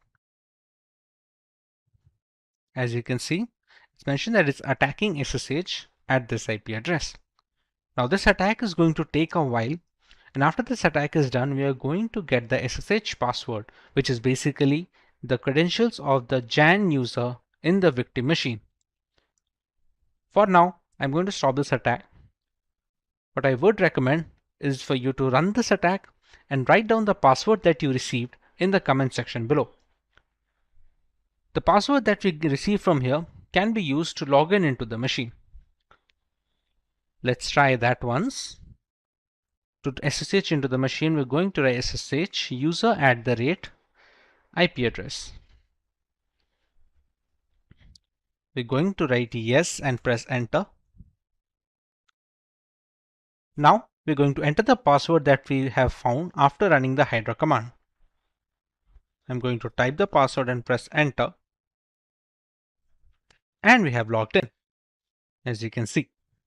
Now, if we try to look around, there are no directories over here. Okay, so let's go one step back.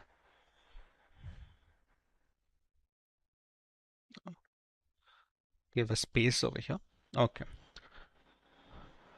Let's go to the second users folder. Okay.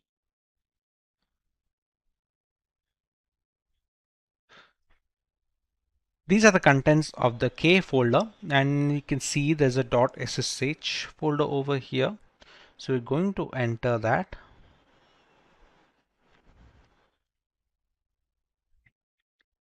Let's have a look the files in this folder, and we can find an RSA ID over here, which, if I'm not wrong, should be an RSA private key, which can be used to SSH into the machine. Here we go. You can see it's a begin RSA private key, and it should end here as well. Now what this private key does, this hash will be used to log SSH into the machine when using the user K. Once this hash is cracked using Hydra or any other cracking software like John the Ripper, we can easily use the passphrase to log in into the machine with the user of K.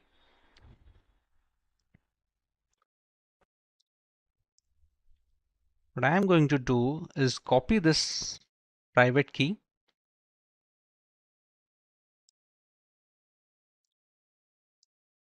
I'm going to launch a new terminal.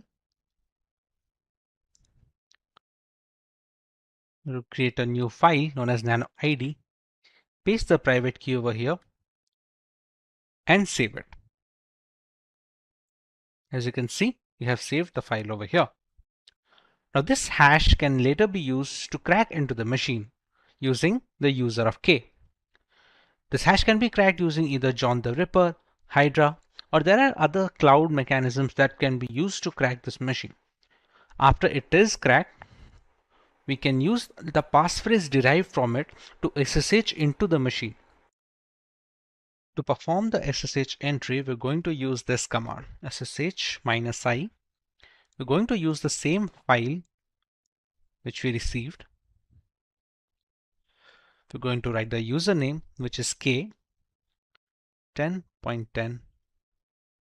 We can just copy it from the here, right? Minimize this and paste the IP address over here.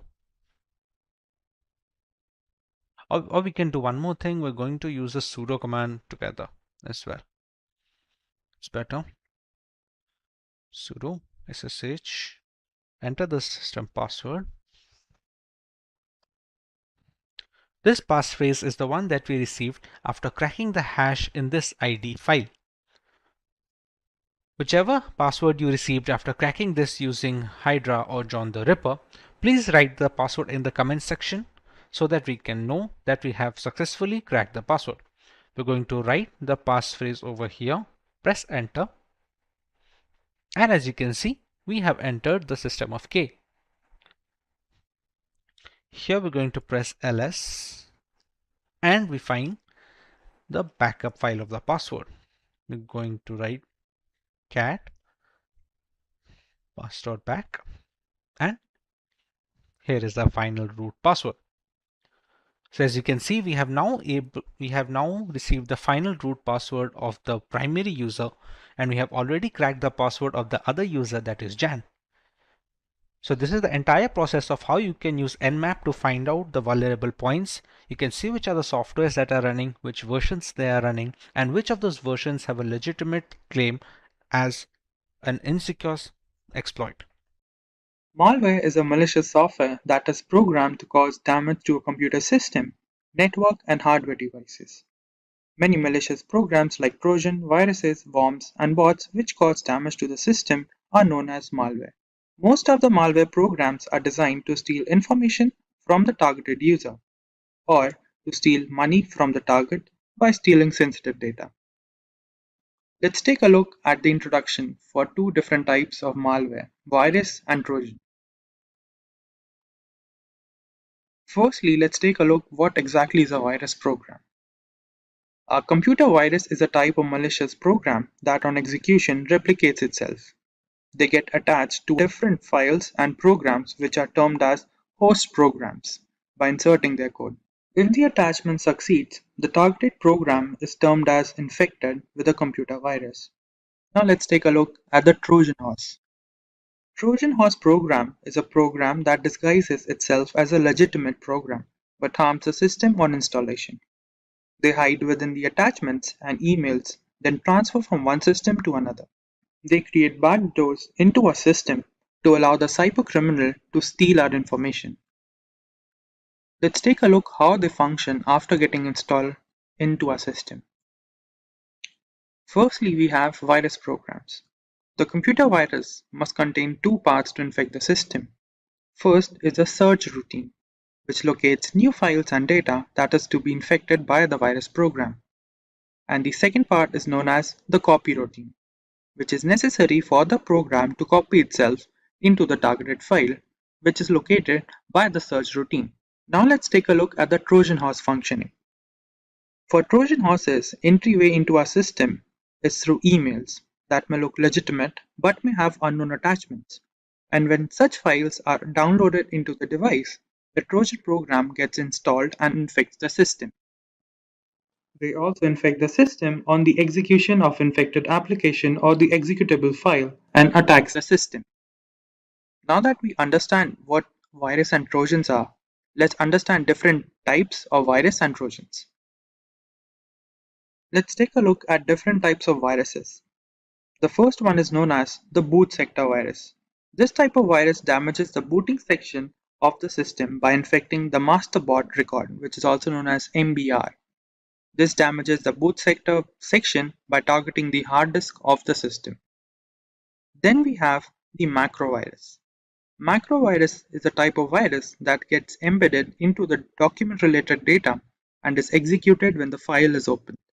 They also are designed to replicate themselves and infect the system on a larger scale. And lastly, we have the direct action virus. This type of virus gets attached to executable files, which on execution activates the virus program and infects the system. Once the infection of the file is completed, they exit the system, which is also the reason it is known as a non-resident virus. Let's take a look at different types of trojans. The first type of trojan is the backdoor trojan. They are designed to create a backdoor in the system on execution of an infected program. They provide remote access of a system to the hacker. This way, the cybercriminal can steal our system data and may use it for illegal activities. Next, we have Cryptography Trojan. They enter the system by clicking the random pop-ups which we come across on the internet. They tempt the user to give their personal details for different transactions or schemes, which may provide remote access of a system to the cybercriminal. And the last Trojan type is ransom Trojan. This type of Trojan program, after entering the system, blocks the user from accessing its own system and also affects the system functioning. The cybercriminal demands a ransom from the targeted user for the removal of the Trojan program from the device.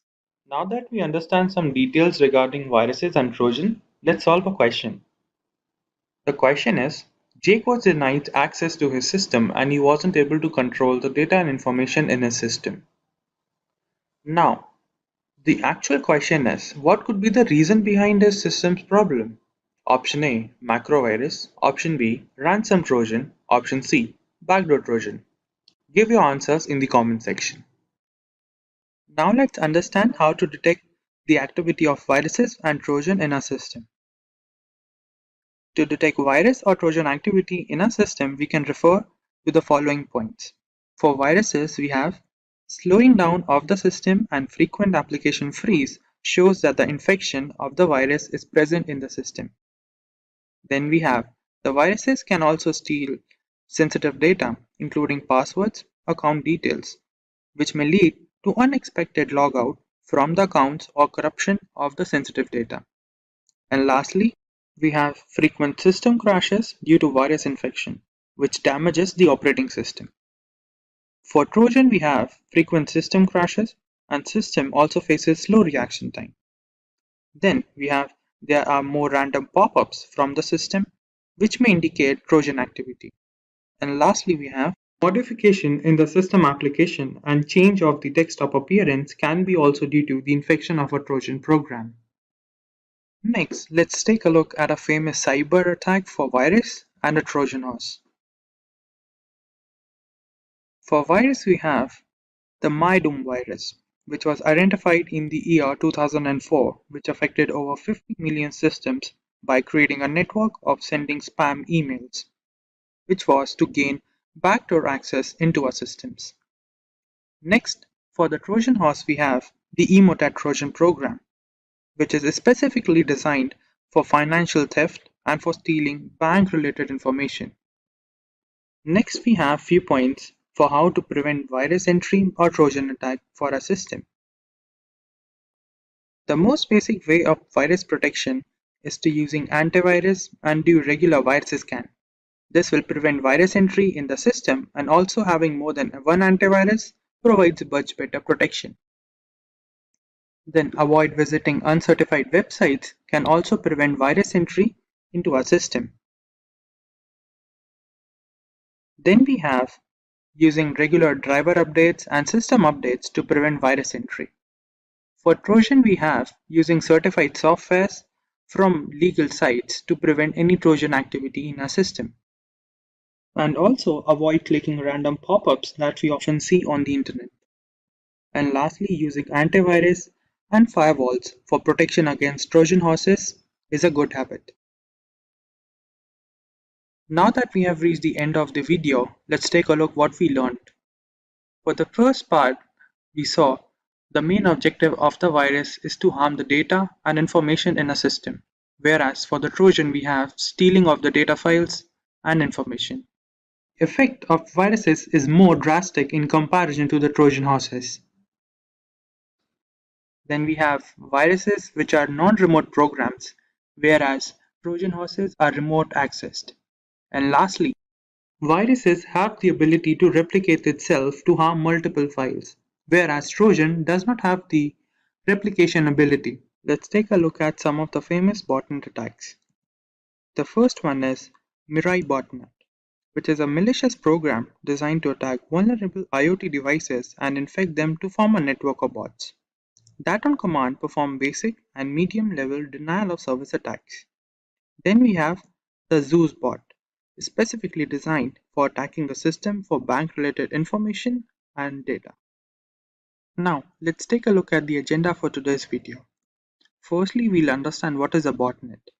Then we'll see how exactly a botnet works. After that, we'll learn some of the architectures how a botnet works on. In the end, we learn how to protect ourselves from botnet attacks. Now, let's see what exactly a botnet is. Botnet refers to a network of hijacked interconnected devices that are installed with malicious codes known as malware. Each of these infected devices are known as bots, and a hijacked criminal known as bot hoarder remotely controls them. The bots are used to automate large-scale attacks, including data theft, server failure, malware propagation, and denial of service attacks. Now that we know what exactly a botnet is, let's dive deeper into learning how a botnet works. During the preparation of a botnet network, the first step involves preparing the botnet army. After that, the connection between the botnet army and the control server is established. And the end, the launching of the attack is done by the bot hoarder. Let's understand through an illustration. Firstly, we have a bot hoarder that initiates the attack. According to the control server commands, the devices that are infected with the malware programs and begins to attack the infected system. Let's see some details regarding the preparation of the botnet army. The first step is known as the prepping the botnet army. The first step is creating a botnet is to infect as many as connected devices as possible. This ensures that there are enough bots to carry out the attack. This way, it creates bots either by exploiting the security gaps in the software or websites or using phishing attacks. They are often deployed through Trojan horses. For the next step we have establishing the connection. Once it hacks the device, as per previous step, it infects it with the specific malware that connects the device back to the control bot server. A bot hoarder uses command programming to drive the bot's actions. And the last step is known as launching the attack. Once infected, a bot allows access to admin level operation like gathering and stealing of data, reading and rewriting the system data, monitoring user activities, performing denial of service attacks, including other cybercrimes. Now let's take a look at the botnet architecture. The first type is known as client-server model. The client-server model is a traditional model that operates with the help of a command and control center server and communication protocols like IRC. When the bot hoarder issues a command to the server, it is then relayed to the client to perform malicious actions. Then we have peer-to-peer model. Here controlling the infected bots involves a peer-to-peer network that relies on a decentralized approach. That is, the bots are topological interconnected and acts as both C and C servers, that is, the server and the client. Today hackers adopt this approach to avoid detection and single point failure. In the end, we will see some points on some countermeasure against botnet attacks. The first step is to have updated drivers and system updates. After that, we should avoid clicking random pop-ups or links that we often see on the internet. And lastly, having certified antivirus, anti-spyware softwares, and firewall installed into a system will protect against malware attack. Jane is relaxing at home when she receives an email from a bank that asks her to update her credit card PIN in the next 24 hours as a security measure. Judging the severity of the message, Jane follows the link provided in the email. On delivering her current credit card PIN and the supposedly updated one, the website became unresponsive, which prompted her to try sometime later. However, after a couple of hours, she noticed a significant purchase from a random website on that same credit card, which she never authorized. Frantically contacting the bank, Jane realized the original email was a counterfeit or a fake message with a malicious link that entailed credit card fraud. This is a classic example of a phishing attack. Phishing attacks are a type of social engineering where a fraudulent message is sent to a target on the premise of arriving from a trusted source. Its basic purpose is to trick the victim into revealing sensitive information like passwords and payment information. It's based on the word phishing, which works on the concept of baits. If a supposed victim catches the bait, the attack can go ahead, which in our case makes Jane the fish and the phishing emails the bait. If Jane never opened the malicious link or was cautious about the email authenticity, an attack of this nature would have been relatively ineffective. But how does the hacker gain access to these credentials? A phishing attack starts with a fraudulent message, which can be transmitted via email or chat applications. Even using SMS conversations to impersonate legitimate sources is known as smishing, which is a specific category of phishing attacks. Irrespective of the manner of transmission, the message targets the victim in a way that coaxes them to open a malicious link and provide critical information on the requisite website. More often than not, the websites are designed to look as authentic as possible. Once the victims submit information using the link, be it a password or credit card details, the data is sent to the hacker who designed the email and the fake website, giving him complete control over the account whose password was just provided. Often carried out in campaigns where an identical phishing mail is sent to thousands of users, the rate of success is relatively low, but never zero. Between 2013 and 2015, corporate giants like Facebook and Google were tricked off of $100 million due to an extensive phishing campaign, where a known common associate was impersonated by the hackers.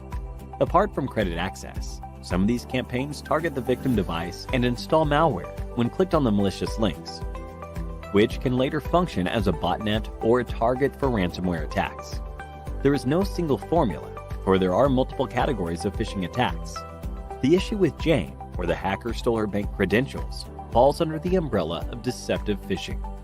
A general email is sent out to thousands of users in this category, hoping some of them fall prey to this scam. Spear phishing, on the other hand, is a bit customized version. The targets are researched before being sent an email. For example, if you never had a Netflix subscription, sending you an email that seems like the Netflix team sends it becomes pointless. This is a potential drawback of deceptive phishing techniques. On the other hand, a simple screenshot of a Spotify playlist being shared on social media indicates a probable point of entry. The hacker can send counterfeit messages to the target user while implying the source of such messages being Spotify, tricking them into sharing private information. Since the hacker already knows the target uses Spotify, the chances of victims taking the bait increase substantially. For more important targets like CEOs and people with a fortune on their back, the research done is tenfold, which can be called a case of whaling. The hackers prepare and wait for the right moment to launch their phishing attack, often to steal industry secrets for rival companies or sell them off at a higher price. Apart from just emails, farming focuses on fake websites that resemble their original counterparts as much as possible. A prevalent method is to use domain names like Facebook with a single O or YouTube with no E. These are mistakes that people make when typing the full URL in the browser, leading them straight to a counterfeit web page, which can fool them into submitting private data. A few more complex methods exist to drive people onto fake websites, like ARP spoofing and DNS cache poisoning, but they are rarely carried out due to time and resource constraints. Now that we know how phishing attacks work, let's look at ways to prevent ourselves from becoming victims. While the implications of a phishing attack can be extreme, protecting yourself against these is relatively straightforward.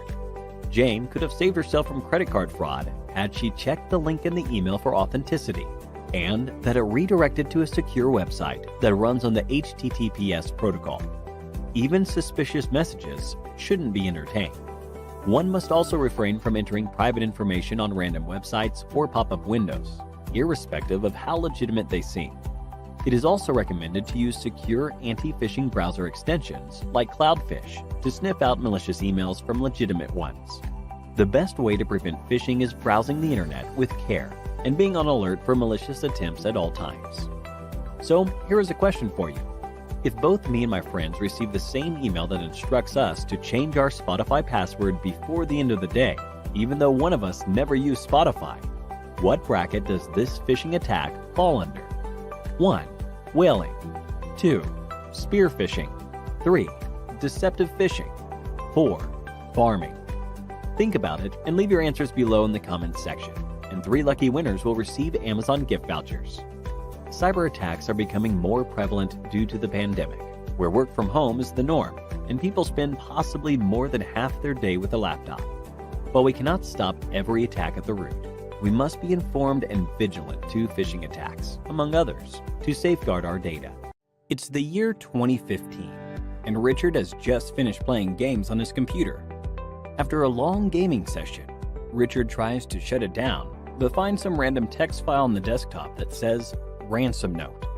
The text file mentioned how a hacking group had encrypted Richard's game files and private documents, and he had to pay a ransom of $500 worth of Bitcoin in a specified Bitcoin address. Richard quickly checked his files, only to see them being encrypted and unreadable. This is the story of how the Tesla Crypt ransomware spread in 2015, which affected thousands of gamers before releasing the master key used for encrypting the files. So, what is ransomware? For Richard to be targeted by such an attack, he must have installed applications from untrusted sources or clicked an unverified link. Both of them can function as gateways for a ransomware breach. Ransomware is a type of malware that encrypts personal information and documents while demanding a ransom amount to decrypt them. This ransom payment is mainly done using cryptocurrency to ensure anonymity, but can also employ other routes. Once the files are encrypted or locked behind a password, a text file is available to the victim, explaining how to make the ransom payment and unlock the files for it. Just like Richard found the ransom note text file on his desktop. Even after the money has been paid, there is no guarantee that the hackers will send the decryption key or unlock the files. But in certain sensitive situations, victims make the payment hoping for the best.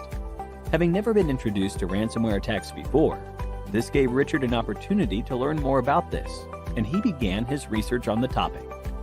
The spread of ransomware mostly starts with phishing attacks. To know more about phishing attacks, click the link in the button above. Users tend to click on unknown links received via emails and chat applications, promising rewards of some nature. Once clicked, a ransomware file is installed on the system that encrypts all the files or blocks access to computer functions. They can also be spread via malware, transmitted via untrusted application installation, or even a compromised wireless network. Another way to breach a system with ransomware is by using the Remote Desktop Protocol, or RDP access. A computer can be accessed remotely using this protocol, allowing a hacker to install malicious software on the system with the owner unaware of these developments. Coming to the different types of ransomware. First, we have Locker ransomware, which is a type of malware that blocks standard computer functions from being accessed until the payment to the hackers is complete. It shows a lock screen that doesn't allow the victim to use the computer for even basic purposes. Another type is crypto ransomware, which encrypts the local files and documents in the computers. Once the files are encrypted, finding the decryption key is impossible unless the ransomware variant is old and the keys are already available on the internet. Scareware is fake software that claims to have detected a virus or other issue on your computer and directs you to pay to resolve the problem. Some types of scareware lock the computer, while others simply flood the screen with pop-up alerts without actually damaging files. To prevent getting affected by ransomware, Richard could have followed a few steps to further enhance his security. One must always have backups of their data. Cloud storage for backup is easy, but a physical backup in a hard drive is always recommended. Keeping the system updated with the latest security patches is always a good idea. Apart from system updates, one must always have reputed antivirus software installed. Many antivirus software like Kaspersky and Bitdefender have anti-ransomware features that periodically check for encryption of private documents. When browsing the internet, a user must always check for the lock symbol on the address bar, which signifies the presence of HTTPS protocol for additional security. If a system is infected with ransomware already, there is a website, nomoreransom.org. It has a collection of decryption tools for most well-known ransomware packages. It can also help decrypt specific encrypted files if the list of anti-ransomware tools didn't help the victim. So, here's a question for you. What should be the first course of action after a ransomware attack? 1. Contact the criminal authorities. 2. Run antivirus scan for the entire system. 3. Recover from local or cloud backups. 4. Isolate device from the parent network. Think about it and leave your answers in the comments section. And 3 lucky winners will receive Amazon gift vouchers. Ransomware attacks have become increasingly common due to the shift in corporate work culture from in-office to work from home. In March 2021, a Chicago-based company called CNA Financial was attacked by ransomware that affected nearly 75,000 users. The company was later forced to pay out $40 million to get their system access back. Ransomware costs businesses more than $75 billion per year, and we must take the necessary steps to incur as minor damage as possible. So that was ransomware in a nutshell, a growing concern among security professionals worldwide. To understand the keylogging problem better, let's take a look at an example. This is June. She works in a business firm where she manages the company's data regularly.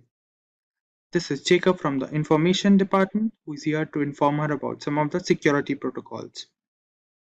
During the briefing, she informed him about some of the problems her system was facing with, which included slow reaction speed and unusual internet activity.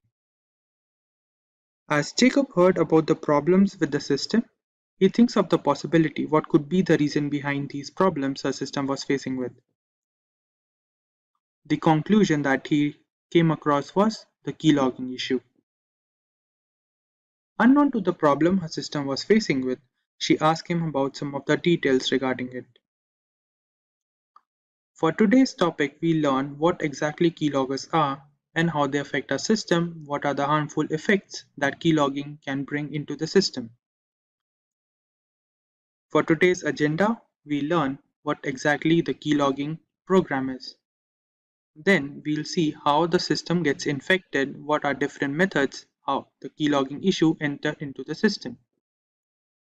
Then we'll take a look at different types of methods, how to detect the keylogging issue into the system. Then we'll take a look at different types of keyloggers that are present and how they affect differently into the system. Then we'll take a look how the hackers use the recorded data that has been sent by the keylogging program. And then we'll take a look at a case where the mobile devices get infected with the keylogging issue. And lastly, we'll take a look what are different prevention methods available to prevent the system from getting infected by the keylogging issue. To begin with, we learn what exactly the keylogging program is.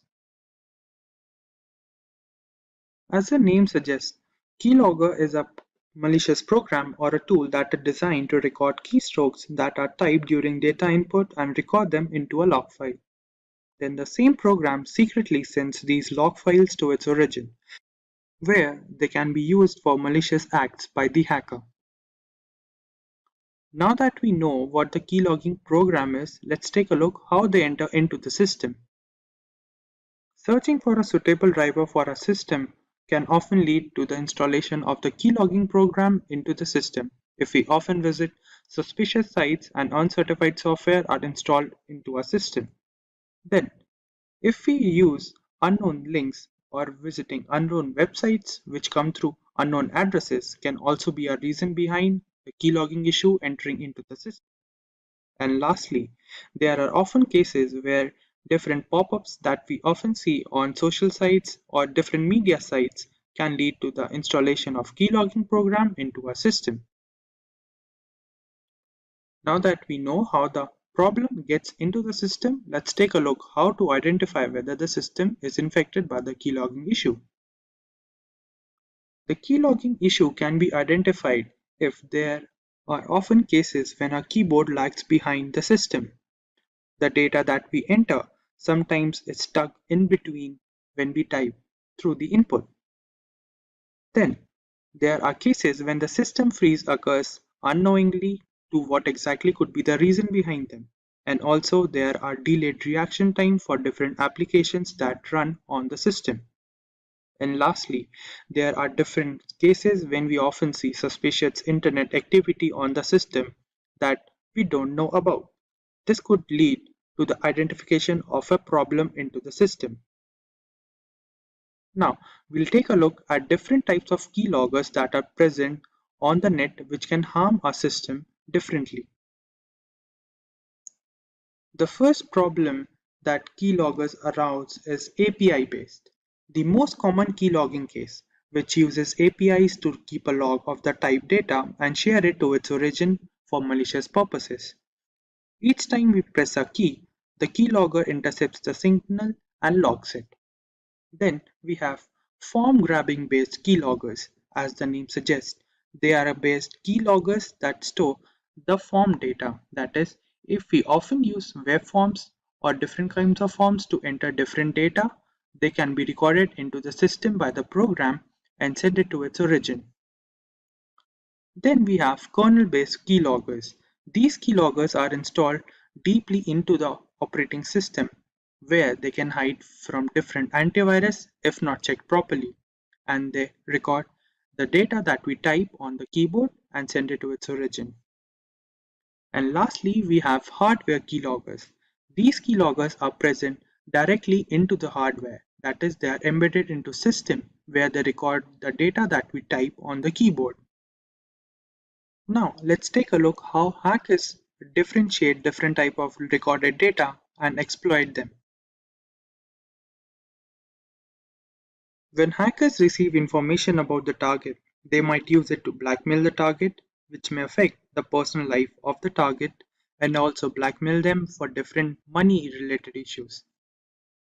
Then, in case of company data that is recorded by the keylogging program can also affect the economic value of the company in the market, which may lead to the downfall of the company.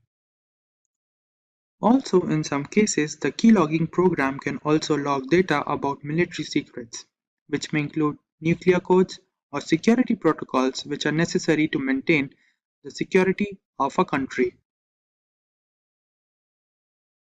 Now, let's take a look whether mobile devices get infected with the keylogging issue or not. In the case of hand devices, infection of keyloggers are low in comparison to the computer systems, as they use on-screen keyboard or virtual keyboard. But in some cases, we often see different kinds of malicious programs getting installed into the hand device if we often visit different uncertified websites or illegal websites or torrent sites.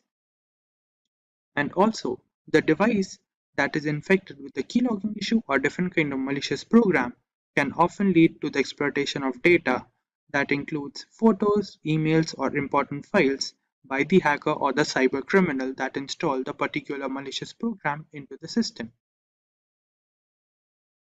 Now, to prevent a system from getting infected by the keylogging program, let's take a look at different points.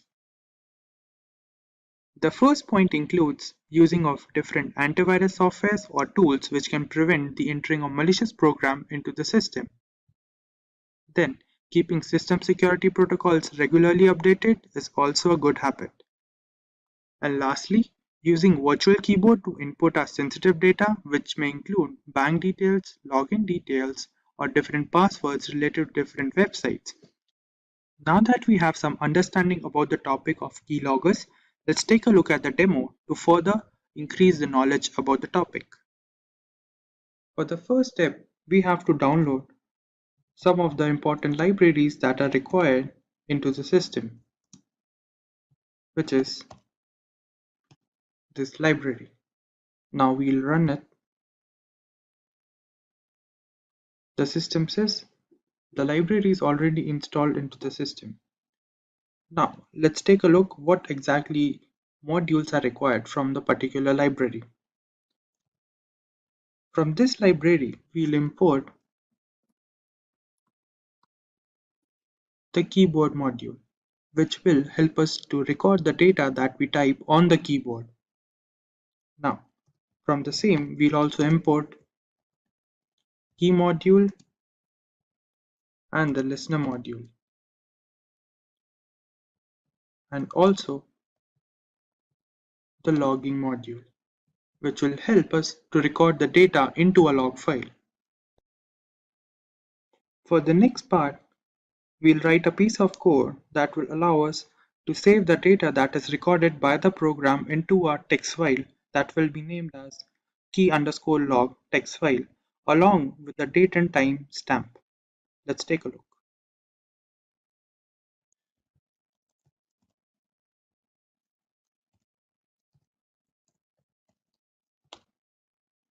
Now, we'll provide it with the file name that will be given as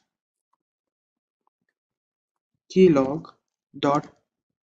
file, and also show the part where the format of the data is recorded. Put the brackets over here to contain the file name. Now we'll write the format in which the data will be recorded into the log file, which will be given as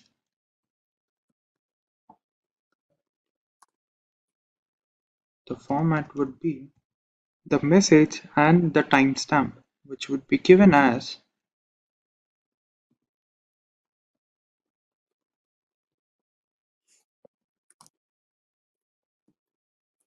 along with the timestamp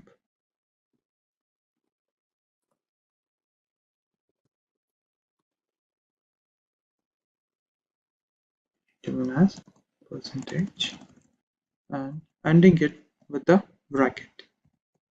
Now, for the next step, we'll design two of the functions that will be used into the program that will be termed as while press function and while release function. Let's take a look. While press function would be a function that will come into play when the keyboard key has been pressed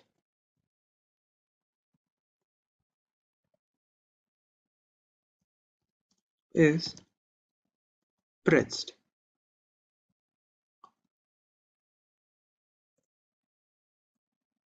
And this would go for the format that we designed in the above line. And logging the pressed key info, a string file to be recorded into the log file. Now we'll design a function that is while release.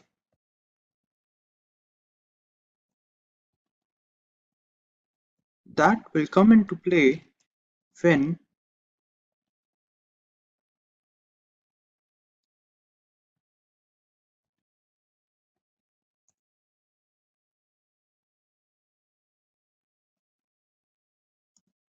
the escape key has been pressed. That is, the program will terminate itself and the program will stop from running. And in the end, we require for the functioning of the program to loop these functions, that is while press and while release, to continue its cycle.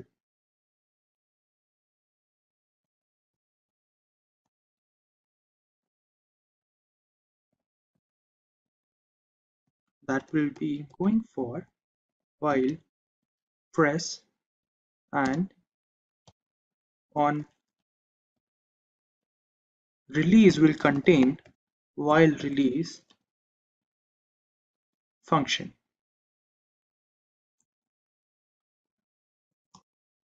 As listener. And now this part would join the different threads and store them into the log file. Now that we have completed the code for the program, let's run it.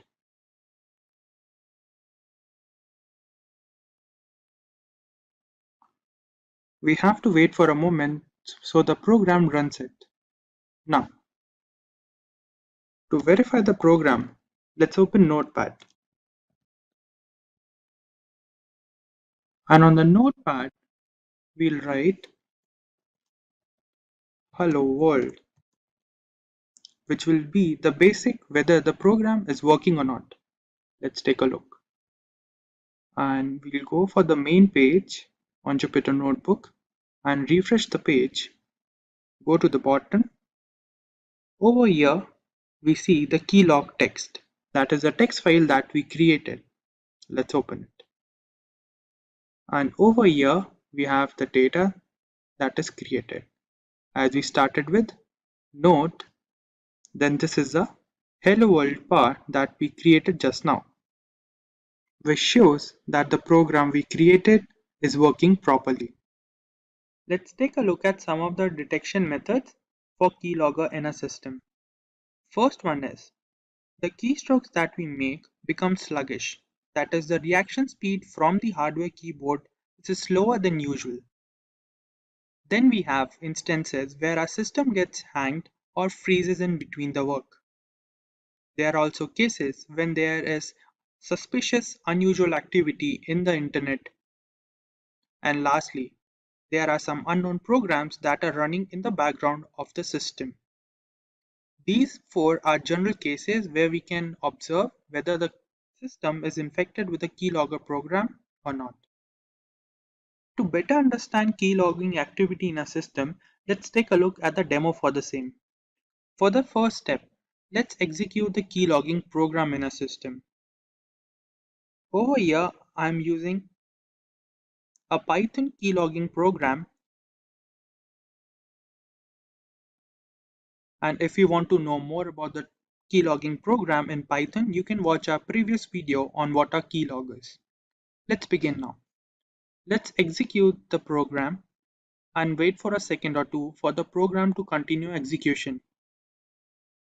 Okay, let's take a look whether the program is working properly. We can see that the keylogging program would create a text file named key_log. Let's take a look. Key_log. Seems like the program is working fine. Let's try typing something on the notepad.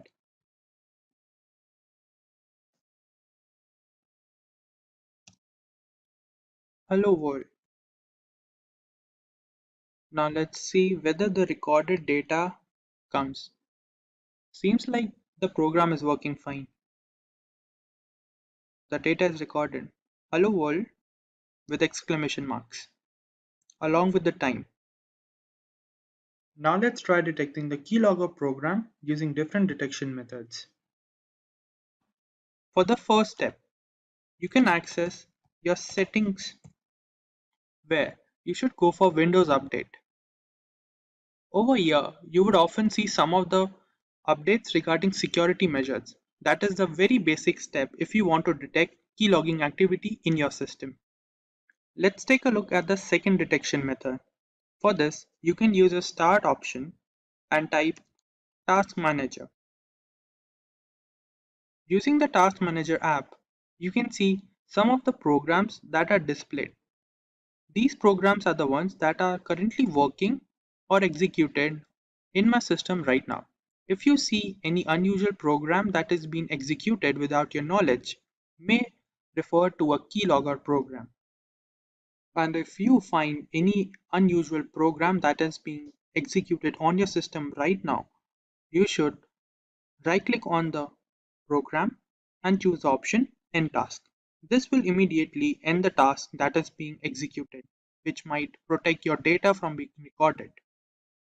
Let's take a look at the third option, how we can detect the keyloggers. In the Task Manager, use the option Startup. In the Startup option, represents the softwares or programs that get executed when the system is turned on. If you see any unusual program or software mentioned in any of these in your system, you might have to disable that.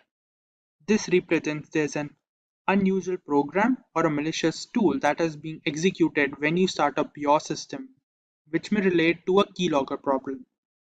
And the last method to detect keylogger activity is to type something. If you feel there's some restrictions or there's a gap between when you type the key on your keyboard and the reaction speed becomes slow even by a millisecond, this might represent there is a program that is interfering with the keyboard.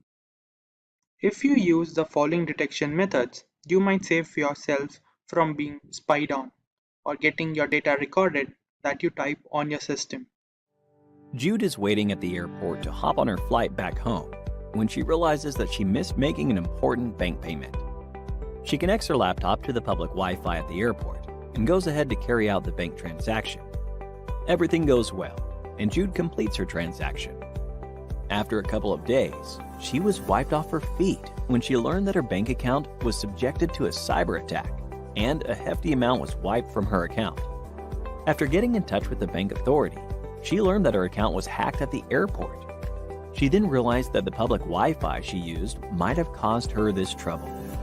Jude wishes that had her bank transfer escaped the hacker's eyes, she would not have been a victim of a cyber attack. Bank officials advise her to use a VPN for future transactions, especially when connecting to an open or public network. Like most of us, Jude had come across the term VPN several times, but didn't know much about it, and little did she think that the repercussions of not using a VPN would be this bad. Let's understand how the hacker would have exploited Jude's transaction in the absence of a VPN. In this process, Jude's computer first connects to the Internet Service Provider, ISP, which provides access to the Internet. She sends her details to the bank's server using her IP address. Internet Protocol Address, or IP address, is a unique address that recognizes a particular device, be it a laptop or a smartphone on the Internet. When these details pass through the public network, the hacker, who passively watches the network traffic, intercepts it. This is a passive cyber attack, where the hacker collects Jude's bank details without being detected.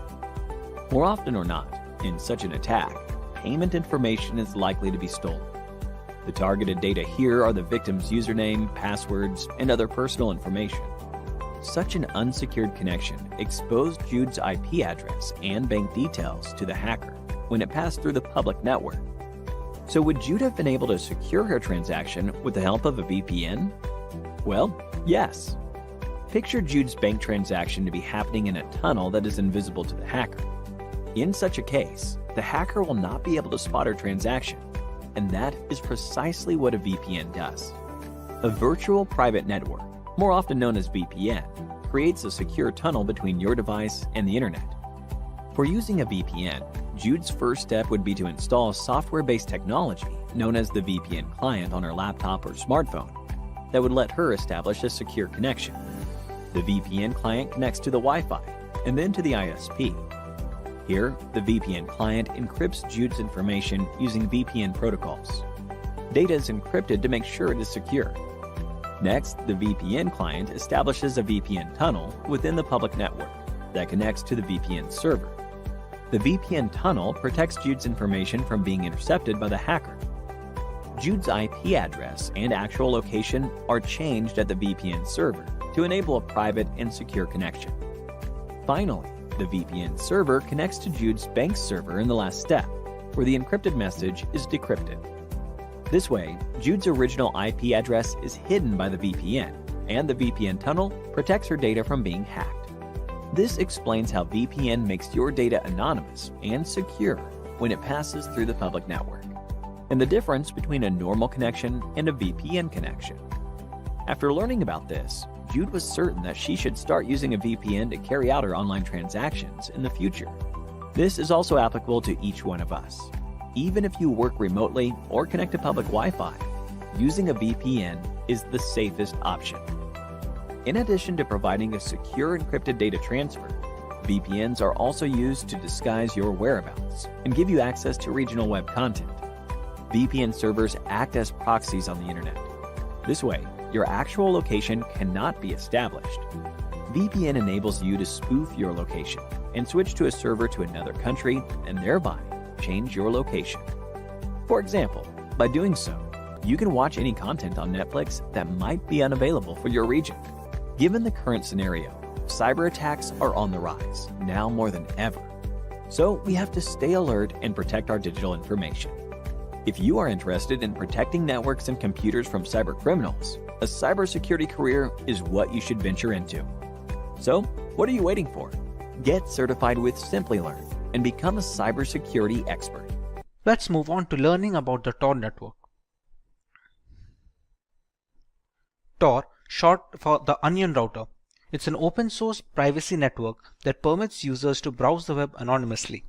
The Tor was initially developed and solely used by the US Navy to protect sensitive government communications before the network was made publicly available. The digital era has disrupted the traditional way of doing things in every sector of the economy. The rapid rise in development and innovation of digital products has given way to frequent data breaches and cyber thefts. In response, consumers are increasingly opting for products that offer data privacy and cybersecurity. Tor is one such underground network that was implemented for the purpose of protecting users' identities. The Tor network is one example of the many emerging technologies that attempt to fill a data privacy void in a digital space plagued by cybersecurity concerns. The Tor network intercepts the traffic from your browser and bounces a user's request of a random number of other user IP addresses. Then the data is passed to the user requester's final destination. These random users are volunteer devices which are called as nodes or relays. The Tor network disguises your identity by encrypting the traffic and moving it across different Tor relays within the network. The Tor network uses an onion routing technique for transmitting data, hence the original name of Onion Router. To operate within the Tor network, a user has to install the Tor browser. Any address or information requested using the browser is transmitted through the Tor network. It has its own feature set, which we will be covering over later in this video. As we discussed already, the data passing through the Tor network must follow a unique protocol known as the Onion Routing Protocol. Let us learn more about its unique characteristics. In our normal network usage, the data is transmitted directly. The sender has data packets to transmit, which is done directly over a line of communication with either a receiving party or a server of some kind. However, since the data can easily be captured while being transmitted, the security of this exchange is not very reliable. Moreover, it becomes very easy to trace the origin of such requests. On many occasions, websites with questionable and controversial content are blocked from the ISP. This is possible since the ISP is able to detect and spy on user information passing through the network. Apart from ISPs, there is a steady chance of your private information being intercepted by hackers. Unfortunately, easy detection of the source and contents of a web request make entire network extremely vulnerable for people who seek anonymity over the internet. However, in the Onion Routing Protocol, things take a longer route. We have a sender with the Tor browser installed on the client system. The network sends the information to node 1's IP address, which encrypts the information and passes it on to node 2's address, which performs another encryption and passes it on to node 3 address. This is the last address, which is also known as the exit node. This last node decrypts the encrypted data and finally relays the request to the final destination, which can be another device or a server end. This final address thinks the request came from the exit node and grants access to it. The encryption process across multiple computers repeats itself from the exit node to the original user. The Tor network obfuscates user IP addresses from unwanted surveillance by keeping the user's request untraceable. With multiple servers touching the data, it makes the tracking very difficult for both ISPs and malicious attackers. Now that we understand the way Tor works, let us learn more about the Tor browser. The Tor browser was developed by a non-profit organization as a part of the Tor project in 2008, and its first public release was announced. The Tor browser is a browser fork from the popular Firefox that anonymizes your web traffic using the Tor network. If you're investigating a competitor, researching an opposing litigant in a legal dispute, or just think it's creepy for your ISP or the government to know what websites you visit, the Tor browser might be the right solution. Before the Tor browser were developed, Using that network to maintain anonymity was a huge task for everyday consumers. Starting from the setup to the usage, the entire process demanded a lot of knowledge and practice. The Tor browser managed to make it easy for users to traverse the relay servers in Tor and guarantee the privacy of the data exchange. A major feature of the Tor browser is the ability to delete all browser history, cookies, and tracking data the moment it is closed. Every new launch of the browser opens an empty slate, having your usage habits from being tracked and singled out. A major feature that is the highlight of the Tor network is the availability of onion links. Only a small portion of the World Wide Web is available to the general public. We have the deep web that contains links that are not allowed to be indexed by standard search engines like Google and Bing. The dark web is a further subset of the deep web which contains onion links. Tor browser gives you access to these .onion websites which are only available within the Tor network. Onion is a special use top-level domain which designates an anonymous onion service, which is also known as a hidden service. Similar to the links of the deep web, these onion links provide services like online shopping, cryptocurrency, and many other products not available in the consumer internet space. Often being considered as a haven for illegal activities and sales, onion links provide both information and assets in a private manner without the risk of spying by authorities. Browsing the web over Tor is slower than the ClearNet due to the multiple layers of encryption. Some web services also block Tor users. Tor browser is also illegal in authoritarian regimes that want to prevent citizens from reading, publishing, and communicating anonymously. Journalists and dissidents around the world have embraced Tor as a cornerstone of democracy, and researchers are hard at work at improving Tor's anonymity properties. Let us take a look at some of the advantages of using the Tor browser over standard web browsers. The highlight of using the Tor browser is to maintain anonymity over the internet. The cause for such requests can differ from person to person, but all of these concerns are answered by the Tor network. Routing the information via multiple nodes and relay servers make it entirely difficult for the ISP to keep a track of usage data. The entire Tor project is designed to be completely free and open source. Allowing the code for the browser to be inspected and audited by third parties helps in the early detection of faulty configurations and critical bugs. It is present for multiple operating systems, starting from laptops to mobile devices. A number of websites are blocked by governments for a variety of reasons. Journalists under authoritarian regimes have difficulty in getting the word out regarding the situation. Since the onion routing protocol transfers data between multiple servers of random countries, the domains being blocked become available when used via Tor. Usage of these encryption messaging platforms is easily enforced using the Tor browser, which otherwise would have been a difficult task under oppressive circumstances. Many people believe that a VPN offers the same benefits as the Tor browser. Let's put both of them to the test and see the differences between them. Coming to the first point of difference, Tor is completely free and open source. All of the code for the browser and the network can be audited and has been cleared for security concerns. When it comes to VPN, there are many different brands which have open source clients, but the same cannot be said for their counterparts. Some have partly open source, while some have completely locked up their code so that they cannot be stolen further. Moving on, Tor has multiple relay points in its data transfer protocol. Between the server and the receiver, there are 3 different IP nodes. That number can increase, but it will always be more than 2. Once the data is passed from the sender, it goes through all of those relay points, while in the case of a VPN, the connection is made from the client device to the VPN server and then to the requested destination. There is no other IP node that comes into work here, thereby making the connection a one-to-one between the client and a VPN. As a next point, since Tor handles multiple layers of encryption and the data passes through multiple systems along the way, the performance is slow compared to a VPN, where the performance is relatively fast due to the less number of nodes the data passes through. Similarly, the multi-layer encryption of Tor is consistent. If you use Tor browser, every single request passes through the same layer of encryption and follows the same routing protocol. In the case of a VPN, different companies offer different levels of encryption. Some have multi-hop, some prefer a single one-to-one connection, and these kind of differences make the choice much more variable. Finally, The nodes and relays being used in the Tor network are volunteer. There is no company holding over them, so jurisdiction becomes relatively straightforward. Whereas in the case of VPNs, many such VPNs are hosted by adware companies or are being monitored by central governments to note the usage information. Now that we have a better understanding of the Tor browser and its routing, let us take a look at how the Tor browser can anonymize and protect our internet usage. On opening up the Tor browser for the first time, this is the page that you are going to be welcomed with.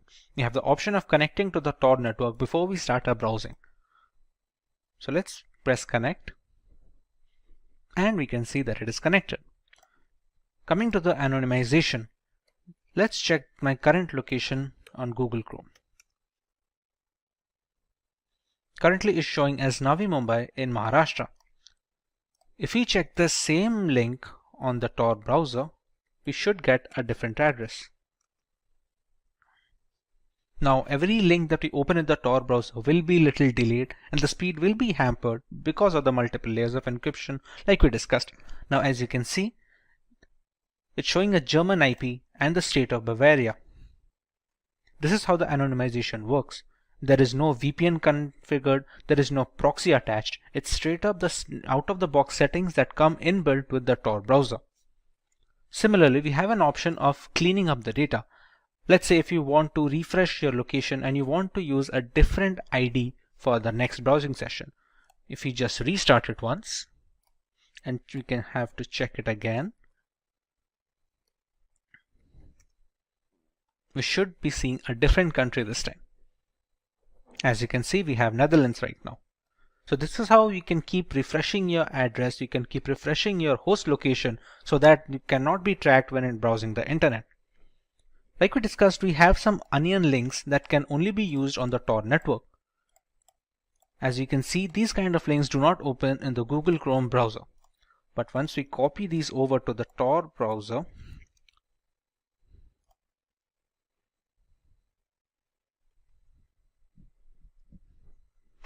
as you can see, we have opened the hidden wiki, which is available only on the Tor network.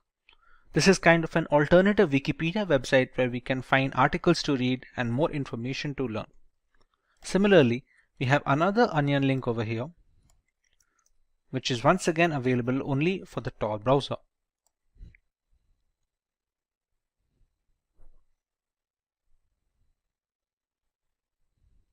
Now these kind of delays are expected, but they are a valid compromise because they maintain the anonymity that many people desire. Similarly, we have found a hidden wallet, which is a cryptocurrency wallet, which is specifically for dark web members.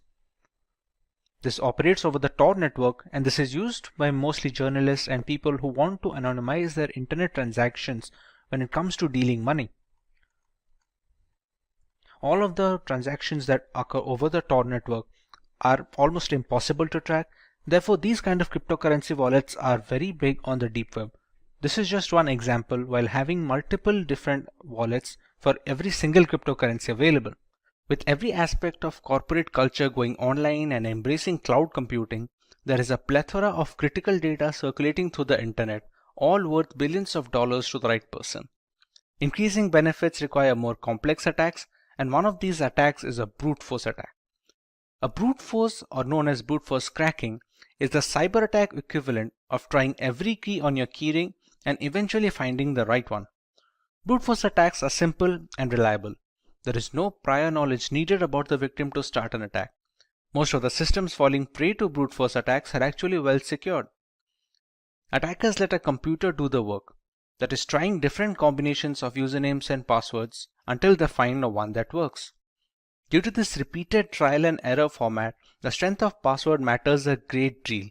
Although with enough time and resources, brute force will break a system since they run multiple combinations until they find the right passcode. Hey everyone, this is Vaibhav from Simplilearn and welcome to this video on what is a brute force attack. Let's take a look at the topics we need to cover today. We start by learning about what a brute force attack is and its reliability as a hacking technique. Next, we take a look at a step-by-step approach to how the hackers can take control of a system using brute force techniques. Moving on, we learn about the harmful effects of getting our personal devices brute forced or compromised and how it can affect not only our devices but our friends and family as well. We also understand a few steps that we can enforce to make a better security system against brute force attacks specifically. And finally, we have a demonstration that explains how the brute force mechanism works in a real world situation. But before we begin, make sure you're subscribed to our Simplilearn channel and click the bell icon to never miss an update from us. Let's begin with learning about brute force attacks in detail. A brute force attack, also known as an exhaustive search, is a cryptographic hack that relies on guessing possible combinations of targeted password until the current password is discovered. It can be used to break into online accounts, encrypted documents, or even network peripheral devices. The longer the password, the more combinations that will need to be tested. A brute force attack can be time-consuming and difficult to perform if methods such as data obfuscation are used, and at times downright impossible. However, if the password is weak, it could merely take seconds with hardly any effort. Dictionary attacks are an alternative to brute force attacks, where the attacker already has a list of usernames and passwords that need to be tested against the target. It doesn't need to create any other combinations on its own. Dictionary attacks are much more reliable than brute force in a real-world context, but the usefulness depends entirely on the strength of passwords being used by the general population. There is a three-step process when it comes to brute forcing a system. Let's learn about each of them in detail. In step 1, we have to settle on a tool that we are going to use for brute forcing. There are some popular names on the market like Hashcat, Hydra, and John the Ripper. While each of them has its own strengths and weaknesses, each of them perform well with the right configuration. All of these tools come pre-installed with certain Linux distributions that cater to penetration testers and cybersecurity analysts like Kali Linux and Parrot Security. After deciding what tool to use, we can start generating combinations of alphanumeric variables whose only limitation is the number of characters. For example, while using Hydra, a single 6-digit password will create 900,000 passwords with only digits involved. Add alphabets and symbols to that sample space and that number grows exponentially. The popular tools allow customizing this process. Let's say the hacker is aware of the password being a specific 8-digit word containing only letters and symbols. This will substantially increase the chances of being able to guess the right password since we remove the time taken to generate the longer ones. We omit the need for including digits in such combinations. These small tweaks go a long way in organizing an efficient brute force attack, since running all the combinations with no filters will dramatically reduce the odds of finding the right credentials in time. In the final step, we run these combinations against the file or service that is being broken. We can try and break into a specific encrypted document, a social media account, or even devices at home that connect to the internet. Let's say there is a Wi-Fi router. The generated passwords are then fed into the connection one after the other. It is a long and arduous process, but the work is left to the computer rather than someone manually clicking and checking each of these passcodes. Any password that doesn't unlock the router is discarded and the brute force tool simply moves on to the next one. This keeps going on until we find the right combination which unlocks the router. Sometimes reaching the success stage takes days and weeks, which makes it cumbersome for people with low computing power at their disposal. However, the ability to crack any system in the world purely due to bad password habits is very appealing, and the general public tends to stick with simple and easy to use passwords. Now that we have a fair idea about how brute force works, let's see if we can answer this question. We learned about how complex passwords are tougher to crack by brute force. Among the ones listed on the screens, which one do you believe will take the longest to be broken when using brute force tools? Leave your answers in the comment section and we will get back to you with the correct option next week. Let's move on to the harmful effects of getting a system compromised due to brute force attacks. A hacked laptop or mobile can have social media accounts logged in, giving the hackers free access to the victim's connections. It has been reported on multiple occasions where compromised Facebook accounts are sending malicious links and attachments to people on their friends list. One of the significant reasons for hacking, malware infusion is best done when spread from multiple devices, similar to distributing spam. This reduces the chance of circling back the source to a single device which belongs to the hacker. Once brute forced, a system can spread malware via email attachments, sharing links, file upload via FTP, etc. Personal information such as credit card data, usage habits, private images and videos are all stored in our systems, be it in plain format or root folders. A compromised laptop means easy access to these information that can be further used to impersonate the victim regarding bank verification, among other things. Once a system is hacked, it can also be used as a mail server that distributes spam across lists of victims. Since the hacked machines all have different IP addresses and MAC addresses, it becomes challenging to trace the spam back to the original hacker. With so many harmful implications arising from a brute force attack, it's imperative that the general public must be protected against such. Let's learn about some of the ways we can prevent ourselves from becoming a victim of brute force attacks. Using passwords consisting of alphabets, letters, and numbers have a much higher chance of withstanding brute force attacks thanks to the sheer number of combinations they can produce. The longer the password, the less likely it is that a hacker will devote the time and resources to brute force them. Having alphanumeric passwords also allows the user to keep different passwords for different websites. This is to ensure that if a single account or a password is compromised due to a breach or a hack, the rest of the accounts are isolated from the incident. Two-factor authentication involves receiving a one-time password on a trusted device before a new login is allowed. This OTP can be obtained either via email, SMS, or specific 2FA applications like Authy and Aegis. Email and SMS-based OTPs are considered relatively less secure nowadays due to the ease with which SIM cards can be duplicated and mailboxes can be hacked. Applications that are specifically made for 2FA cores are much more reliable and secure. CAPTCHAs are used to stop bots from running through web pages precisely to prevent brute forcing through their website. Since brute force tools are automated, forcing the hacker to solve CAPTCHA for every iteration of a password manually is very challenging. The CAPTCHA system can filter out these automated bots that keep refreshing the page with different credentials, thereby reducing the chances of brute force considerably. A definite rule that locks the account being hacked for 30 minutes after a specific number of attempts is a good way to prevent brute force attempts. Many websites lock account for 30 minutes after 3 failed password attempts to secure the account against any such attack. On an additional note, some websites also send an email instructing the user that there have been 3 insecure attempts to log into the website. Let's look at a demonstration of how brute force attacks work in a real-world situation. The world has gone wireless. With Wi-Fi taking the reins in every household, it's natural that their security will always be up for debate. To further test the security index and understand brute force attacks, we will attempt to break into the password of a Wi-Fi router. For that to happen, we first need to capture a handshake file, which is a connection file from the Wi-Fi router to a connecting device like a mobile or a laptop. The operating system used for this process is Parrot Security, a Linux distribution that is catered to penetration testers. All the tools being used in this demo can easily be found pre-installed in this operating system. If getting your learning started is half the battle, what if you could do that for free? Visit Skill Up by Simplilearn. Click on the link in the description to know more. To start our demo, we're going to use a tool called Airgeddon, which is made to hack into wireless networks specifically.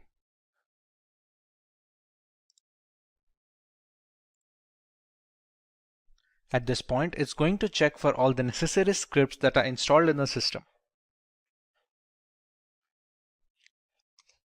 To crack into a Wi-Fi and to capture the handshake file, we're going to need an external network card.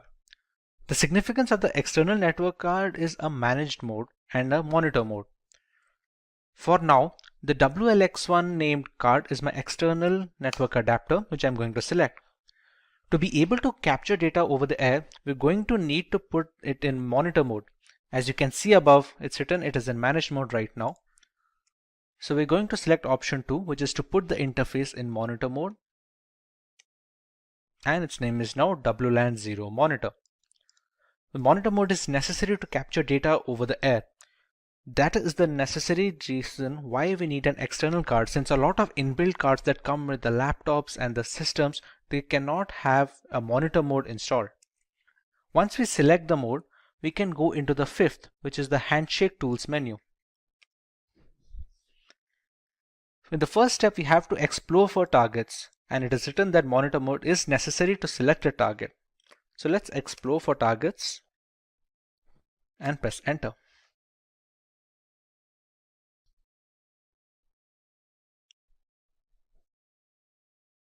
We have to let this run for about 60 seconds to get a fair idea about the networks that are currently working in this locality. For example, this ESS ID is supposed to be the Wi-Fi name that we see when connecting to a network. Geo24, Recover Me, these are all the names that we see on our mobile when trying to search for the Wi-Fis. This BSS ID is supposed to be an identifier, somewhat like a MAC address that identifies this network from other devices. The channels features on one or two, there are many channels that the networks can focus on. This here is supposed to be a client that is connected to one such network. For example, the station that you can see 5626, this is supposed to be the MAC address of the device that is connected to a router. This BSS ID is supposed to be which Wi-Fi it is connected to. For example, 5895D8 is this one, which is the Geo24 router. So we already know which router has a device connected to it, and we can use our attack to capture this handshake. Now that it has already run for 1 minute, now that we press Ctrl C, we will be asked to select a target. See, it has already selected the number 5, which is the Geo24 router, as the one with clients. So it is easy to run an attack on, and it is easy to capture a handshake for. We select network 5 and we run a capture handshake. It says we have a valid WPA2 network target selected and that the script can continue. Now, to capture the handshake, we have a couple of attacks, a DAuth or a DAuth air replay attack. What this attack does is kick the clients out of the network. In return, when they try to reconnect to the Wi-Fi, as they are configured that way, that when a client is disconnected, it tries to reconnect it immediately, it tries to capture a handshake file, which in turn contains the security key, which is necessary to initiate the handshake. For our demo, let's go with the second option, that is the DAuth air replay attack. Select a timeout value, let's say we give it 60 seconds, and we start the script. We can see it capturing data from the Geo24 network, and here we go. We have the WPA handshake file.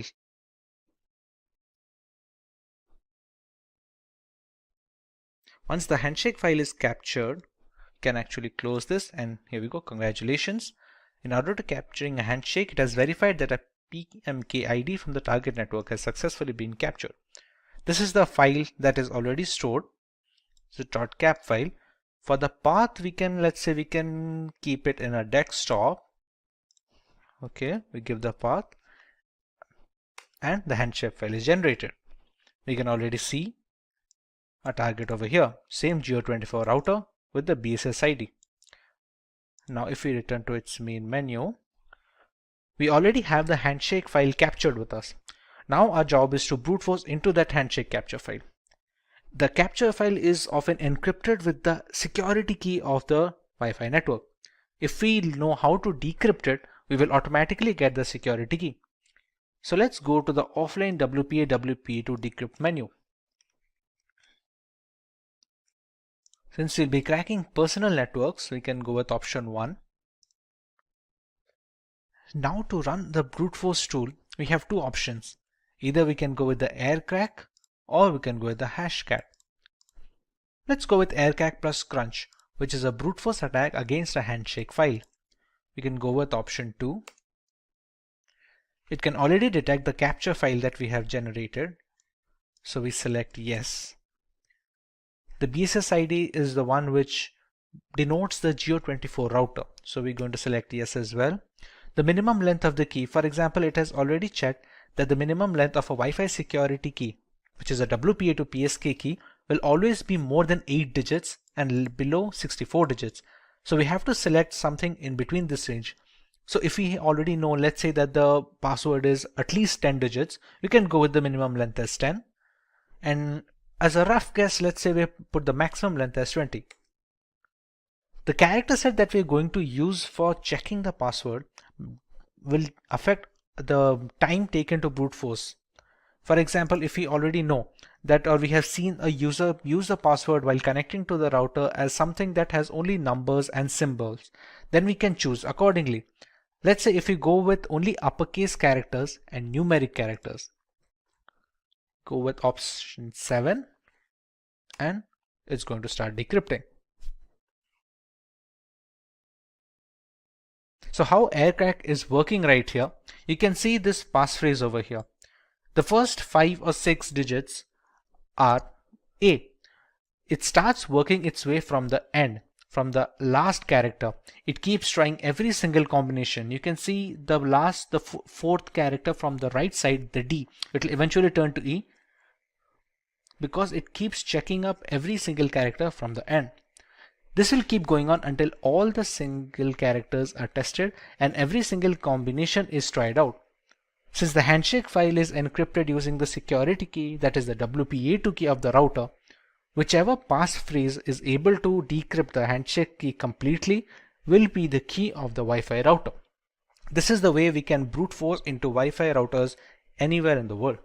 Apart from individuals, organizations worldwide that host data and conduct business over the internet are always at the risk of a DDoS attack. These DDoS attacks are getting more extreme, with hackers getting easy access to botnet farms and compromised devices. As can be seen in the graph, 3 of the 6 strongest DDoS attacks were launched in 2021, with the most extreme attack occurring just last year in 2020. Lately, cybercriminals have been actively seeking out new services and protocols for amplifying these DDoS attacks. Active involvement with hacked machines and botnets allow further penetration into the consumer space, allowing much more elaborate attack campaigns. Apart from general users, multinational corporations have also had their fair share of problems. GitHub, a platform for software developers, was the target of a DDoS attack in 2018. Widely suspected to be conducted by Chinese authorities, this attack went on for about 20 minutes, after which the systems were brought into a stable condition. It was the strongest DDoS attack to date at the time and made a lot of companies reconsider the security practices to combat such attacks. Even after years of experimentation, DDoS attacks are still at large and can affect anyone in the consumer and corporate space. Hey everyone, this is Baibab from Simplilearn, and welcome to this video on what is a DDoS attack. Let's take a look at the topics we will be covering today. We start by learning what is a DDoS attack and how it works on a phase-by-phase level. We learn about the distinct categories in DDoS attacks and the potential aim of hackers when they launch a DDoS attack campaign. We also look at some preventive measures that can be taken to protect oneself from these DDoS attacks.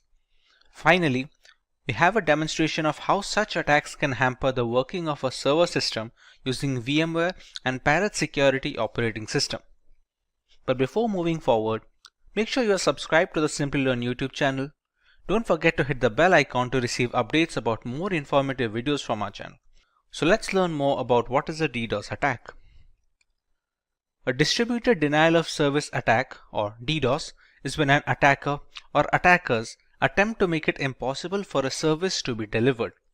This can be achieved by thwarting access to virtually anything: servers, devices, services, networks, applications, and even specific transactions within applications. In a DOS attack, it's one system that is sending the malicious data or requests. A DDoS attack comes from multiple systems. Generally, these attacks work by drowning a system with requests for data. This could be sending a web server so many requests to serve a page that it crashes under the demand, or it could be a database being hit with a high volume of queries. The result is available internet bandwidth, CPU, and RAM capacity become overwhelmed. The impact could range from a minor annoyance from disrupted services to experiencing entire websites, applications, or even entire businesses taking offline. More often than not, these attacks are launched using machines in a botnet. A botnet is a network of devices that can be triggered to send requests from a remote source, often known as the command and control center. The bots in the network attack a particular target, thereby hiding the original perpetrator of the DDoS campaign. But how do these devices come under a botnet? And what are the requests being made to the web servers? Let's learn more about these and how DDoS attacks work. A DDoS attack is a two-phase process. In the first phase, a hacker creates a botnet of devices. Simply put, a vast network of computers are hacked via malware, ransomware, or just simple social engineering. These devices become a part of the botnet, which can be triggered anytime to start bombarding a system or a server on the instruction of the hacker that created the botnet. The devices in these networks are called bots or zombies. In the second phase, a particular target is selected for the attack. When the hacker finds the right time to attack, all the zombies in the botnet network send these requests to the target, thereby taking up all the server's available bandwidth. These can be simple ping requests or complex attacks like SYN flooding and UDP flooding. The aim is to overwhelm them with more traffic than the server or the network can accommodate. The goal is to render the website or service inoperable. There is a lot of wiggle room when it comes to the type of DDoS attack a hacker can go with. Depending on the target's vulnerability, we can choose one of the three broad categories of DDoS attacks. Volume-based attacks use massive amounts of bogus traffic to overwhelm a resource. It can be a website or a server. They include ICMP, UDP, and spoofed packet flood attacks. The size of volume-based attack is measured in bits per second. These attacks focus on clogging all the available bandwidth for the server, thereby cutting the supply short. Several requests are sent to the server, all of which warrant a reply, thereby not allowing the target to cater to the general legitimate users. Next, we have the protocol level attacks. These attacks are meant to consume essential resources of the target server. They exhaust the load balancers and firewalls, which are meant to protect the system against the DDoS attacks.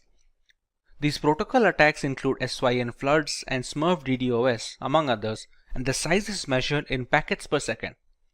For example, in an SSL handshake, server replies to the hello message sent by the hacker, which will be the client in this case, but since the IP is spoofed and leads nowhere, the server gets stuck in an endless loop of sending the acknowledgement without any end in sight. Finally, we have the application level attacks. Application layer attacks are conducted by flooding applications with maliciously crafted requests. The size of application layer attacks is measured in requests per second. These are relatively sophisticated attacks that target the application and operating system level vulnerabilities. They prevent the specific applications from delivering necessary information to users and hog the network bandwidth up to the point of a system crash. Examples of such an attack are HTTP flooding and BGP hijacking. A single device can request data from a server using HTTP POST or GET without any issues. However, when the requisite botnet is instructed to bombard the server with thousands of requests, the database bandwidth gets jammed and it eventually becomes unresponsive and unusable. But what about the reasons for such an attack? There are multiple lines of thought as to why a hacker decides to launch a DDoS attack on unsuspecting targets. Let's take a look at a few of them. The first option is to gain a competitive advantage.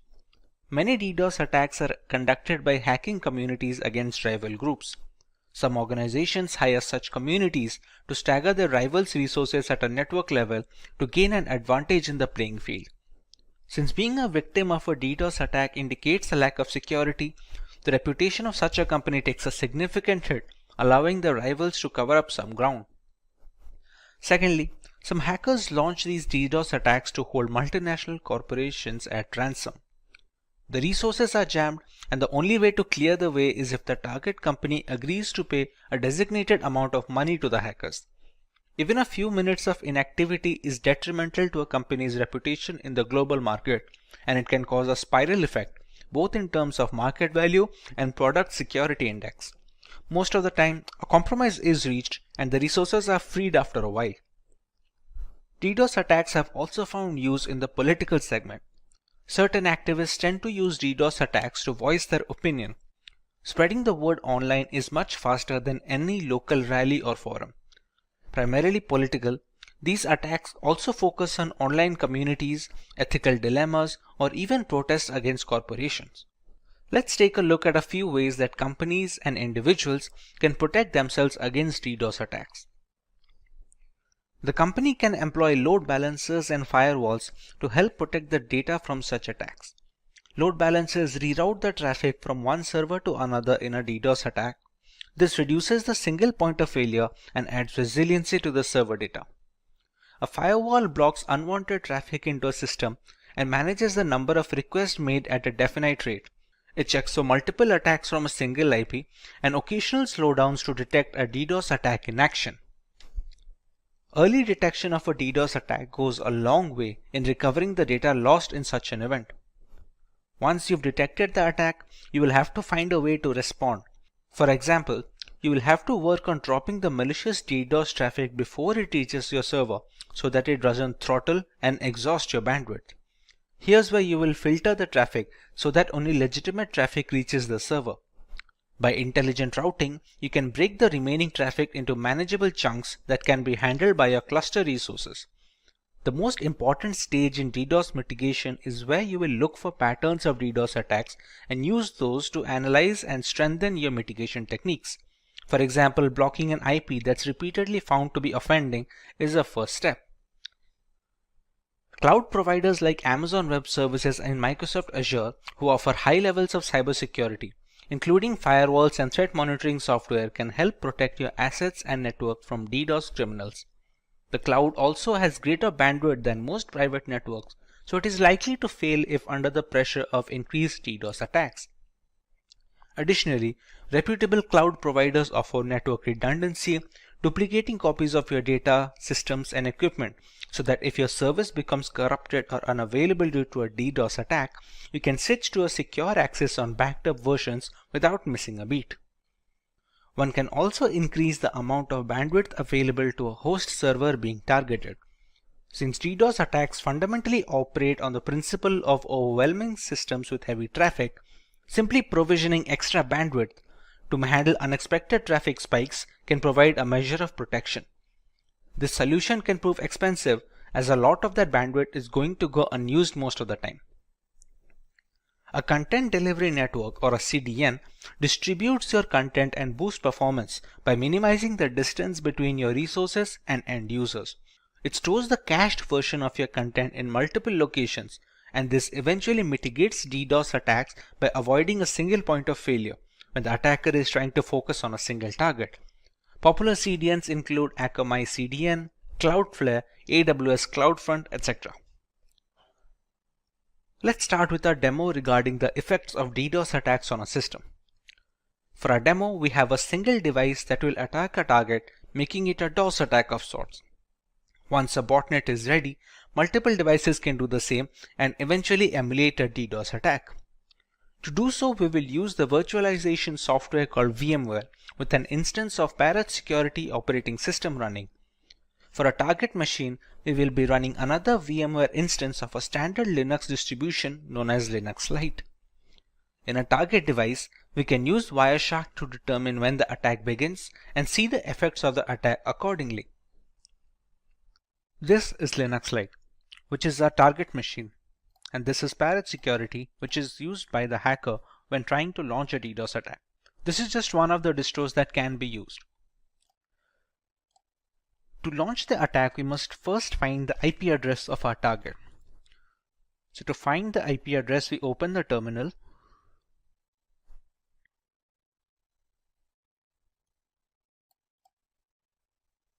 We use the command ifconfig. And here we can find the IP address. Now remember, we're launching this attack in VMware. Now both the instances of Parrot Security and Linux Lite are being run on my local network. So the address that you can see here is 192.168.72.129, which is a private address. This IP cannot be accessed from outside the network, basically anyone who is not connected to my Wi-Fi. When launching attacks with public servers or public addresses, it will have a public IP address that does not belong to the 192.168 subnet.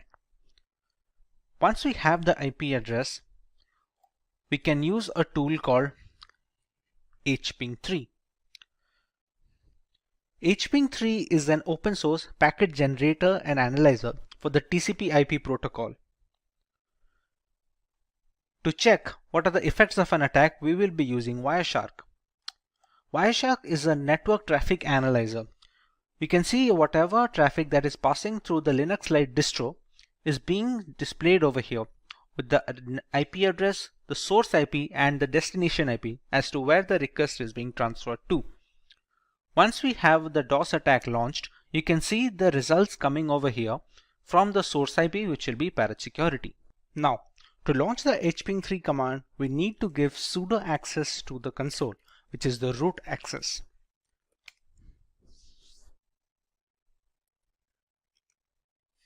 Now, we have the root access for the console. The hping3 command will have a few arguments to go with it, which are, as you can see on the screen, -s and a flood, a -v, -p80, and the IP address of the target, which is 192.168.72.129.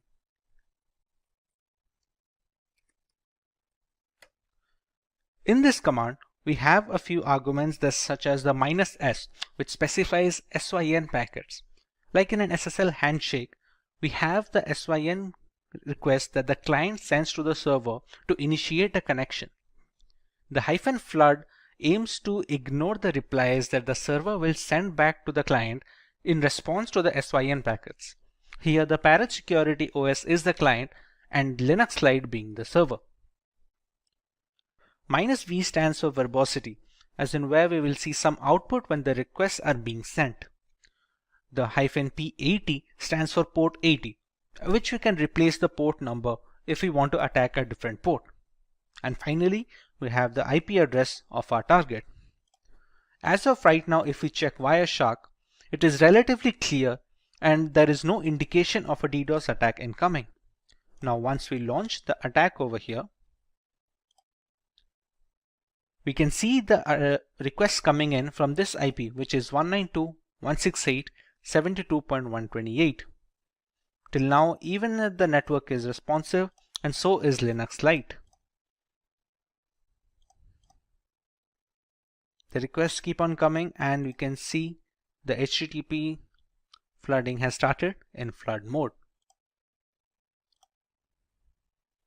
After a few seconds of this attack continuing, the server will start shutting down. Now remember, Linux Lite is a distro that can focus on that serves as a backend.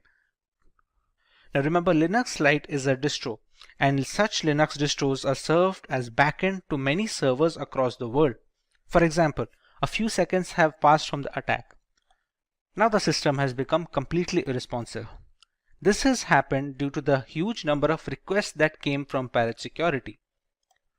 You can see whatever I press, nothing is responded. Even the Wireshark has stopped capturing new requests because the CPU usage right now is completely 100%, and at this point of time, anyone who is trying to request some information from this Linux distro, or where this Linux distro is being used as a backend for a server or a database, cannot access anything else. The system has completely stopped responding, and any request, any legitimate request from legitimate users will be dropped. Once we stop the attack over here, it takes a bit of time to settle down. Now remember, it's still out of control, but eventually the traffic dies down and the system regains its strength. It is relatively easy to gauge right now the effect of a DOS attack. Now remember, this Linux Lite is just a VM instance. Actual website servers and web databases, they have much more bandwidth and are very secure, and it is tough to break into. That is why we cannot use a single machine to break into them. That is where a DDoS attack comes into play. What we did right now is a DOS attack, as in a single system is being used to penetrate a target server using a single request. Now, When a DDoS attack, multiple systems such as multiple Parrot security instances or multiple zombies or bots in a botnet network can attack a target server to completely shut down the machine and drop any legitimate request, thereby rendering the service and the target completely unusable and inoperable. As a final note, we would like to remind that this is for educational purposes only, and we do not endorse any attacks on any domains. Only test this on servers and networks that you have permission to test on. The important question is how to become a certified ethical hacker. In order to become a certified ethical hacker, you need to pass the Certified Ethical Hacker or the CEH exam from EC Council, which tests the broad knowledge of subject matter that is required for someone to be an effective ethical hacker. Well, since its inception in 2003, the Certified Ethical Hacker has been the absolute choice of the industry globally. It is recognized worldwide and has been endorsed by governmental agencies like the NSA. The CEH exam is accredited by ANSI, which adds credibility and value to the credential members. The CEH exam is computerized, proctored exam. You will have 4 hours to complete 125 questions. There are some sources of information that mentions that in order to pass, you need to score about 60 to 80%. The actual percentage of questions that you must answer correctly varies from exam to exam and depends on the difficulty of the exams delivered when you take the exam. The harder the questions that are asked, the fewer questions you need to get right to pass the exam. If you get easier questions, then you will need to get more of the questions right to pass the exam. However, keep in mind that when you take the actual exam at the testing center, the passing grade may vary. The CEH certification exam costs $500 plus an additional eligibility fee of $100. The exam duration is for 4 hours. The questions are all multiple choice. The exam is only available in English as of today. Candidates can take the CEH exam online using a remotely proctored service from anywhere in the world 24/7 as long as they have a computer equipped with a webcam and a microphone. Let's discuss the exam outline. The exam is broken into 7 domains. Networking and information background covers about 32%. Analysis assessment covers 12%. Security covers 23%. Tools system programs 29%. Procedures methodology 9%. Regulation policy 2%, and ethics 3%. Let's discuss these domains a little more in detail. Networking and information background. This first domain of the CEH exam is designed to test your knowledge of everything that you need to know to practice ethical hacking, which isn't specific to any information security domain. The objectives of this domain include network and communication technologies. Next is information security threats and attack vector such as malwares, OWASP top 10, etc. The final objective covers information security technologies such as mobile technologies, telecommunication technologies, backups, archiving, etc. Analysis assessment. This domain of the Certified Ethical Hacker exam is designed to test your knowledge of what goes into performing a penetration test or ethical hacking. The objectives of this domain are information security assessment and analysis and information security assessment process. Combination of ethics and regulation policy domains covers 5% of the total exam weightage.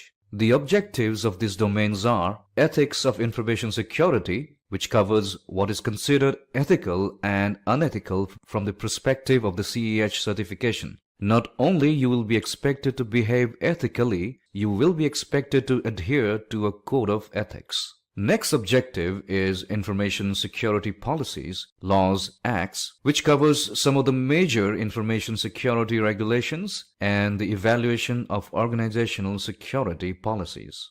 This is an important procedures methodology. This is an important domain and carries a weightage of 9%. There are 2 objectives. The first objective covers information security procedures, which is the step-by-step methods that is used to identify, prevent and enforce security controls against unwanted behavior. The next objective is information security assessment methodologies, which covers security assessments to determine security gaps that may pose a risk to the organization. Tools, systems, programs. This domain carries the maximum weightage of 29%, and so you should expect the maximum number of questions from here. This domain is heavily focused on knowledge of the specific systems, programs, and tools used in ethical hacking. There are 3 objectives. First objective covers information security systems such as firewalls, intrusion detection and prevention systems, SIEM solutions,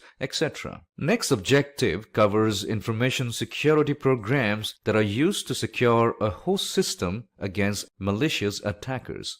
These programs include antivirus, anti-spyware, anti-riskware, ad blockers, anti-rootkit, etc. The final objective covers information security tools used for performing footprinting and reconnaissance, performing enumeration, conducting network scanning, performing web application hacking, etc. This security domain is the second largest domain on the exam with 23% weightage. This domain is divided into 3 objectives. The first objective covers information security controls such as administrative controls, technical controls, and physical controls. The second objective, information security attack detection, covers various methods to detect attacks against an organization's information security. The final objective, information security attack prevention, covers proactive methods that organizations can use to protect themselves from malicious attackers. Let us understand the importance of the C8 certification before getting to know about its content. So why should you take up the C8 version 11? The Certified Ethical Hacker is the most trusted ethical hacking certification and a recommended one by employers around the globe. Since the introduction of the C8 certification in 2003, it is globally recognized as a standard within the information security field. The C8 version 11 by EC Council continues to keep up to the standard, and it familiarizes the latest hacking techniques and teaches you advanced hacking tools and exploits used. The C8 version 11 aligns with the current cybersecurity market requirements and adds the latest advancements in the cybersecurity field.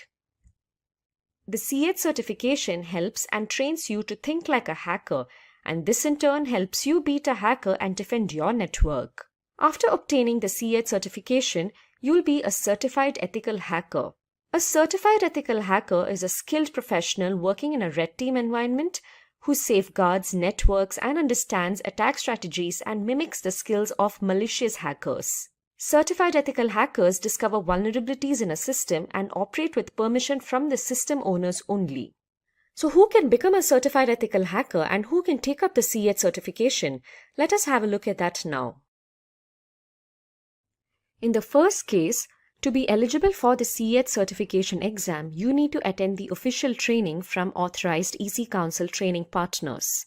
It can be an online training or tutor-led training from EC Council learning partners. Only then are you eligible to take up the C8 certification exam.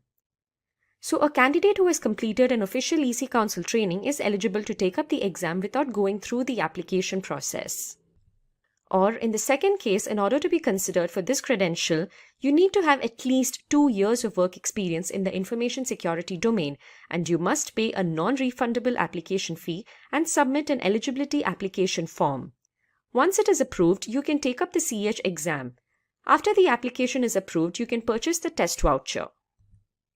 In the latest version of the C8, we will see the addition of various core concepts.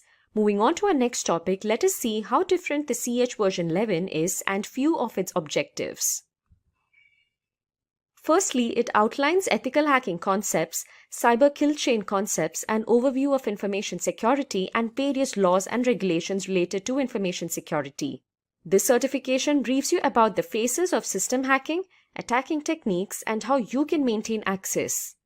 It also briefs you about footprinting concepts and ways of utilizing footprinting tools along with necessary countermeasures. The next objective is to familiarize with vulnerability assessment along with a hands-on experience of various scanning tools.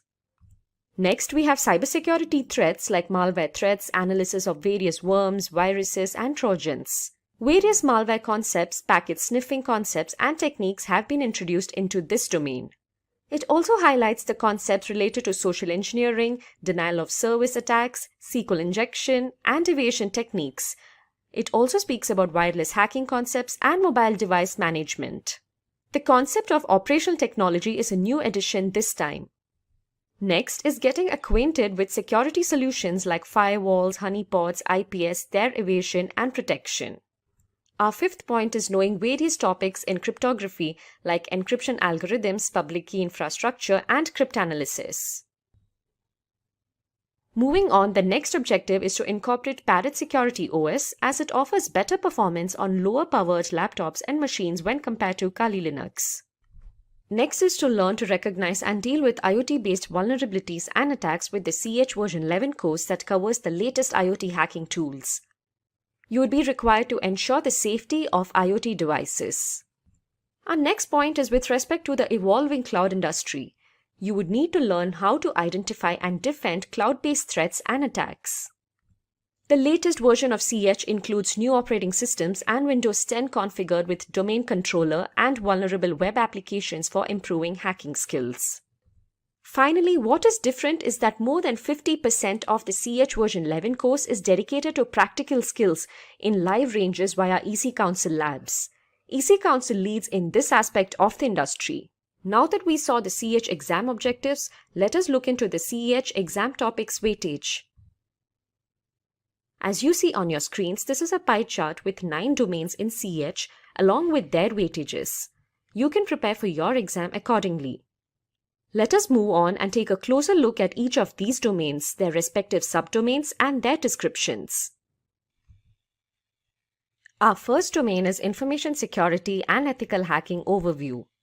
This domain consists of questions from information security, cyber kill chain concepts, ethical hacking concepts, various hacking concepts, and information security laws and standards. You can expect a total number of 8 questions from this domain. The weightage of this section is 6%. The second domain is Reconnaissance Techniques. Under the subdomains, we have footprinting and reconnaissance at first. This covers various topics like footprinting concepts, footprinting methodology, email footprinting, footprinting through web services, DNS footprinting, footprinting through social engineering, etc. The next subdomain in this section is Scanning Networks.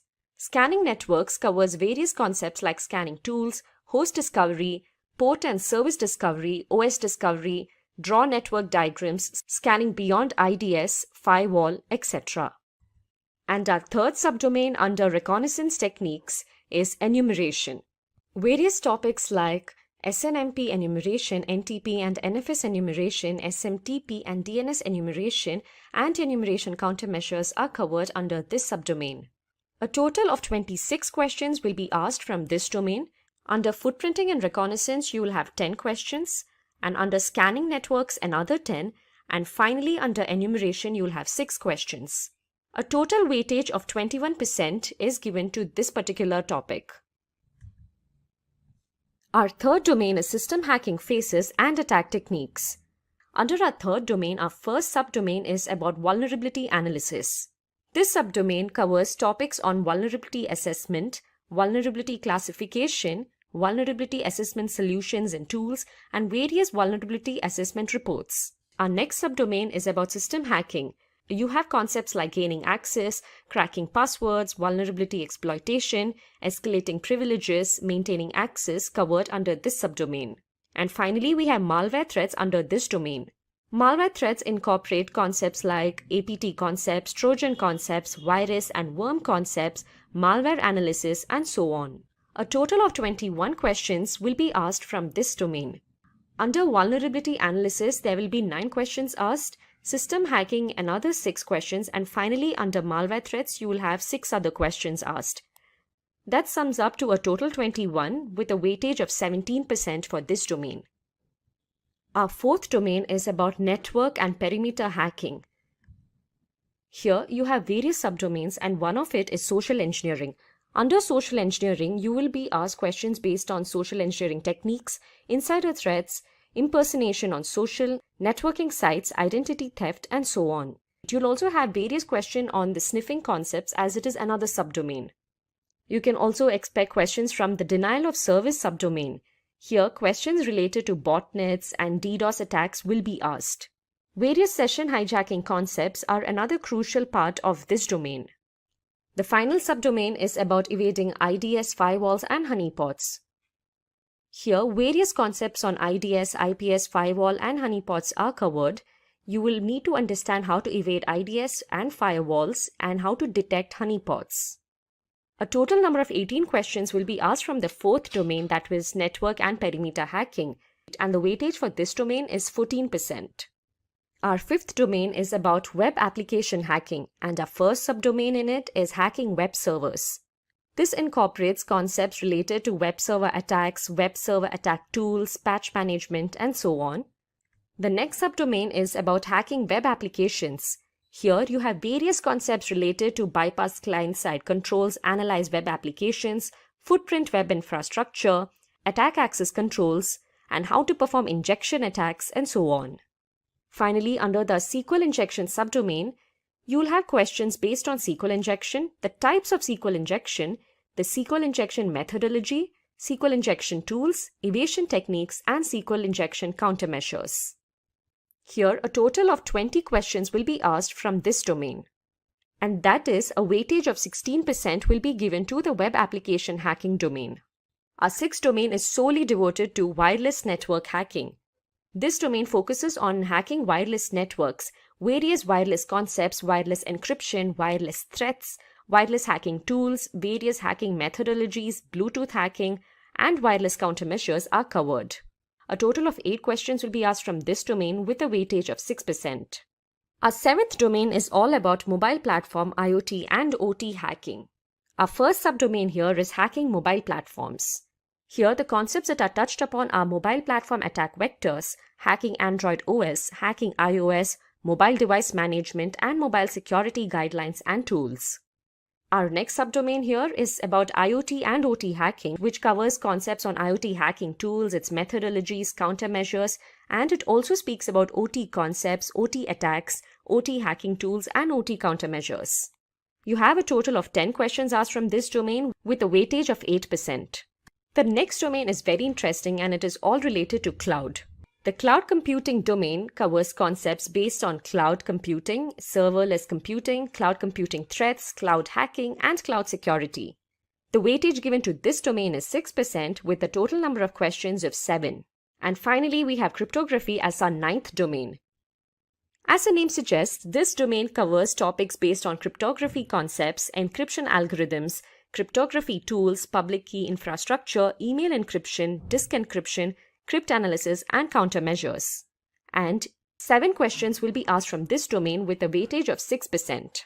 Now that you saw the CH exam topics weightage, let us have a closer look at the CH exam details. Let us first have a look at the CH exam based on MCQs. The exam title is Certified Ethical Hacker with the exam code of 312-50. This exam will have 125 questions with a time limit of 4 hours. The test format is multiple choice questions. The pass percentage varies ideally between 60% to 85%. Now let's have a look at the CH practical exam details. In order to gain the CH master recognition, it is mandatory that you take up the CH practical exam as well. The exam title is Certified Ethical Hacker Practical, and this practical exam will have 20 questions with a duration of 6 hours. The exam format will be iLab Cyber Range, and finally the passing score for the CH practical exam is at 70%. After clearing both the MCQ-based exam and the practical exam, you can get the CH master recognition. Now that we had a look at the CH exam details, let us have a look at the career prospects for a professional with this certification. Let's look at the critical skills you need to become a certified ethical hacker. First is coding. Ethical hackers should have an excellent grasp of the various programming languages and understand the coding techniques to gain access to any software. It will help you understand the tools hackers develop to infiltrate a security system. Some of the popular coding languages ethical hackers need to know are Python, JavaScript, PHP, and SQL. Coming to the second skill, so ethical hackers should know the basics of different operating systems, specifically Linux, as it is more secure than any other operating system. Most web servers run on Linux operating system. Gaining access to this server to check for faults is another must-have skill for ethical hackers. Now they also need to understand how firewalls work as well. Coming to the third skill, so to become an ethical hacker, you must understand both wired and wireless networks. They must know networks like DHCP, NAT, and subnetting to investigate the different interconnected machines in a network and the possible security threats that this may create. Now moving on to the fourth skill, having good knowledge of wireless technologies like Wired Equivalent Privacy or WEP, Wi-Fi Protected Access or WPA, and Wi-Fi Protected Setup or WPS will help ethical hackers guard systems against sending information via hidden streams. Ethical hackers need to grasp how to write SQL statements for in-band, out-of-band, and blind SQL attacks, which can swiftly compromise a database operation and the data it holds. Cryptography deals with transforming a normal text message to a non-readable form during the transmission to make it incomprehensible for hackers. An ethical hacker ensures that conversation between different people within the organization does not leak. Now coming to the final skill, ethical hackers additionally require analytical thinking and problem-solving skills to succeed at this job. They should be able to reverse engineer security frameworks, come up with uncommon ways to break into a network. This also requires thinking outside the box. Now companies across various industries hire ethical hackers for several job roles. So once you become a certified ethical hacker, you can get into multiple job roles. Let's look at a few of them. First, we have security analyst. The security analysts execute security systems to safeguard the organization's networks, data, and also help to maintain security standards. They document the security breaches and measure the damage caused. Security analysts also analyze the security issues thoroughly to identify the root cause. The second job role we have is penetration tester. So penetration testers conduct tests and purposefully try to exploit existing computer systems and software to identify and correct system weaknesses. They implement solutions to enhance data security and provide recommendations based on an assessment of hardware and software systems. The third job role we have for a certified ethical hacker is security engineer. So security engineers understand complicated technical issues and manage them with a fast-paced business environment. They also conduct proactive research to investigate security vulnerabilities and recommend suitable strategies. And finally, we have the job role of a security consultant. Cybersecurity consultants are highly in demand today and are amongst the heavily paid professionals. A cybersecurity consultant is responsible for protecting sensitive data that come from various aspects of the digital world. They evade security risks and prevent cyber attacks. Security consultants study security criteria or cybersecurity criteria, security systems, and validation procedures. Now before we go further, I have another question for you people. So which role do you think is the most exciting? Do let us know your responses in the comment section of the video. We would be glad to hear from you. Now moving ahead. With the increasing number of cyber attacks across the globe, ethical hackers are in demand like never before. Very recently, a United Nations official warned that cybercrime went up by 600% during the COVID-19 pandemic. As per the government data presented in Parliament, India alone reported 1.16 million cyber attacks in 2020. That's almost 3x times more than 2019. Now, according to Cybersecurity Ventures, cyber threats will cost nearly $6 trillion in 2021. Cybersecurity Ventures also expects global cybercrime costs will grow up by 15% per year over the next 5 years and reach $10.5 trillion annually by 2025. Now there is a huge shortage of ethical hacking professionals globally. According to the Bureau of Labor Statistics, the information security industry is expected to grow 32% in the next decade. Another report by Cybersecurity Ventures tells that the world will have 3.5 million unfilled cybersecurity jobs by the end of 2021. According to a report by the Data Security Council of India, the Indian cybersecurity services industry is expected to grow to about $7.6 billion in 2022 and would be worth $13.6 billion by 2025. So companies are looking for trained ethical hackers who can protect their networks and safeguard them from potential threats. A few of the industries that heavily rely on ethical hackers are healthcare companies, financial institutions, energy companies, and government agencies. With ample opportunities lying ahead, what's stopping you from starting a career in cybersecurity? With the world turning virtual, cyber attacks are constantly flooding new headlines. COVID-19 accelerated the current digital transformation, and the year 2020 witnessed several data breaches. Since technology has become more intertwined with our daily lives, it is no surprise that the need for skilled cybersecurity professionals is increasing. On that note, hey everyone, welcome yet to another exciting video by Simplilearn, which will take you through the top cybersecurity career options available today. But before we begin, if you're new here and haven't subscribed already, make sure to hit the subscribe button and that bell icon for interesting tech videos every day. There is a significant lack of skilled cybersecurity professionals who can tackle the cybersecurity challenges faced daily. Hence, a career in cybersecurity is demanding and equally rewarding. Finding the right career path in the cybersecurity industry isn't always easy. Here, we are here to help you with that. There are a few prerequisites for a career in cybersecurity, the basic one being a bachelor's degree in a subject relating to cybersecurity. However, if you don't have a relevant degree, you can always take up relevant cybersecurity certifications and kickstart your cybersecurity journey. A few other skills like networking, knowledge of operating systems, and cloud security are required to start and grow your cybersecurity career. You can check out our video on the top 5 cybersecurity skills to know more. Cybersecurity jobs vary from entry-level to executive management and everything in between. There are several cybersecurity paths available today. It is best if you start with entry-level and then move on to the next level with the help of certifications and relevant experience. Here, let us have a look at the top 5 cybersecurity job roles today. The first job role is that of a network engineer. Network engineers construct and administer a company's computer networks.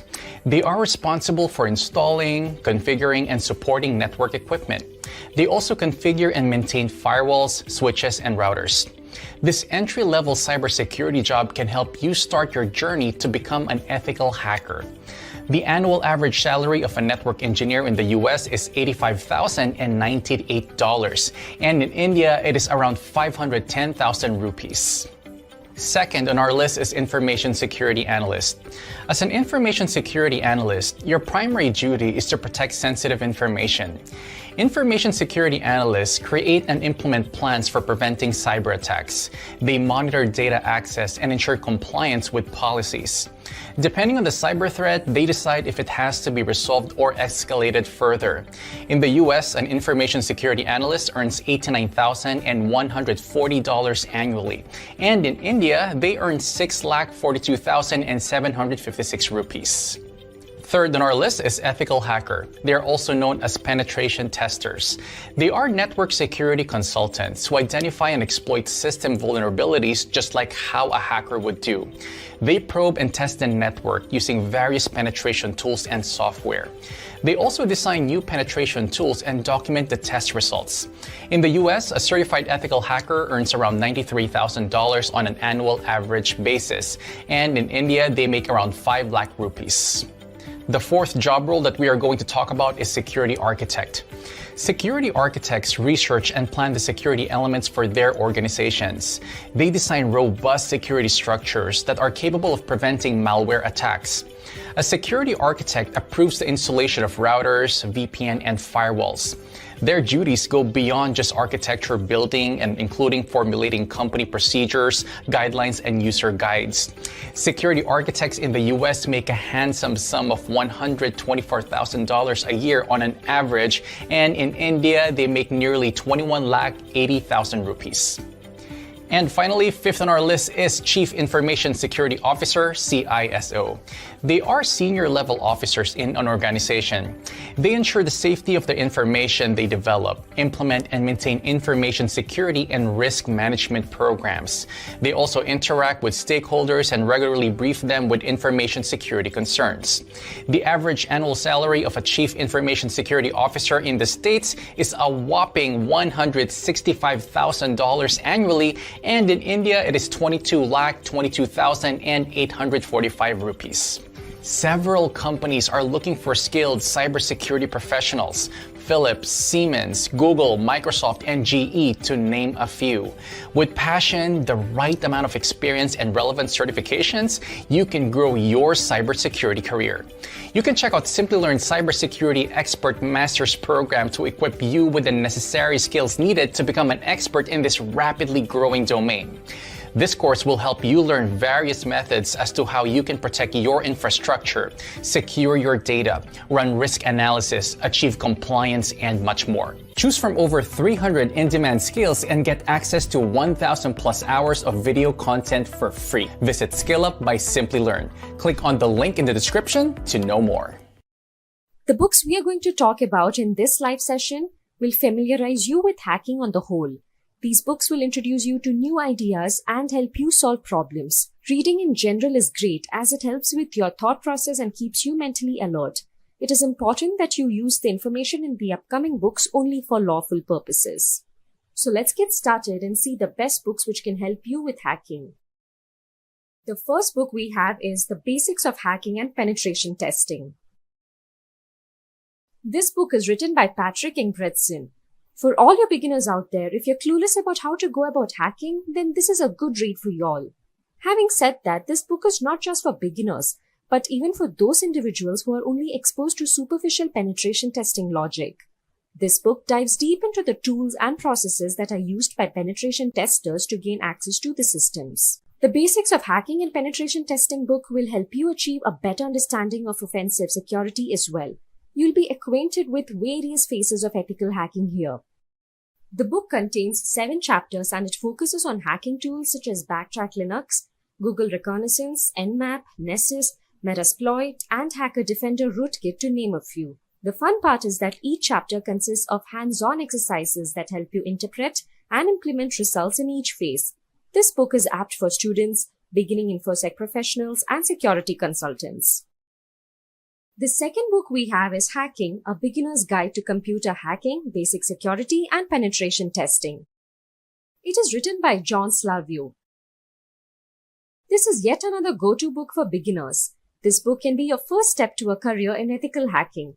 It will cover all the basics with respect to hacking, security, and pen testing. The tools covered in this book are history of hacking, types of hackers, various types of hacking attacks, basic hacking tools and software, and hiding IP address. It also speaks about mobile hacking, hacking an email address, penetration testing, and spoofing attacks. Up next, we have Hacking, the Art of Exploitation. It is written by John Erickson. This book has 2 editions, one which was published in 2003 and the other in 2008. This book is famous for the hacking approach it teaches. It focuses on network security and computer security. It helps you understand how to develop exploits rather than just using them. If you want to up your ethical hacking game, then this book definitely requires a read. Hacking, the Art of Exploitation in its 2nd edition introduces you to C programming from a hacker's perspective. Out of the plethora of concepts that you will learn in this book, few crucial ones are that you will learn to program computers using C and shell scripts. You will also be able to outplay security measures like intrusion detection systems. Having said that, you will also learn to hijack TCP connections, crack encrypted wireless traffic, and speed up brute force attacks. Let's now have a look at the next ethical hacking book on our list, and that is Kali Linux, an Ethical Hacker's Cookbook. This book revolving around Kali Linux is written by Himanshu Sharma. Kali Linux is primarily used for advanced penetration testing and also for security auditing. It contains numerous tools that are geared towards various security tasks such as security research, penetration testing, and so on. This book will help you get started with installation and configuration of Kali Linux, which will enable you to perform your tests. In addition to that, you will learn to perform web application exploitation using tools such as Burp. You will also be acquainted with performing network exploitation using Metasploit and Wireshark. Lastly, you will know how to conduct advanced penetration testing. These were few of the concepts you will be learning besides a lot more others in the book. At number 5, we have Metasploit, the Penetration Tester's Guide. This book is written by 4 authors, David Kennedy, Jim O'Gorman, Devon Kearns, and Marty Aharoni. The Metasploit framework is a powerful tool for hackers to exploit IP addresses and ports in it. This framework makes discovering and exploiting vulnerabilities easy. But for first-time users, it can be a little tricky. Hence, this book will teach you all about Metasploit. You will learn the framework's interfaces, module system, and more as you launch simulated attacks. After which, you will move on to advanced penetration testing techniques, which include network reconnaissance, client-side attacks, wireless attacks, and targeted social engineering attacks. You will also learn to integrate Nexpose, Nmap, and Nessus with Metasploit to automate discovery. Up next, we have Penetration Testing, a hands-on introduction to hacking. This book is written by Georgia Wheatman. As the name suggests, this book throws an insight into penetration testing. A penetration tester discovers security weaknesses in operating systems, networks, and applications. Penetration techniques are used to gauge enterprise defenses. This book focuses on the core skills and techniques a penetration tester requires. Here, you'll go through the prime stages of an actual assessment, which includes gathering information, unravel vulnerabilities, gaining access to networks, and so on. In addition to the above, you will learn to crack passwords with the techniques of brute forcing and word lists, bypass antivirus software, automate attacks, and you will also learn to use Metasploit framework for launching exploits and for writing your own Metasploit modules out of the many other learnings. Moving on to our next book, we have The Hacker Playbook 3. The Hacker Playbook 3, Practical Guide to Penetration Testing, is written by Peter Kim. This is the third iteration of the Hacker Playbook series. It brings with itself new strategies, attacks, exploits, tips, and tricks. Besides all the new concepts, it also highlights a few techniques from the previous versions. Many schools have this book incorporated in their teaching. The Hacker Playbook 3 Red Team Edition acquaints you with the Red Team. Red Teams simulate real-world advanced attacks to test your organization's defensive teams. A Red Teamer will accurately test and validate the overall security program. Reading the Hacker Playbook 3 will help you advance your offensive hacking skills and attack paths. In addition to that, it also focuses on real-world attacks, exploitation, custom malware, persistence, and more. This heavily lab-based book will incorporate several virtual machines and custom the Hacker Playbook tools. At number 8, we have Black Hat Python, Python programming for hackers and pen testers. Justin Seeds is the author of this book. As you know, Python is a very strong programming language and it comes to great use when creating powerful and effective hacking tools. Python is the chosen language by many security professionals across the world, and many exploit frameworks are written in Python. In this book, you'll go through the darker side of Python's capabilities like infecting virtual machines, writing network sniffers, creating trojans, etc. This book covers some networking fundamentals, interesting network tooling, web applications, Windows privilege escalation tricks, and more. This book, as the author says, is a fun read. Moving on, at number 9, we have the Web Application Hacker's Handbook, Finding and Exploiting Security Flaw. It is written by David Stoddard and Marcus Pinto. This new edition focuses on updated web applications, exposing them to attacks, and executing fraudulent transactions. This Web Application Hacker's Handbook is updated to speak about the latest step-by-step methods for attacking and defending the large range of ever-evolving web applications. It also discusses new remoting frameworks, HTML5, UI redress, and hybrid file attacks, to name a few. It looks into attacking authentication, attacking the application server, finding vulnerabilities in source code, etc.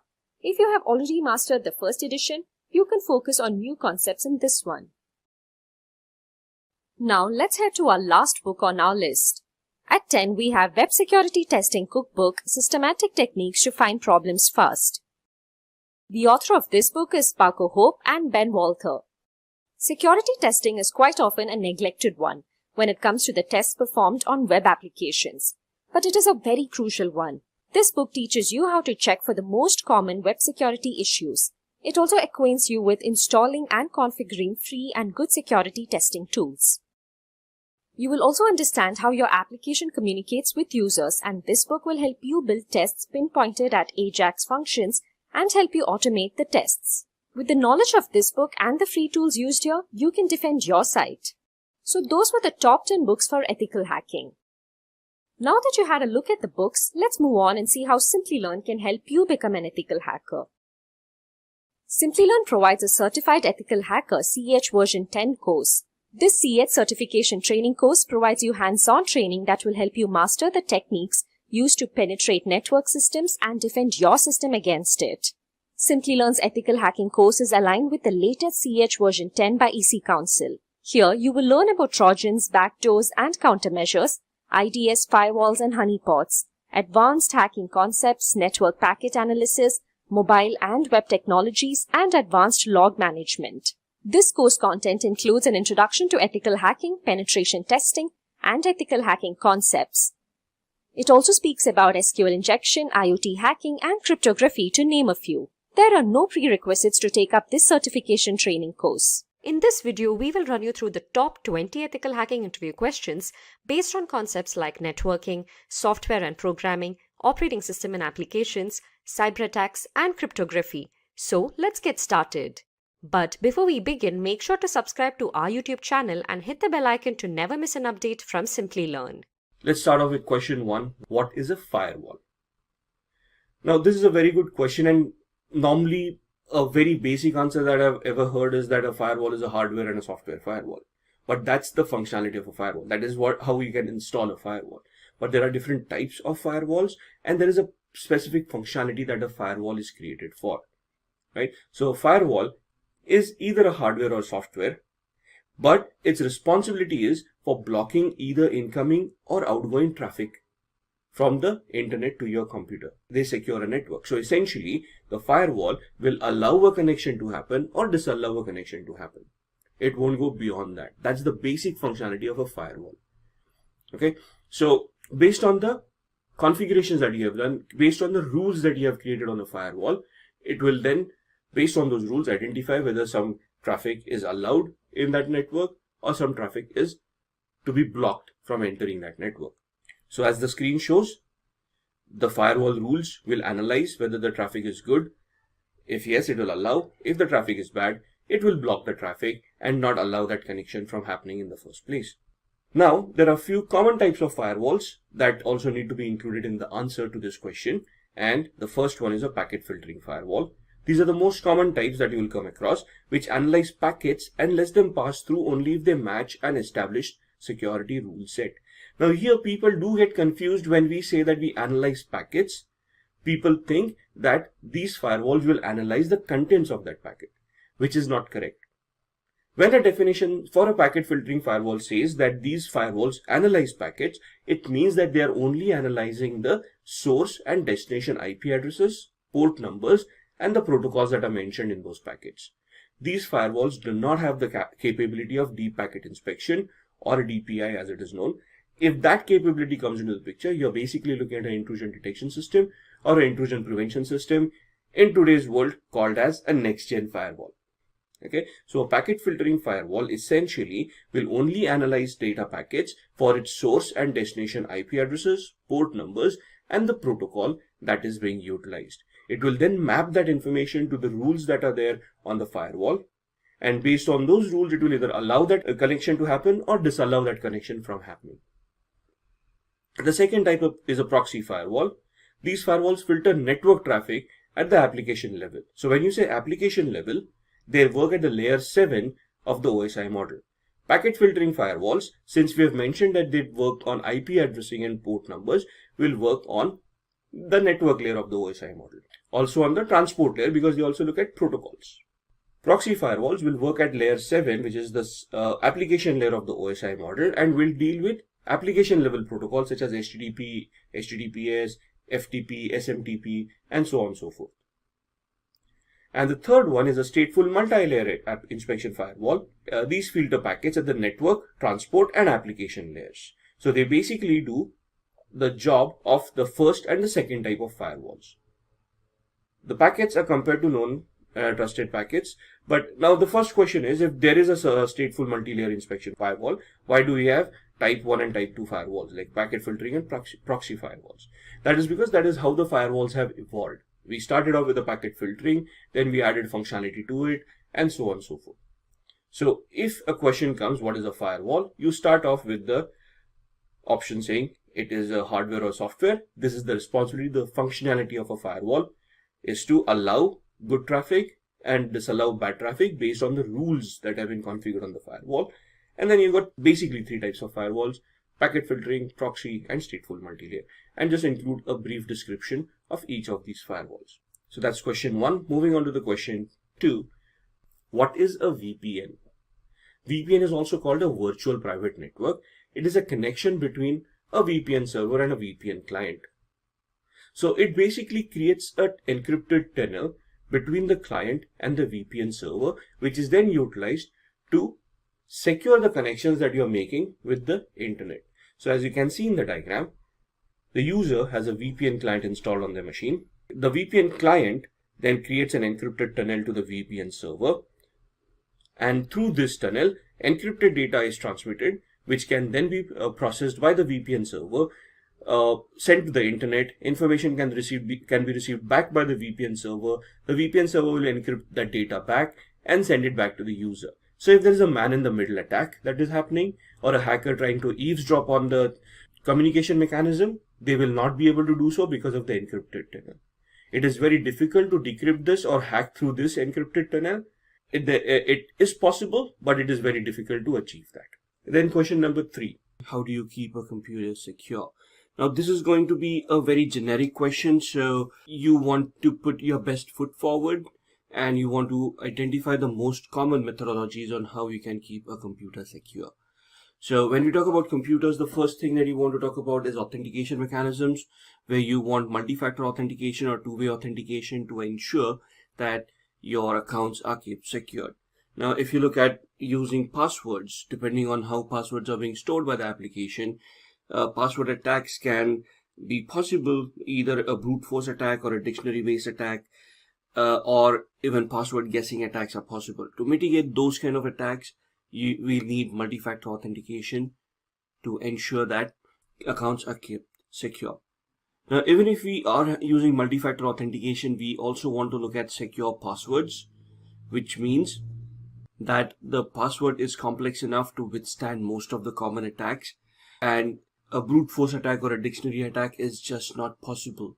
So we want to randomize our passwords. We want to create a complexity where a password meets standards such as has at least one lowercase, one uppercase character, has numerics and special characters, and is randomized, is not based on a dictionary word, doesn't contain usernames, email addresses, phone numbers, or anything that is personal to that particular user.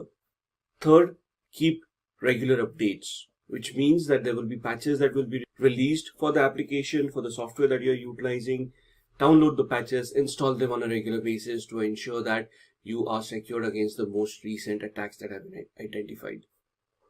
Install a good antivirus. Could be an internet security suite, which will have an antivirus, intrusion detection system, a firewall, and will help you protect yourself against ransomwares, malwares, and any script-based attacks.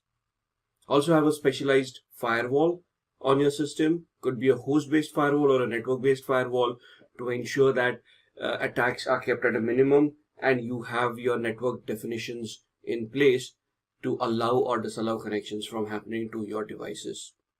Have anti-phishing softwares installed as well to ensure that you are not getting any spam mails. Even if you do, you're able to identify that and not fall prey or victim to those spam mails.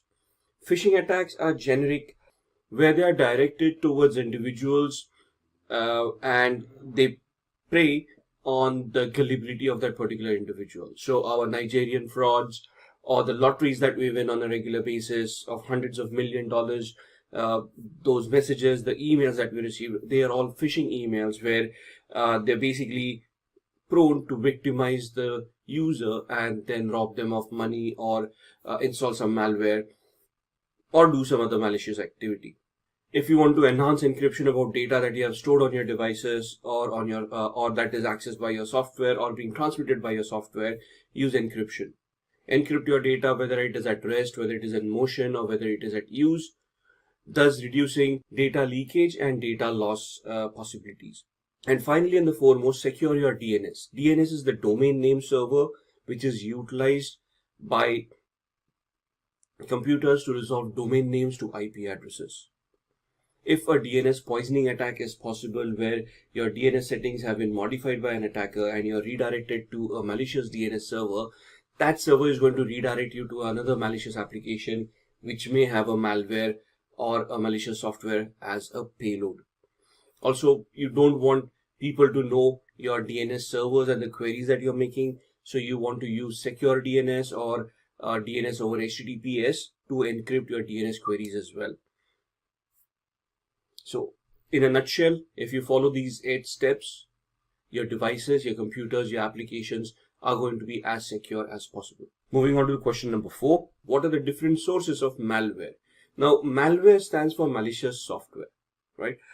Malware is basically a software that poses as a legitimate software but has a payload of a trojan, virus, spyware, keylogger, or some malicious software that is going to have a negative impact on security of your particular device. So the question here is, what are the different sources of malware? We want to identify the most common sources through which malwares infect end user devices in today's world. And we can start with pop-up ads. So most of the websites, if you're visiting untrusted sites, if you're being redirected to sites that you don't know about, there'll be a lot of pop-ups coming your way where it says you're the 1 millionth visitor to this site. Please click here to download your gift. Or it will say, congratulations on winning a particular product for visiting this page, and so on and so forth. There are some instances where you can see a banner which is flashing at you on top of the page and says that there are 8 infections that have been identified on your computer. Click here to download an antivirus to clean the infections. So all of these pop-ups are there as a social engineering attack, as a phishing attack, to make gullible people click on those links and download those malwares. Now, the software that is posing as a security software itself can be a malicious software which is going to install a trojan or a virus or a bot on your machine, compromising the security of that machine. The second is removable media, USBs. And humans have a fascination with USBs. So if you find a USB lying around, it's a free USB, you get excited about it, and you want to take it home, you want to plug it into a machine and see what's on the USB. Worst case scenario, you format it and you've got a free USB to utilize. Higher the capacity, the better. But that is one of the most easiest way people use malwares to be deployed on unsuspecting users. If there is a USB lying around, why would somebody want to forget a USB? It's most likely planted over there as a social engineering attack so that a gullible person is going to pick it up, plug it into their device. If the device is not secured enough, it is going to install the malware, right? Then documents and executable files. This is where your viruses and all those creeps in. So let's say you're surfing on the internet, you're looking for a software, and you find the software on a particular website. You do not verify the trustworthiness of that site, and you just download and install that software. Now that software could be malware as well. Thus, if you're surfing on the internet, you're downloading files from different locations, you have to research the website, you have to research the source to ensure that it is trustworthy, and only then are you going to download and execute those files. Thus, internet downloads as well. And when we say internet downloads, it's not just untrustworthy sites. We go to torrents, we go to the dark web or the deep web, and we are searching for other softwares, especially those who are researching security, right? We are always on the lookout of new softwares, and we are always on those forums which may not be so much trustworthy, and we just download those files and start installing them. That is a very bad scenario, right? So you have to be very careful what you're downloading from the internet. Your antiviruses, your anti-phishing mechanisms, your threat intelligence mechanisms, have those mechanisms installed, and you want to verify where your downloads are coming from. Then your network connections. If it is a P2P connection, it is a local area network connection or a metropolitan area network. You have to verify which devices are connected to your machines, and you have to validate those connections before you want to trust those devices and before you connect to them. If you're on a public Wi-Fi, you probably don't want to connect to a public Wi-Fi in the first place. Then comes email attachments. There are so many attachments that come across in today's world, most of them in a zip format or a RAR format.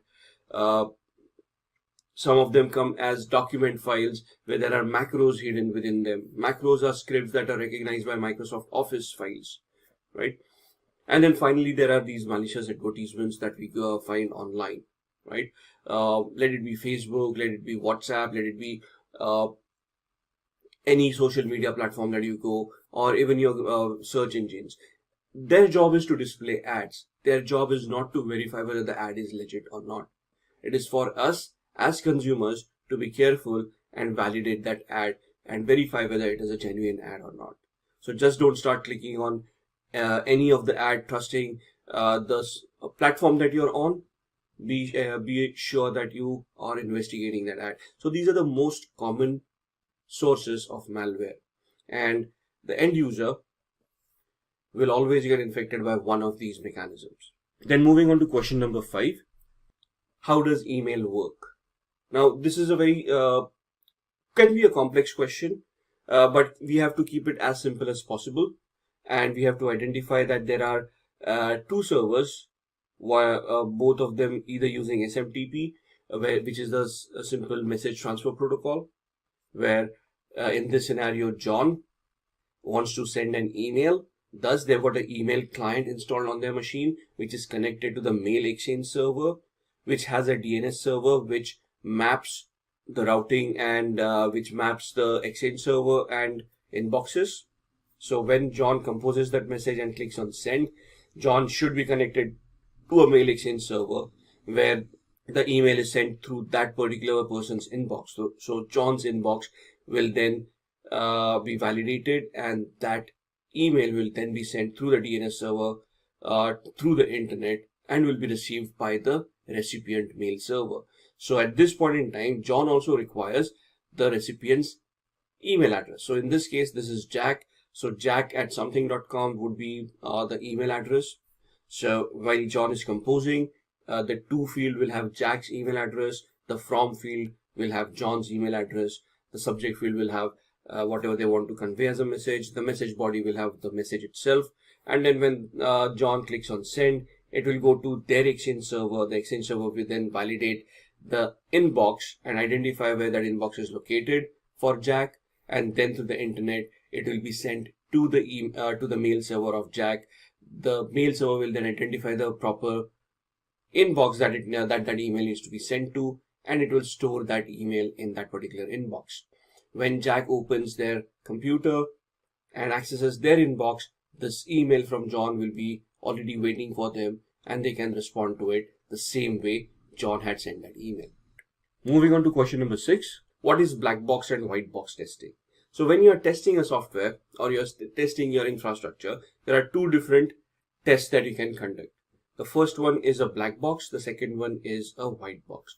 In a black box test, there is no knowledge that is shared with the tester. So let's say you're an ethical hacker and you have been awarded a contract by an organization to test their current application that they have developed. Now, they are not going to give you any information. They are not going to tell you what the application is. They just probably give you an IP address and a port number where the application is hosted. And now you have to fire in your own queries and try to figure out what the application is, try to gather information, see what information can be gathered in the first place. And based on that, you're going to figure out your way, identify vulnerabilities, and see if any of those vulnerabilities can lead to a security incident. So without any knowledge, zero knowledge of the IT infrastructure or the source code, that's a black box attack or a black box test. A white box test, on the other hand, is where full knowledge of the IT infrastructure or the source code is shared. So the ethical hacker has complete knowledge, and based on the knowledge, they are then going to test out the system to see if there are any flaws that they can identify. right? So why would these two audits be important? Because the first one, a black box audit, emulates the attack of a outsider, an external hacker sitting outside the organization trying to figure their way in. Whereas a white box attack can emulate the attack of an insider. So a disgruntled employee within that organization misusing their access controls or their access rights to make unvalidated profits, right? So somebody who's corrupt, who has been bribed, who wants to sell out company secrets so they're going to try to find out vulnerabilities, try to steal data and try to sell it on the gray market, right? So a white box would emulate an internal attack, a black box would emulate an external attack. The next question is, what are the steps involved in hacking a server or a network? So this is more of an ethical hacking question. You're looking at devices and the interviewer asks you what kind of steps are involved, what are the activities that you would do in hacking a server or a network. Now, there are no specific steps that you would define because every hack is going to be unique, but it has a hack can be classified in 5 different steps, which are quite generic, right? So the first step will always be the reconnaissance step, also known as information gathering phase, also known as footprinting or fingerprinting, depending on what exactly you're doing. But in this phase, the attacker gathers all the evidence, all the information that is possible about the targets that they want to attack. So here you're trying to get to know the victim so you can launch specific attacks towards them. You want to identify what operating system they're utilizing, what IP addresses, MAC addresses, the versions of the operating systems and applications, the patch levels, find out vulnerabilities, find out whatever information is possible, find out the information about the person who's using those computers so you can launch social engineering attacks and so on and so forth. So the first step is all about gathering enough information based on which you can launch further attacks. Once you have that information comes the second phase, which is known as the scanning phase. This is more of a technical phase. So you have in the first step you've got your IP addresses, domain names, maybe even network maps, and you have identified which devices are available. Now, in the scanning phase, you're going to identify live devices, and then you're going to scan them for open ports, processes, protocols, services. You're going to identify vulnerabilities. You're going to enumerate them to identify more information from them. Thus, at this point in time, you will have identified a certain set of vulnerabilities or a certain set of security loopholes that you can misuse. Once you have identified those, you're going to the next step, which is the gaining access step. In this, you're actually going to execute your attacks based on the vulnerabilities that you have found, and you're either going to gain access to that particular system by installing a trojan, or destroy the system by installing a virus, or install a spyware or a keylogger, whatever you wanted to achieve. So in the gaining access phase, you would have, based on the knowledge that you have gained in the first and the second phase, you're going to launch your attacks and you're going to try to gain access to that particular device. Then the next step is where you're going to maintain that access. Now that you have hacked into that device, it is not necessary that you will always be able to get access to that device. Suppose you have cracked the password of that particular user and the user changes that password after a few days. Your attack is worthless. So what you're going to do here is you're going to maintain your access. So this is where it is assumed that you want repeated access to that device, and thus you're going to install a keylogger or a trojan or some mechanism which will still allow you to get access to that device without the knowledge or the authorization of that particular user. And finally, the last step is where you're going to cover your tracks. So whatever activity that you have done so far will have created logs and will have created information based on which the victim will come to know that they have been compromised and may be able to trace that activity back to you. So to prevent the user or the victim from realizing that they have been hacked, and to prevent them to discover who has hacked them, you want to cover your tracks by deleting logs and any references that point to that particular activity. You're going to hide the files that you have created. So you have installed a trojan or a keylogger. These will create files and directories. You're going to hide them so that they are not discovered. You're going to hide processes that have been created. You're going to try to hide all the activity that you have done so that to conceal the actual attack and preventing the user from realizing that they have been compromised.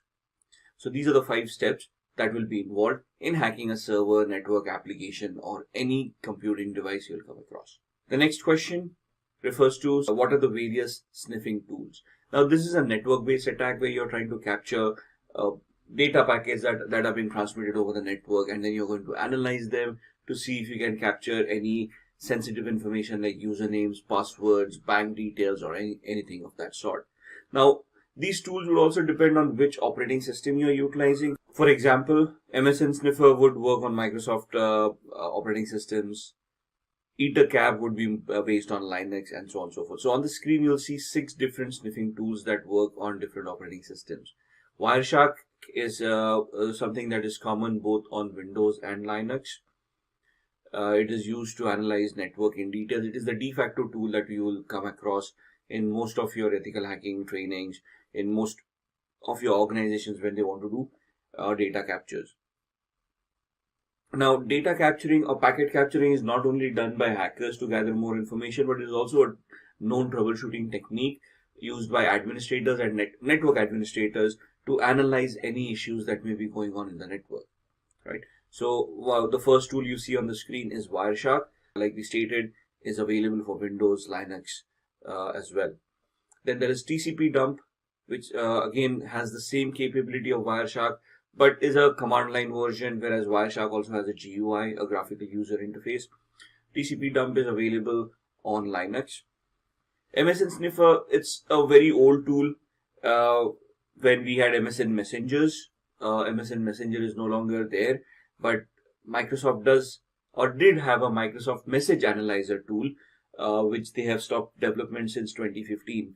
But that's another tool that is specific for Microsoft operating systems from Microsoft that can be installed to gather more information. Then you've got EtherCap, which is a tool to launch man-in-the-middle attacks, data capturing, and is essentially a Linux command line based tool. Then DSniff is another password and network capturing tool which can help you capture data packets, prominently a Linux tool. Same with Iterate. This is a graphical tool which will allow you to capture data traffics and map protocols and identify which IP addresses have been communicating with what. Essentially, all of the tools have similar functionality, except that some have additional functionality like launching man-in-the-middle attacks or capturing or having specific filters that will help you identify and troubleshoot some network issues that you may be facing. Question 9. What is SQL injection? SQL stands for Structured Query Language, which is a language that is used by most of your databases or your relational databases. The variations of your database would be MySQL, Microsoft SQL, Oracle SQL. You'll have IBM databases. All of these databases utilize the structured query languages to interact with the applications. Now, all of these databases have their own syntax, so you'll have to study most of these databases based on which applications and which databases you want to provide security for. But as the name suggests, SQL injection vulnerability or a structured query language injection vulnerability is where a user can maliciously inject a SQL input or a SQL statement in a query and send it to the database and evoke a response out of it. So this vulnerability is not specifically to the database. The vulnerability lies more in the application and the coding of that application. So when the application receives a query which it needs to be forwarded to the SQL database, we need to configure at the application level of what queries are allowed and what queries are not allowed. So there are different various aspects of how to manage a SQL injection vulnerability. But the basic flaw lies in the application where invalidated input is accepted and sent forward to the database, where the database might confuse it into an executable statement and thus create a response that was not warranted. There are various types of SQL injections as shown on the screen. In-band SQL injection, where you can look at an error-based or a union-based injection. A blind SQL injection, where it is either Boolean-based or a time-based attack. And then an out-of-bound SQL injection. Essentially, you're looking at databases and you're looking at application security, where you want to encourage secure coding practices so unvalidated input is mitigated. Then the next question is, what is spoofing? Now in spoofing, you're basically assuming the identity of another person. So here the attacker pretends to be some other person or an organization and sends you an email that appears to be a legitimate email. It looks almost genuine. It has been constructed to replicate what a genuine email would have been, and it is very difficult to spot a fake one. There are different ways to identify whether an email is genuine or not. If getting your learning started is half the battle, what if you could do that for free? Visit SkillUp by Simplilearn. Click on the link in the description to know more. Moving on to the next question, what is a distributed denial of service attack or a DDoS attack? Now, generally a denial of service attack is an attack where legitimate users are prevented access to the resources that they legitimately can access, right? So, for example, if it is a bandwidth-based attack, the attacker consumes the bandwidth of the network in such a way that there is no more bandwidth left for legitimate users to access the network. Now, a single device may not be able to generate that much amount of traffic to consume the bandwidth of a huge server. Thus, the attacker will construct a botnet, and through that botnet, they will launch a distributed denial of service attack to the target victim.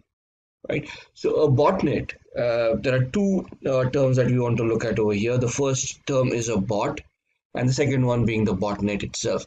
Bot is a software that once installed on a victim's machine allows the hacker to send remote commands to that machine that will make it generate some activity.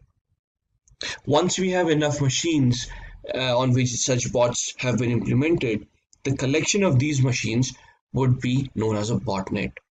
So an attacker would then instruct this entire botnet to start generating data traffic to be sent to the targeted network or to the targeted server, which will then bog down the server, thus crashing it and preventing users from accessing that particular resource. The next question is how to avoid ARP poisoning or ARP. Now, first let's understand what ARP is. ARP stands for Address Resolution Protocol, which is a protocol used by computers to communicate over the network. Once your computer boots up, it starts a discovery process of identifying its neighbors. So if I'm in a particular subnet, my machine will proactively send out ARP requests, an Address Resolution Protocol, to find out which other machines are within the same network and which are live. Once it sends out a query, a live machine will respond to that query along with its MAC address.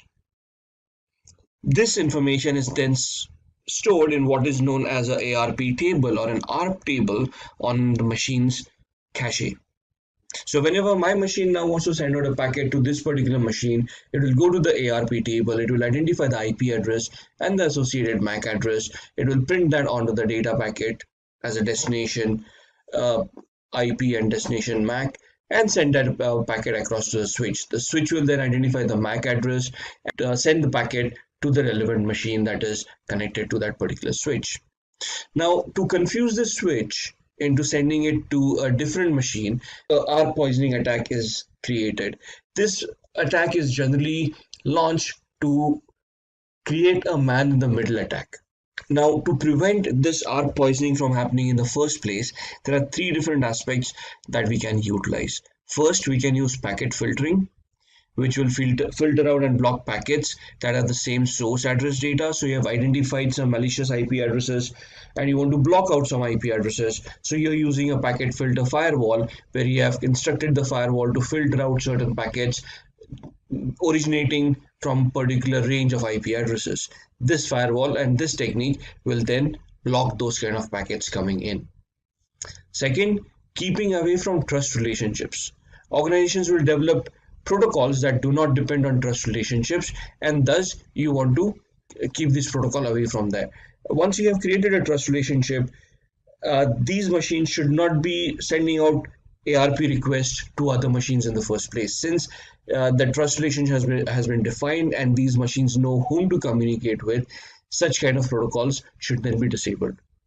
Or you can use an ARP spoofing software. So there are softwares out there that will look for ARP spoofing and prevent that from happening in the first place. So if somebody has sent out a spoofed ARP packet, that packet will be picked up by this software and it will be mitigated. Network visualizers like Glasswire, antiviruses like Sophos, they have inbuilt capabilities of identifying ARP spoofing attacks and mitigate them in the first place. In the next question, we are going to discuss what is ransomware.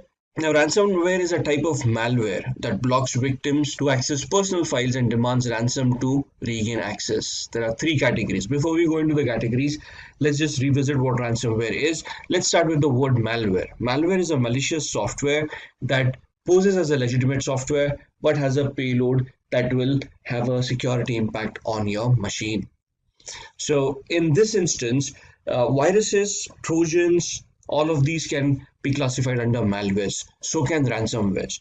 A trojan is a software that will give you a backdoor access to a particular device. A virus will do some destructive activity on that device. A ransomware will basically encrypt the data of that particular user on that particular machine, thus rendering that data inaccessible to the users themselves, and in turn will demand a ransom to provide access to that particular data. So the three types of ransomwares, the first one is scareware, which uses social engineering to cause anxiety or the perception of a threat to manipulate users into buying unwanted software. So this preys on the gullibility of humans, where you can see a pop-up appearing on your screen which can scare you into believing that you may have been attacked or there is a virus on your machine, and then instructs you to download a particular software to mitigate that particular virus. Now, the malware will be in this software that you will be downloading, and then a ransomware will be installed and your data will be encrypted. Screen lockers, where locking users' computers by preventing them from logging in and displaying an official looking message. You will see a screensaver once you boot up, which prevents you from accessing the login page, so it will not allow you to log into your own machine, but it will give you a warning that your data has been encrypted and you need to connect to a particular email address and send bitcoins over there to get a decryption key to access your own data. And then the encrypting ransomware displays a message demanding payment in return for the private asymmetric key, which is needed to decrypt the symmetric keys for encrypted file.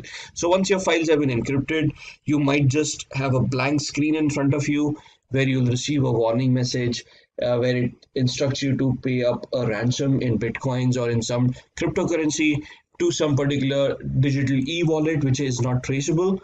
And once you make that payment, they will send you the decryption key and then you can access your data. Then talking about the next question, what is the difference between an active and a passive cyber attack? Now, when we talk about cyber attack is activity that is caused by a malicious user who wants to try to get access or do some security incidents on the victim's devices. So there are two ways that can happen. It's either in an active manner or a passive manner. In an active manner, the intruder attempts to disrupt a network's normalcy, modifies data, and tries to alter the system's resources. So this is more active, where the attacker will proactively try to destroy the network so that communications fail, or they might try to modify the data where we're using a ransom where they can encrypt it, or they might delete that data using a virus, or steal that data using a Trojan, or they might even alter the data so that it is no longer trustworthy. Whereas in a passive attack, the intruder intercepts data traveling through a network. Here the intruder eavesdrops but does not modify the message. So they're just listening in, they're just observing what is going on. They're not manipulating the data, they're not stealing anything. It's just that they are monitoring the activity that's going on. Then the next question, what is a social engineering attack? Now, social engineering attack is a people-based attack. The victim here is the human by itself. The vulnerability also lies in the human. It may be executed through a computer, but end of the day, the gullibility is of the human. So it is the art of manipulating people so that they end up giving up confidential information. Now, we always read in the papers where somebody got manipulated, their passwords got hacked, and somebody's life savings got wiped out, right? Because they shared the OTP with someone or they shared the password with someone. Now, creating a scenario where these people will fall prey to this attack and share this kind of personal information to unknown people, that is where the social engineering attack comes in. Creating that scenario which will ensure that these people give out this confidential information. Now, there are three categories in this attack. The first one is a phishing attack. second is a spear phishing attack, and a third is a whaling attack. Now, phishing attack is basically a generic attack. It is targeted to the world at large. Whoever falls prey to that attack will be a victim. Whereas a spear phishing attack is a targeted attack towards a specific individual or a group of individuals or towards an organization. So there is a lot more research that goes into spear phishing, where you analyze the victim, you try to figure out what their vulnerabilities are, and you tailor make or you customize the attack to that particular vulnerability. Once you have that attack, you launch it against those people will then fall prey to this attack. And a whaling attack is where you're attacking top level executives. So the C-level executives of an organization, politicians, movie stars, wealthy and powerful people. So any of these people, when they're attacked, it will be known as a whaling attack. Next question, what is man-in-the-middle attack? Now, this is something that we had touched base when we talked about ARP, where the ARP poisoning attack needs to be executed to leverage a man-in-the-middle attack. Now, in the man-in-the-middle attack, the attacking computer takes the IP address of the client. Unaware of this, the server continues to communicate with the attacker. Now, if you remember in a previous question, we have also talked about spoofing. So in this scenario, attacker has spoofed their IP address to replicate themselves as a genuine client. And now with that spoofing in mind, they might either through a ARP poisoning attack or just because of the spoofed IP address become a man in the middle. That means that they are now eavesdropping on the conversation between the actual client and the server by posing themselves as a server. In this scenario, the attacker is now a go-between between the client and the server and can eavesdrop and can copy the data. If they want, they can modify the data as well. So as you can see on the screen, the attacker becomes man in the middle, which means that they are now eavesdropping on the conversation that is happening between the client and the server. The next question, who are black hat hackers and white hat hackers? The main thing is the differentiation between a black hat hacker and a white hat hacker. Now, a black hat hackers are skilled individuals who illegally hack into a system. The motive behind such an attack is mostly for monetary gain. These individuals are also known as security crackers. Now, if you look at your criminal hackers, those who have malicious intent, those who do hacking for the intent of personal gain or for the matter of disruption. The main thing that black hat hackers lack is authorization. They are not authorized to do the activity that they are about to do, and they are going to get unauthorized access to devices or to data, which is going to cause losses to the organization involved. Whereas on the other side, a white hat hacker are also known as ethical hackers. These are the individuals who discover vulnerabilities in a computer network, and they help the organizations mitigate these vulnerabilities. They help the organizations defend themselves from black hat hackers. So the main difference between these two types of hackers, a black hat and a white hat, is the intent and the authorization. So black hat hackers will have malicious intent. They will try to personally gain from that attack by finding out vulnerabilities. They also will not have authorization to conduct whatever activity they are doing. Whereas on the other side, white hat hackers will be hired by organizations. They will provide authorization for certain activity that the white hat hacker can do to find out those vulnerabilities. Once those vulnerabilities have been found out by the white hat hacker, they will report it to the management and guide them in implementing security controls to mitigate those vulnerabilities. The main difference between a black hat and a white hat is the authorization and the intent. The next question, what are honeypots? Now, honeypots are a very interesting device that can be introduced in a network. These basically are decoy servers that are implemented in a network to attract the attention of an attacker. It is there to lure an attacker into attacking that particular device, thus creating a security blanket for the rest of the devices. So if an attacker has been able to bypass a firewall and is now trying to scan a particular network, when they scan, they will come across various devices that are there in the network. They will then proceed to do a vulnerability scan on these devices. The honeypot at that point in time will provide as prove as an attraction to these attackers, because it will demonstrate some vulnerabilities to the hacker which will divert their attention. So these vulnerabilities are simulated on these devices. These actually do not exist. But the moment the attacker then starts interacting with the honeypot will identify that as a malicious traffic and will warn the administrator about a possible attack that is going on. The administrator will then investigate through the honeypot of what activity is going on and then reconfigure their security controls to block the attacker or mitigate the attack itself. Right? So it is more of a decoy server that will showcase or simulate some vulnerabilities to an attacker, thus to lure them and safeguard the rest of the network. Moving on to the next question, define cryptography, encryption and decryption. Now, cryptography is used by security professionals to scramble data into non-readable format, which is used in securing that information. So it involves converting data from a readable format into a non-readable format and then reversing it back to readable format again.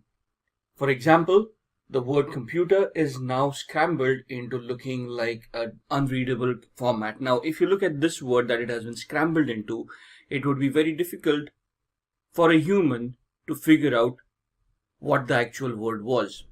Now, in this scenario, we have taken an algorithm where we have made a shift of the alphabet, where we have added 2 alphabets to the current one. So C plus 2 becomes E, O plus 2 becomes Q, M plus 2 becomes O. So we have done a shift of 2, and thus the key over here for this algorithm is the alphabet plus 2. So any person who figures that out will be able to unscramble this and convert this back into readable text. The fact of scrambling a readable text data into something that is unreadable by using a particular key is what cryptography is all about. Now, as we discussed, the decryption again is replacing the alphabet and taking it further back by 2 characters. So E minus 2 becomes C, Q minus 2 becomes O, O minus 2 becomes M, and so on and so forth. So anybody who knows this key, the shift key, anybody will able to decrypt this particular character. So this depends on the user. If I want to utilize alphabet plus 5, then the spacing, the shifting of that character will be the 5th character from that particular character, and so on and so forth. And now the last question, what is the difference between ciphertext and clear text? Ciphertext refers to the text which is encrypted and totally undecipherable. The message received after decryption is known as clear text. This text is comprehensible. So the word computer is clear text. That means that it has not been treated to any cryptographic measures. It does what it is intended to be. However, if the moment we encrypt it, that means we scramble it into unreadable text by using any of the algorithms that we'll be looking at, that text is known as a ciphertext. And without the key, this becomes unreadable. The clear text, as discussed, is the plain word that we have utilized. We are using the English language in this instance. So the plain word computer is the clear text. Once we add the encryption layer to it, we get the ciphertext to it. Hope you all enjoyed learning about ethical hackers and the lucrative profession. If there are any queries based on this topic, feel free to let us know in the comment section below and we will get back to you as soon as possible. Subscribe to our channel for more informative videos like this, and thank you for watching. Hi there, if you like this video, subscribe to the Simplilearn YouTube channel and click here to watch similar videos. To nerd up and get certified, click here.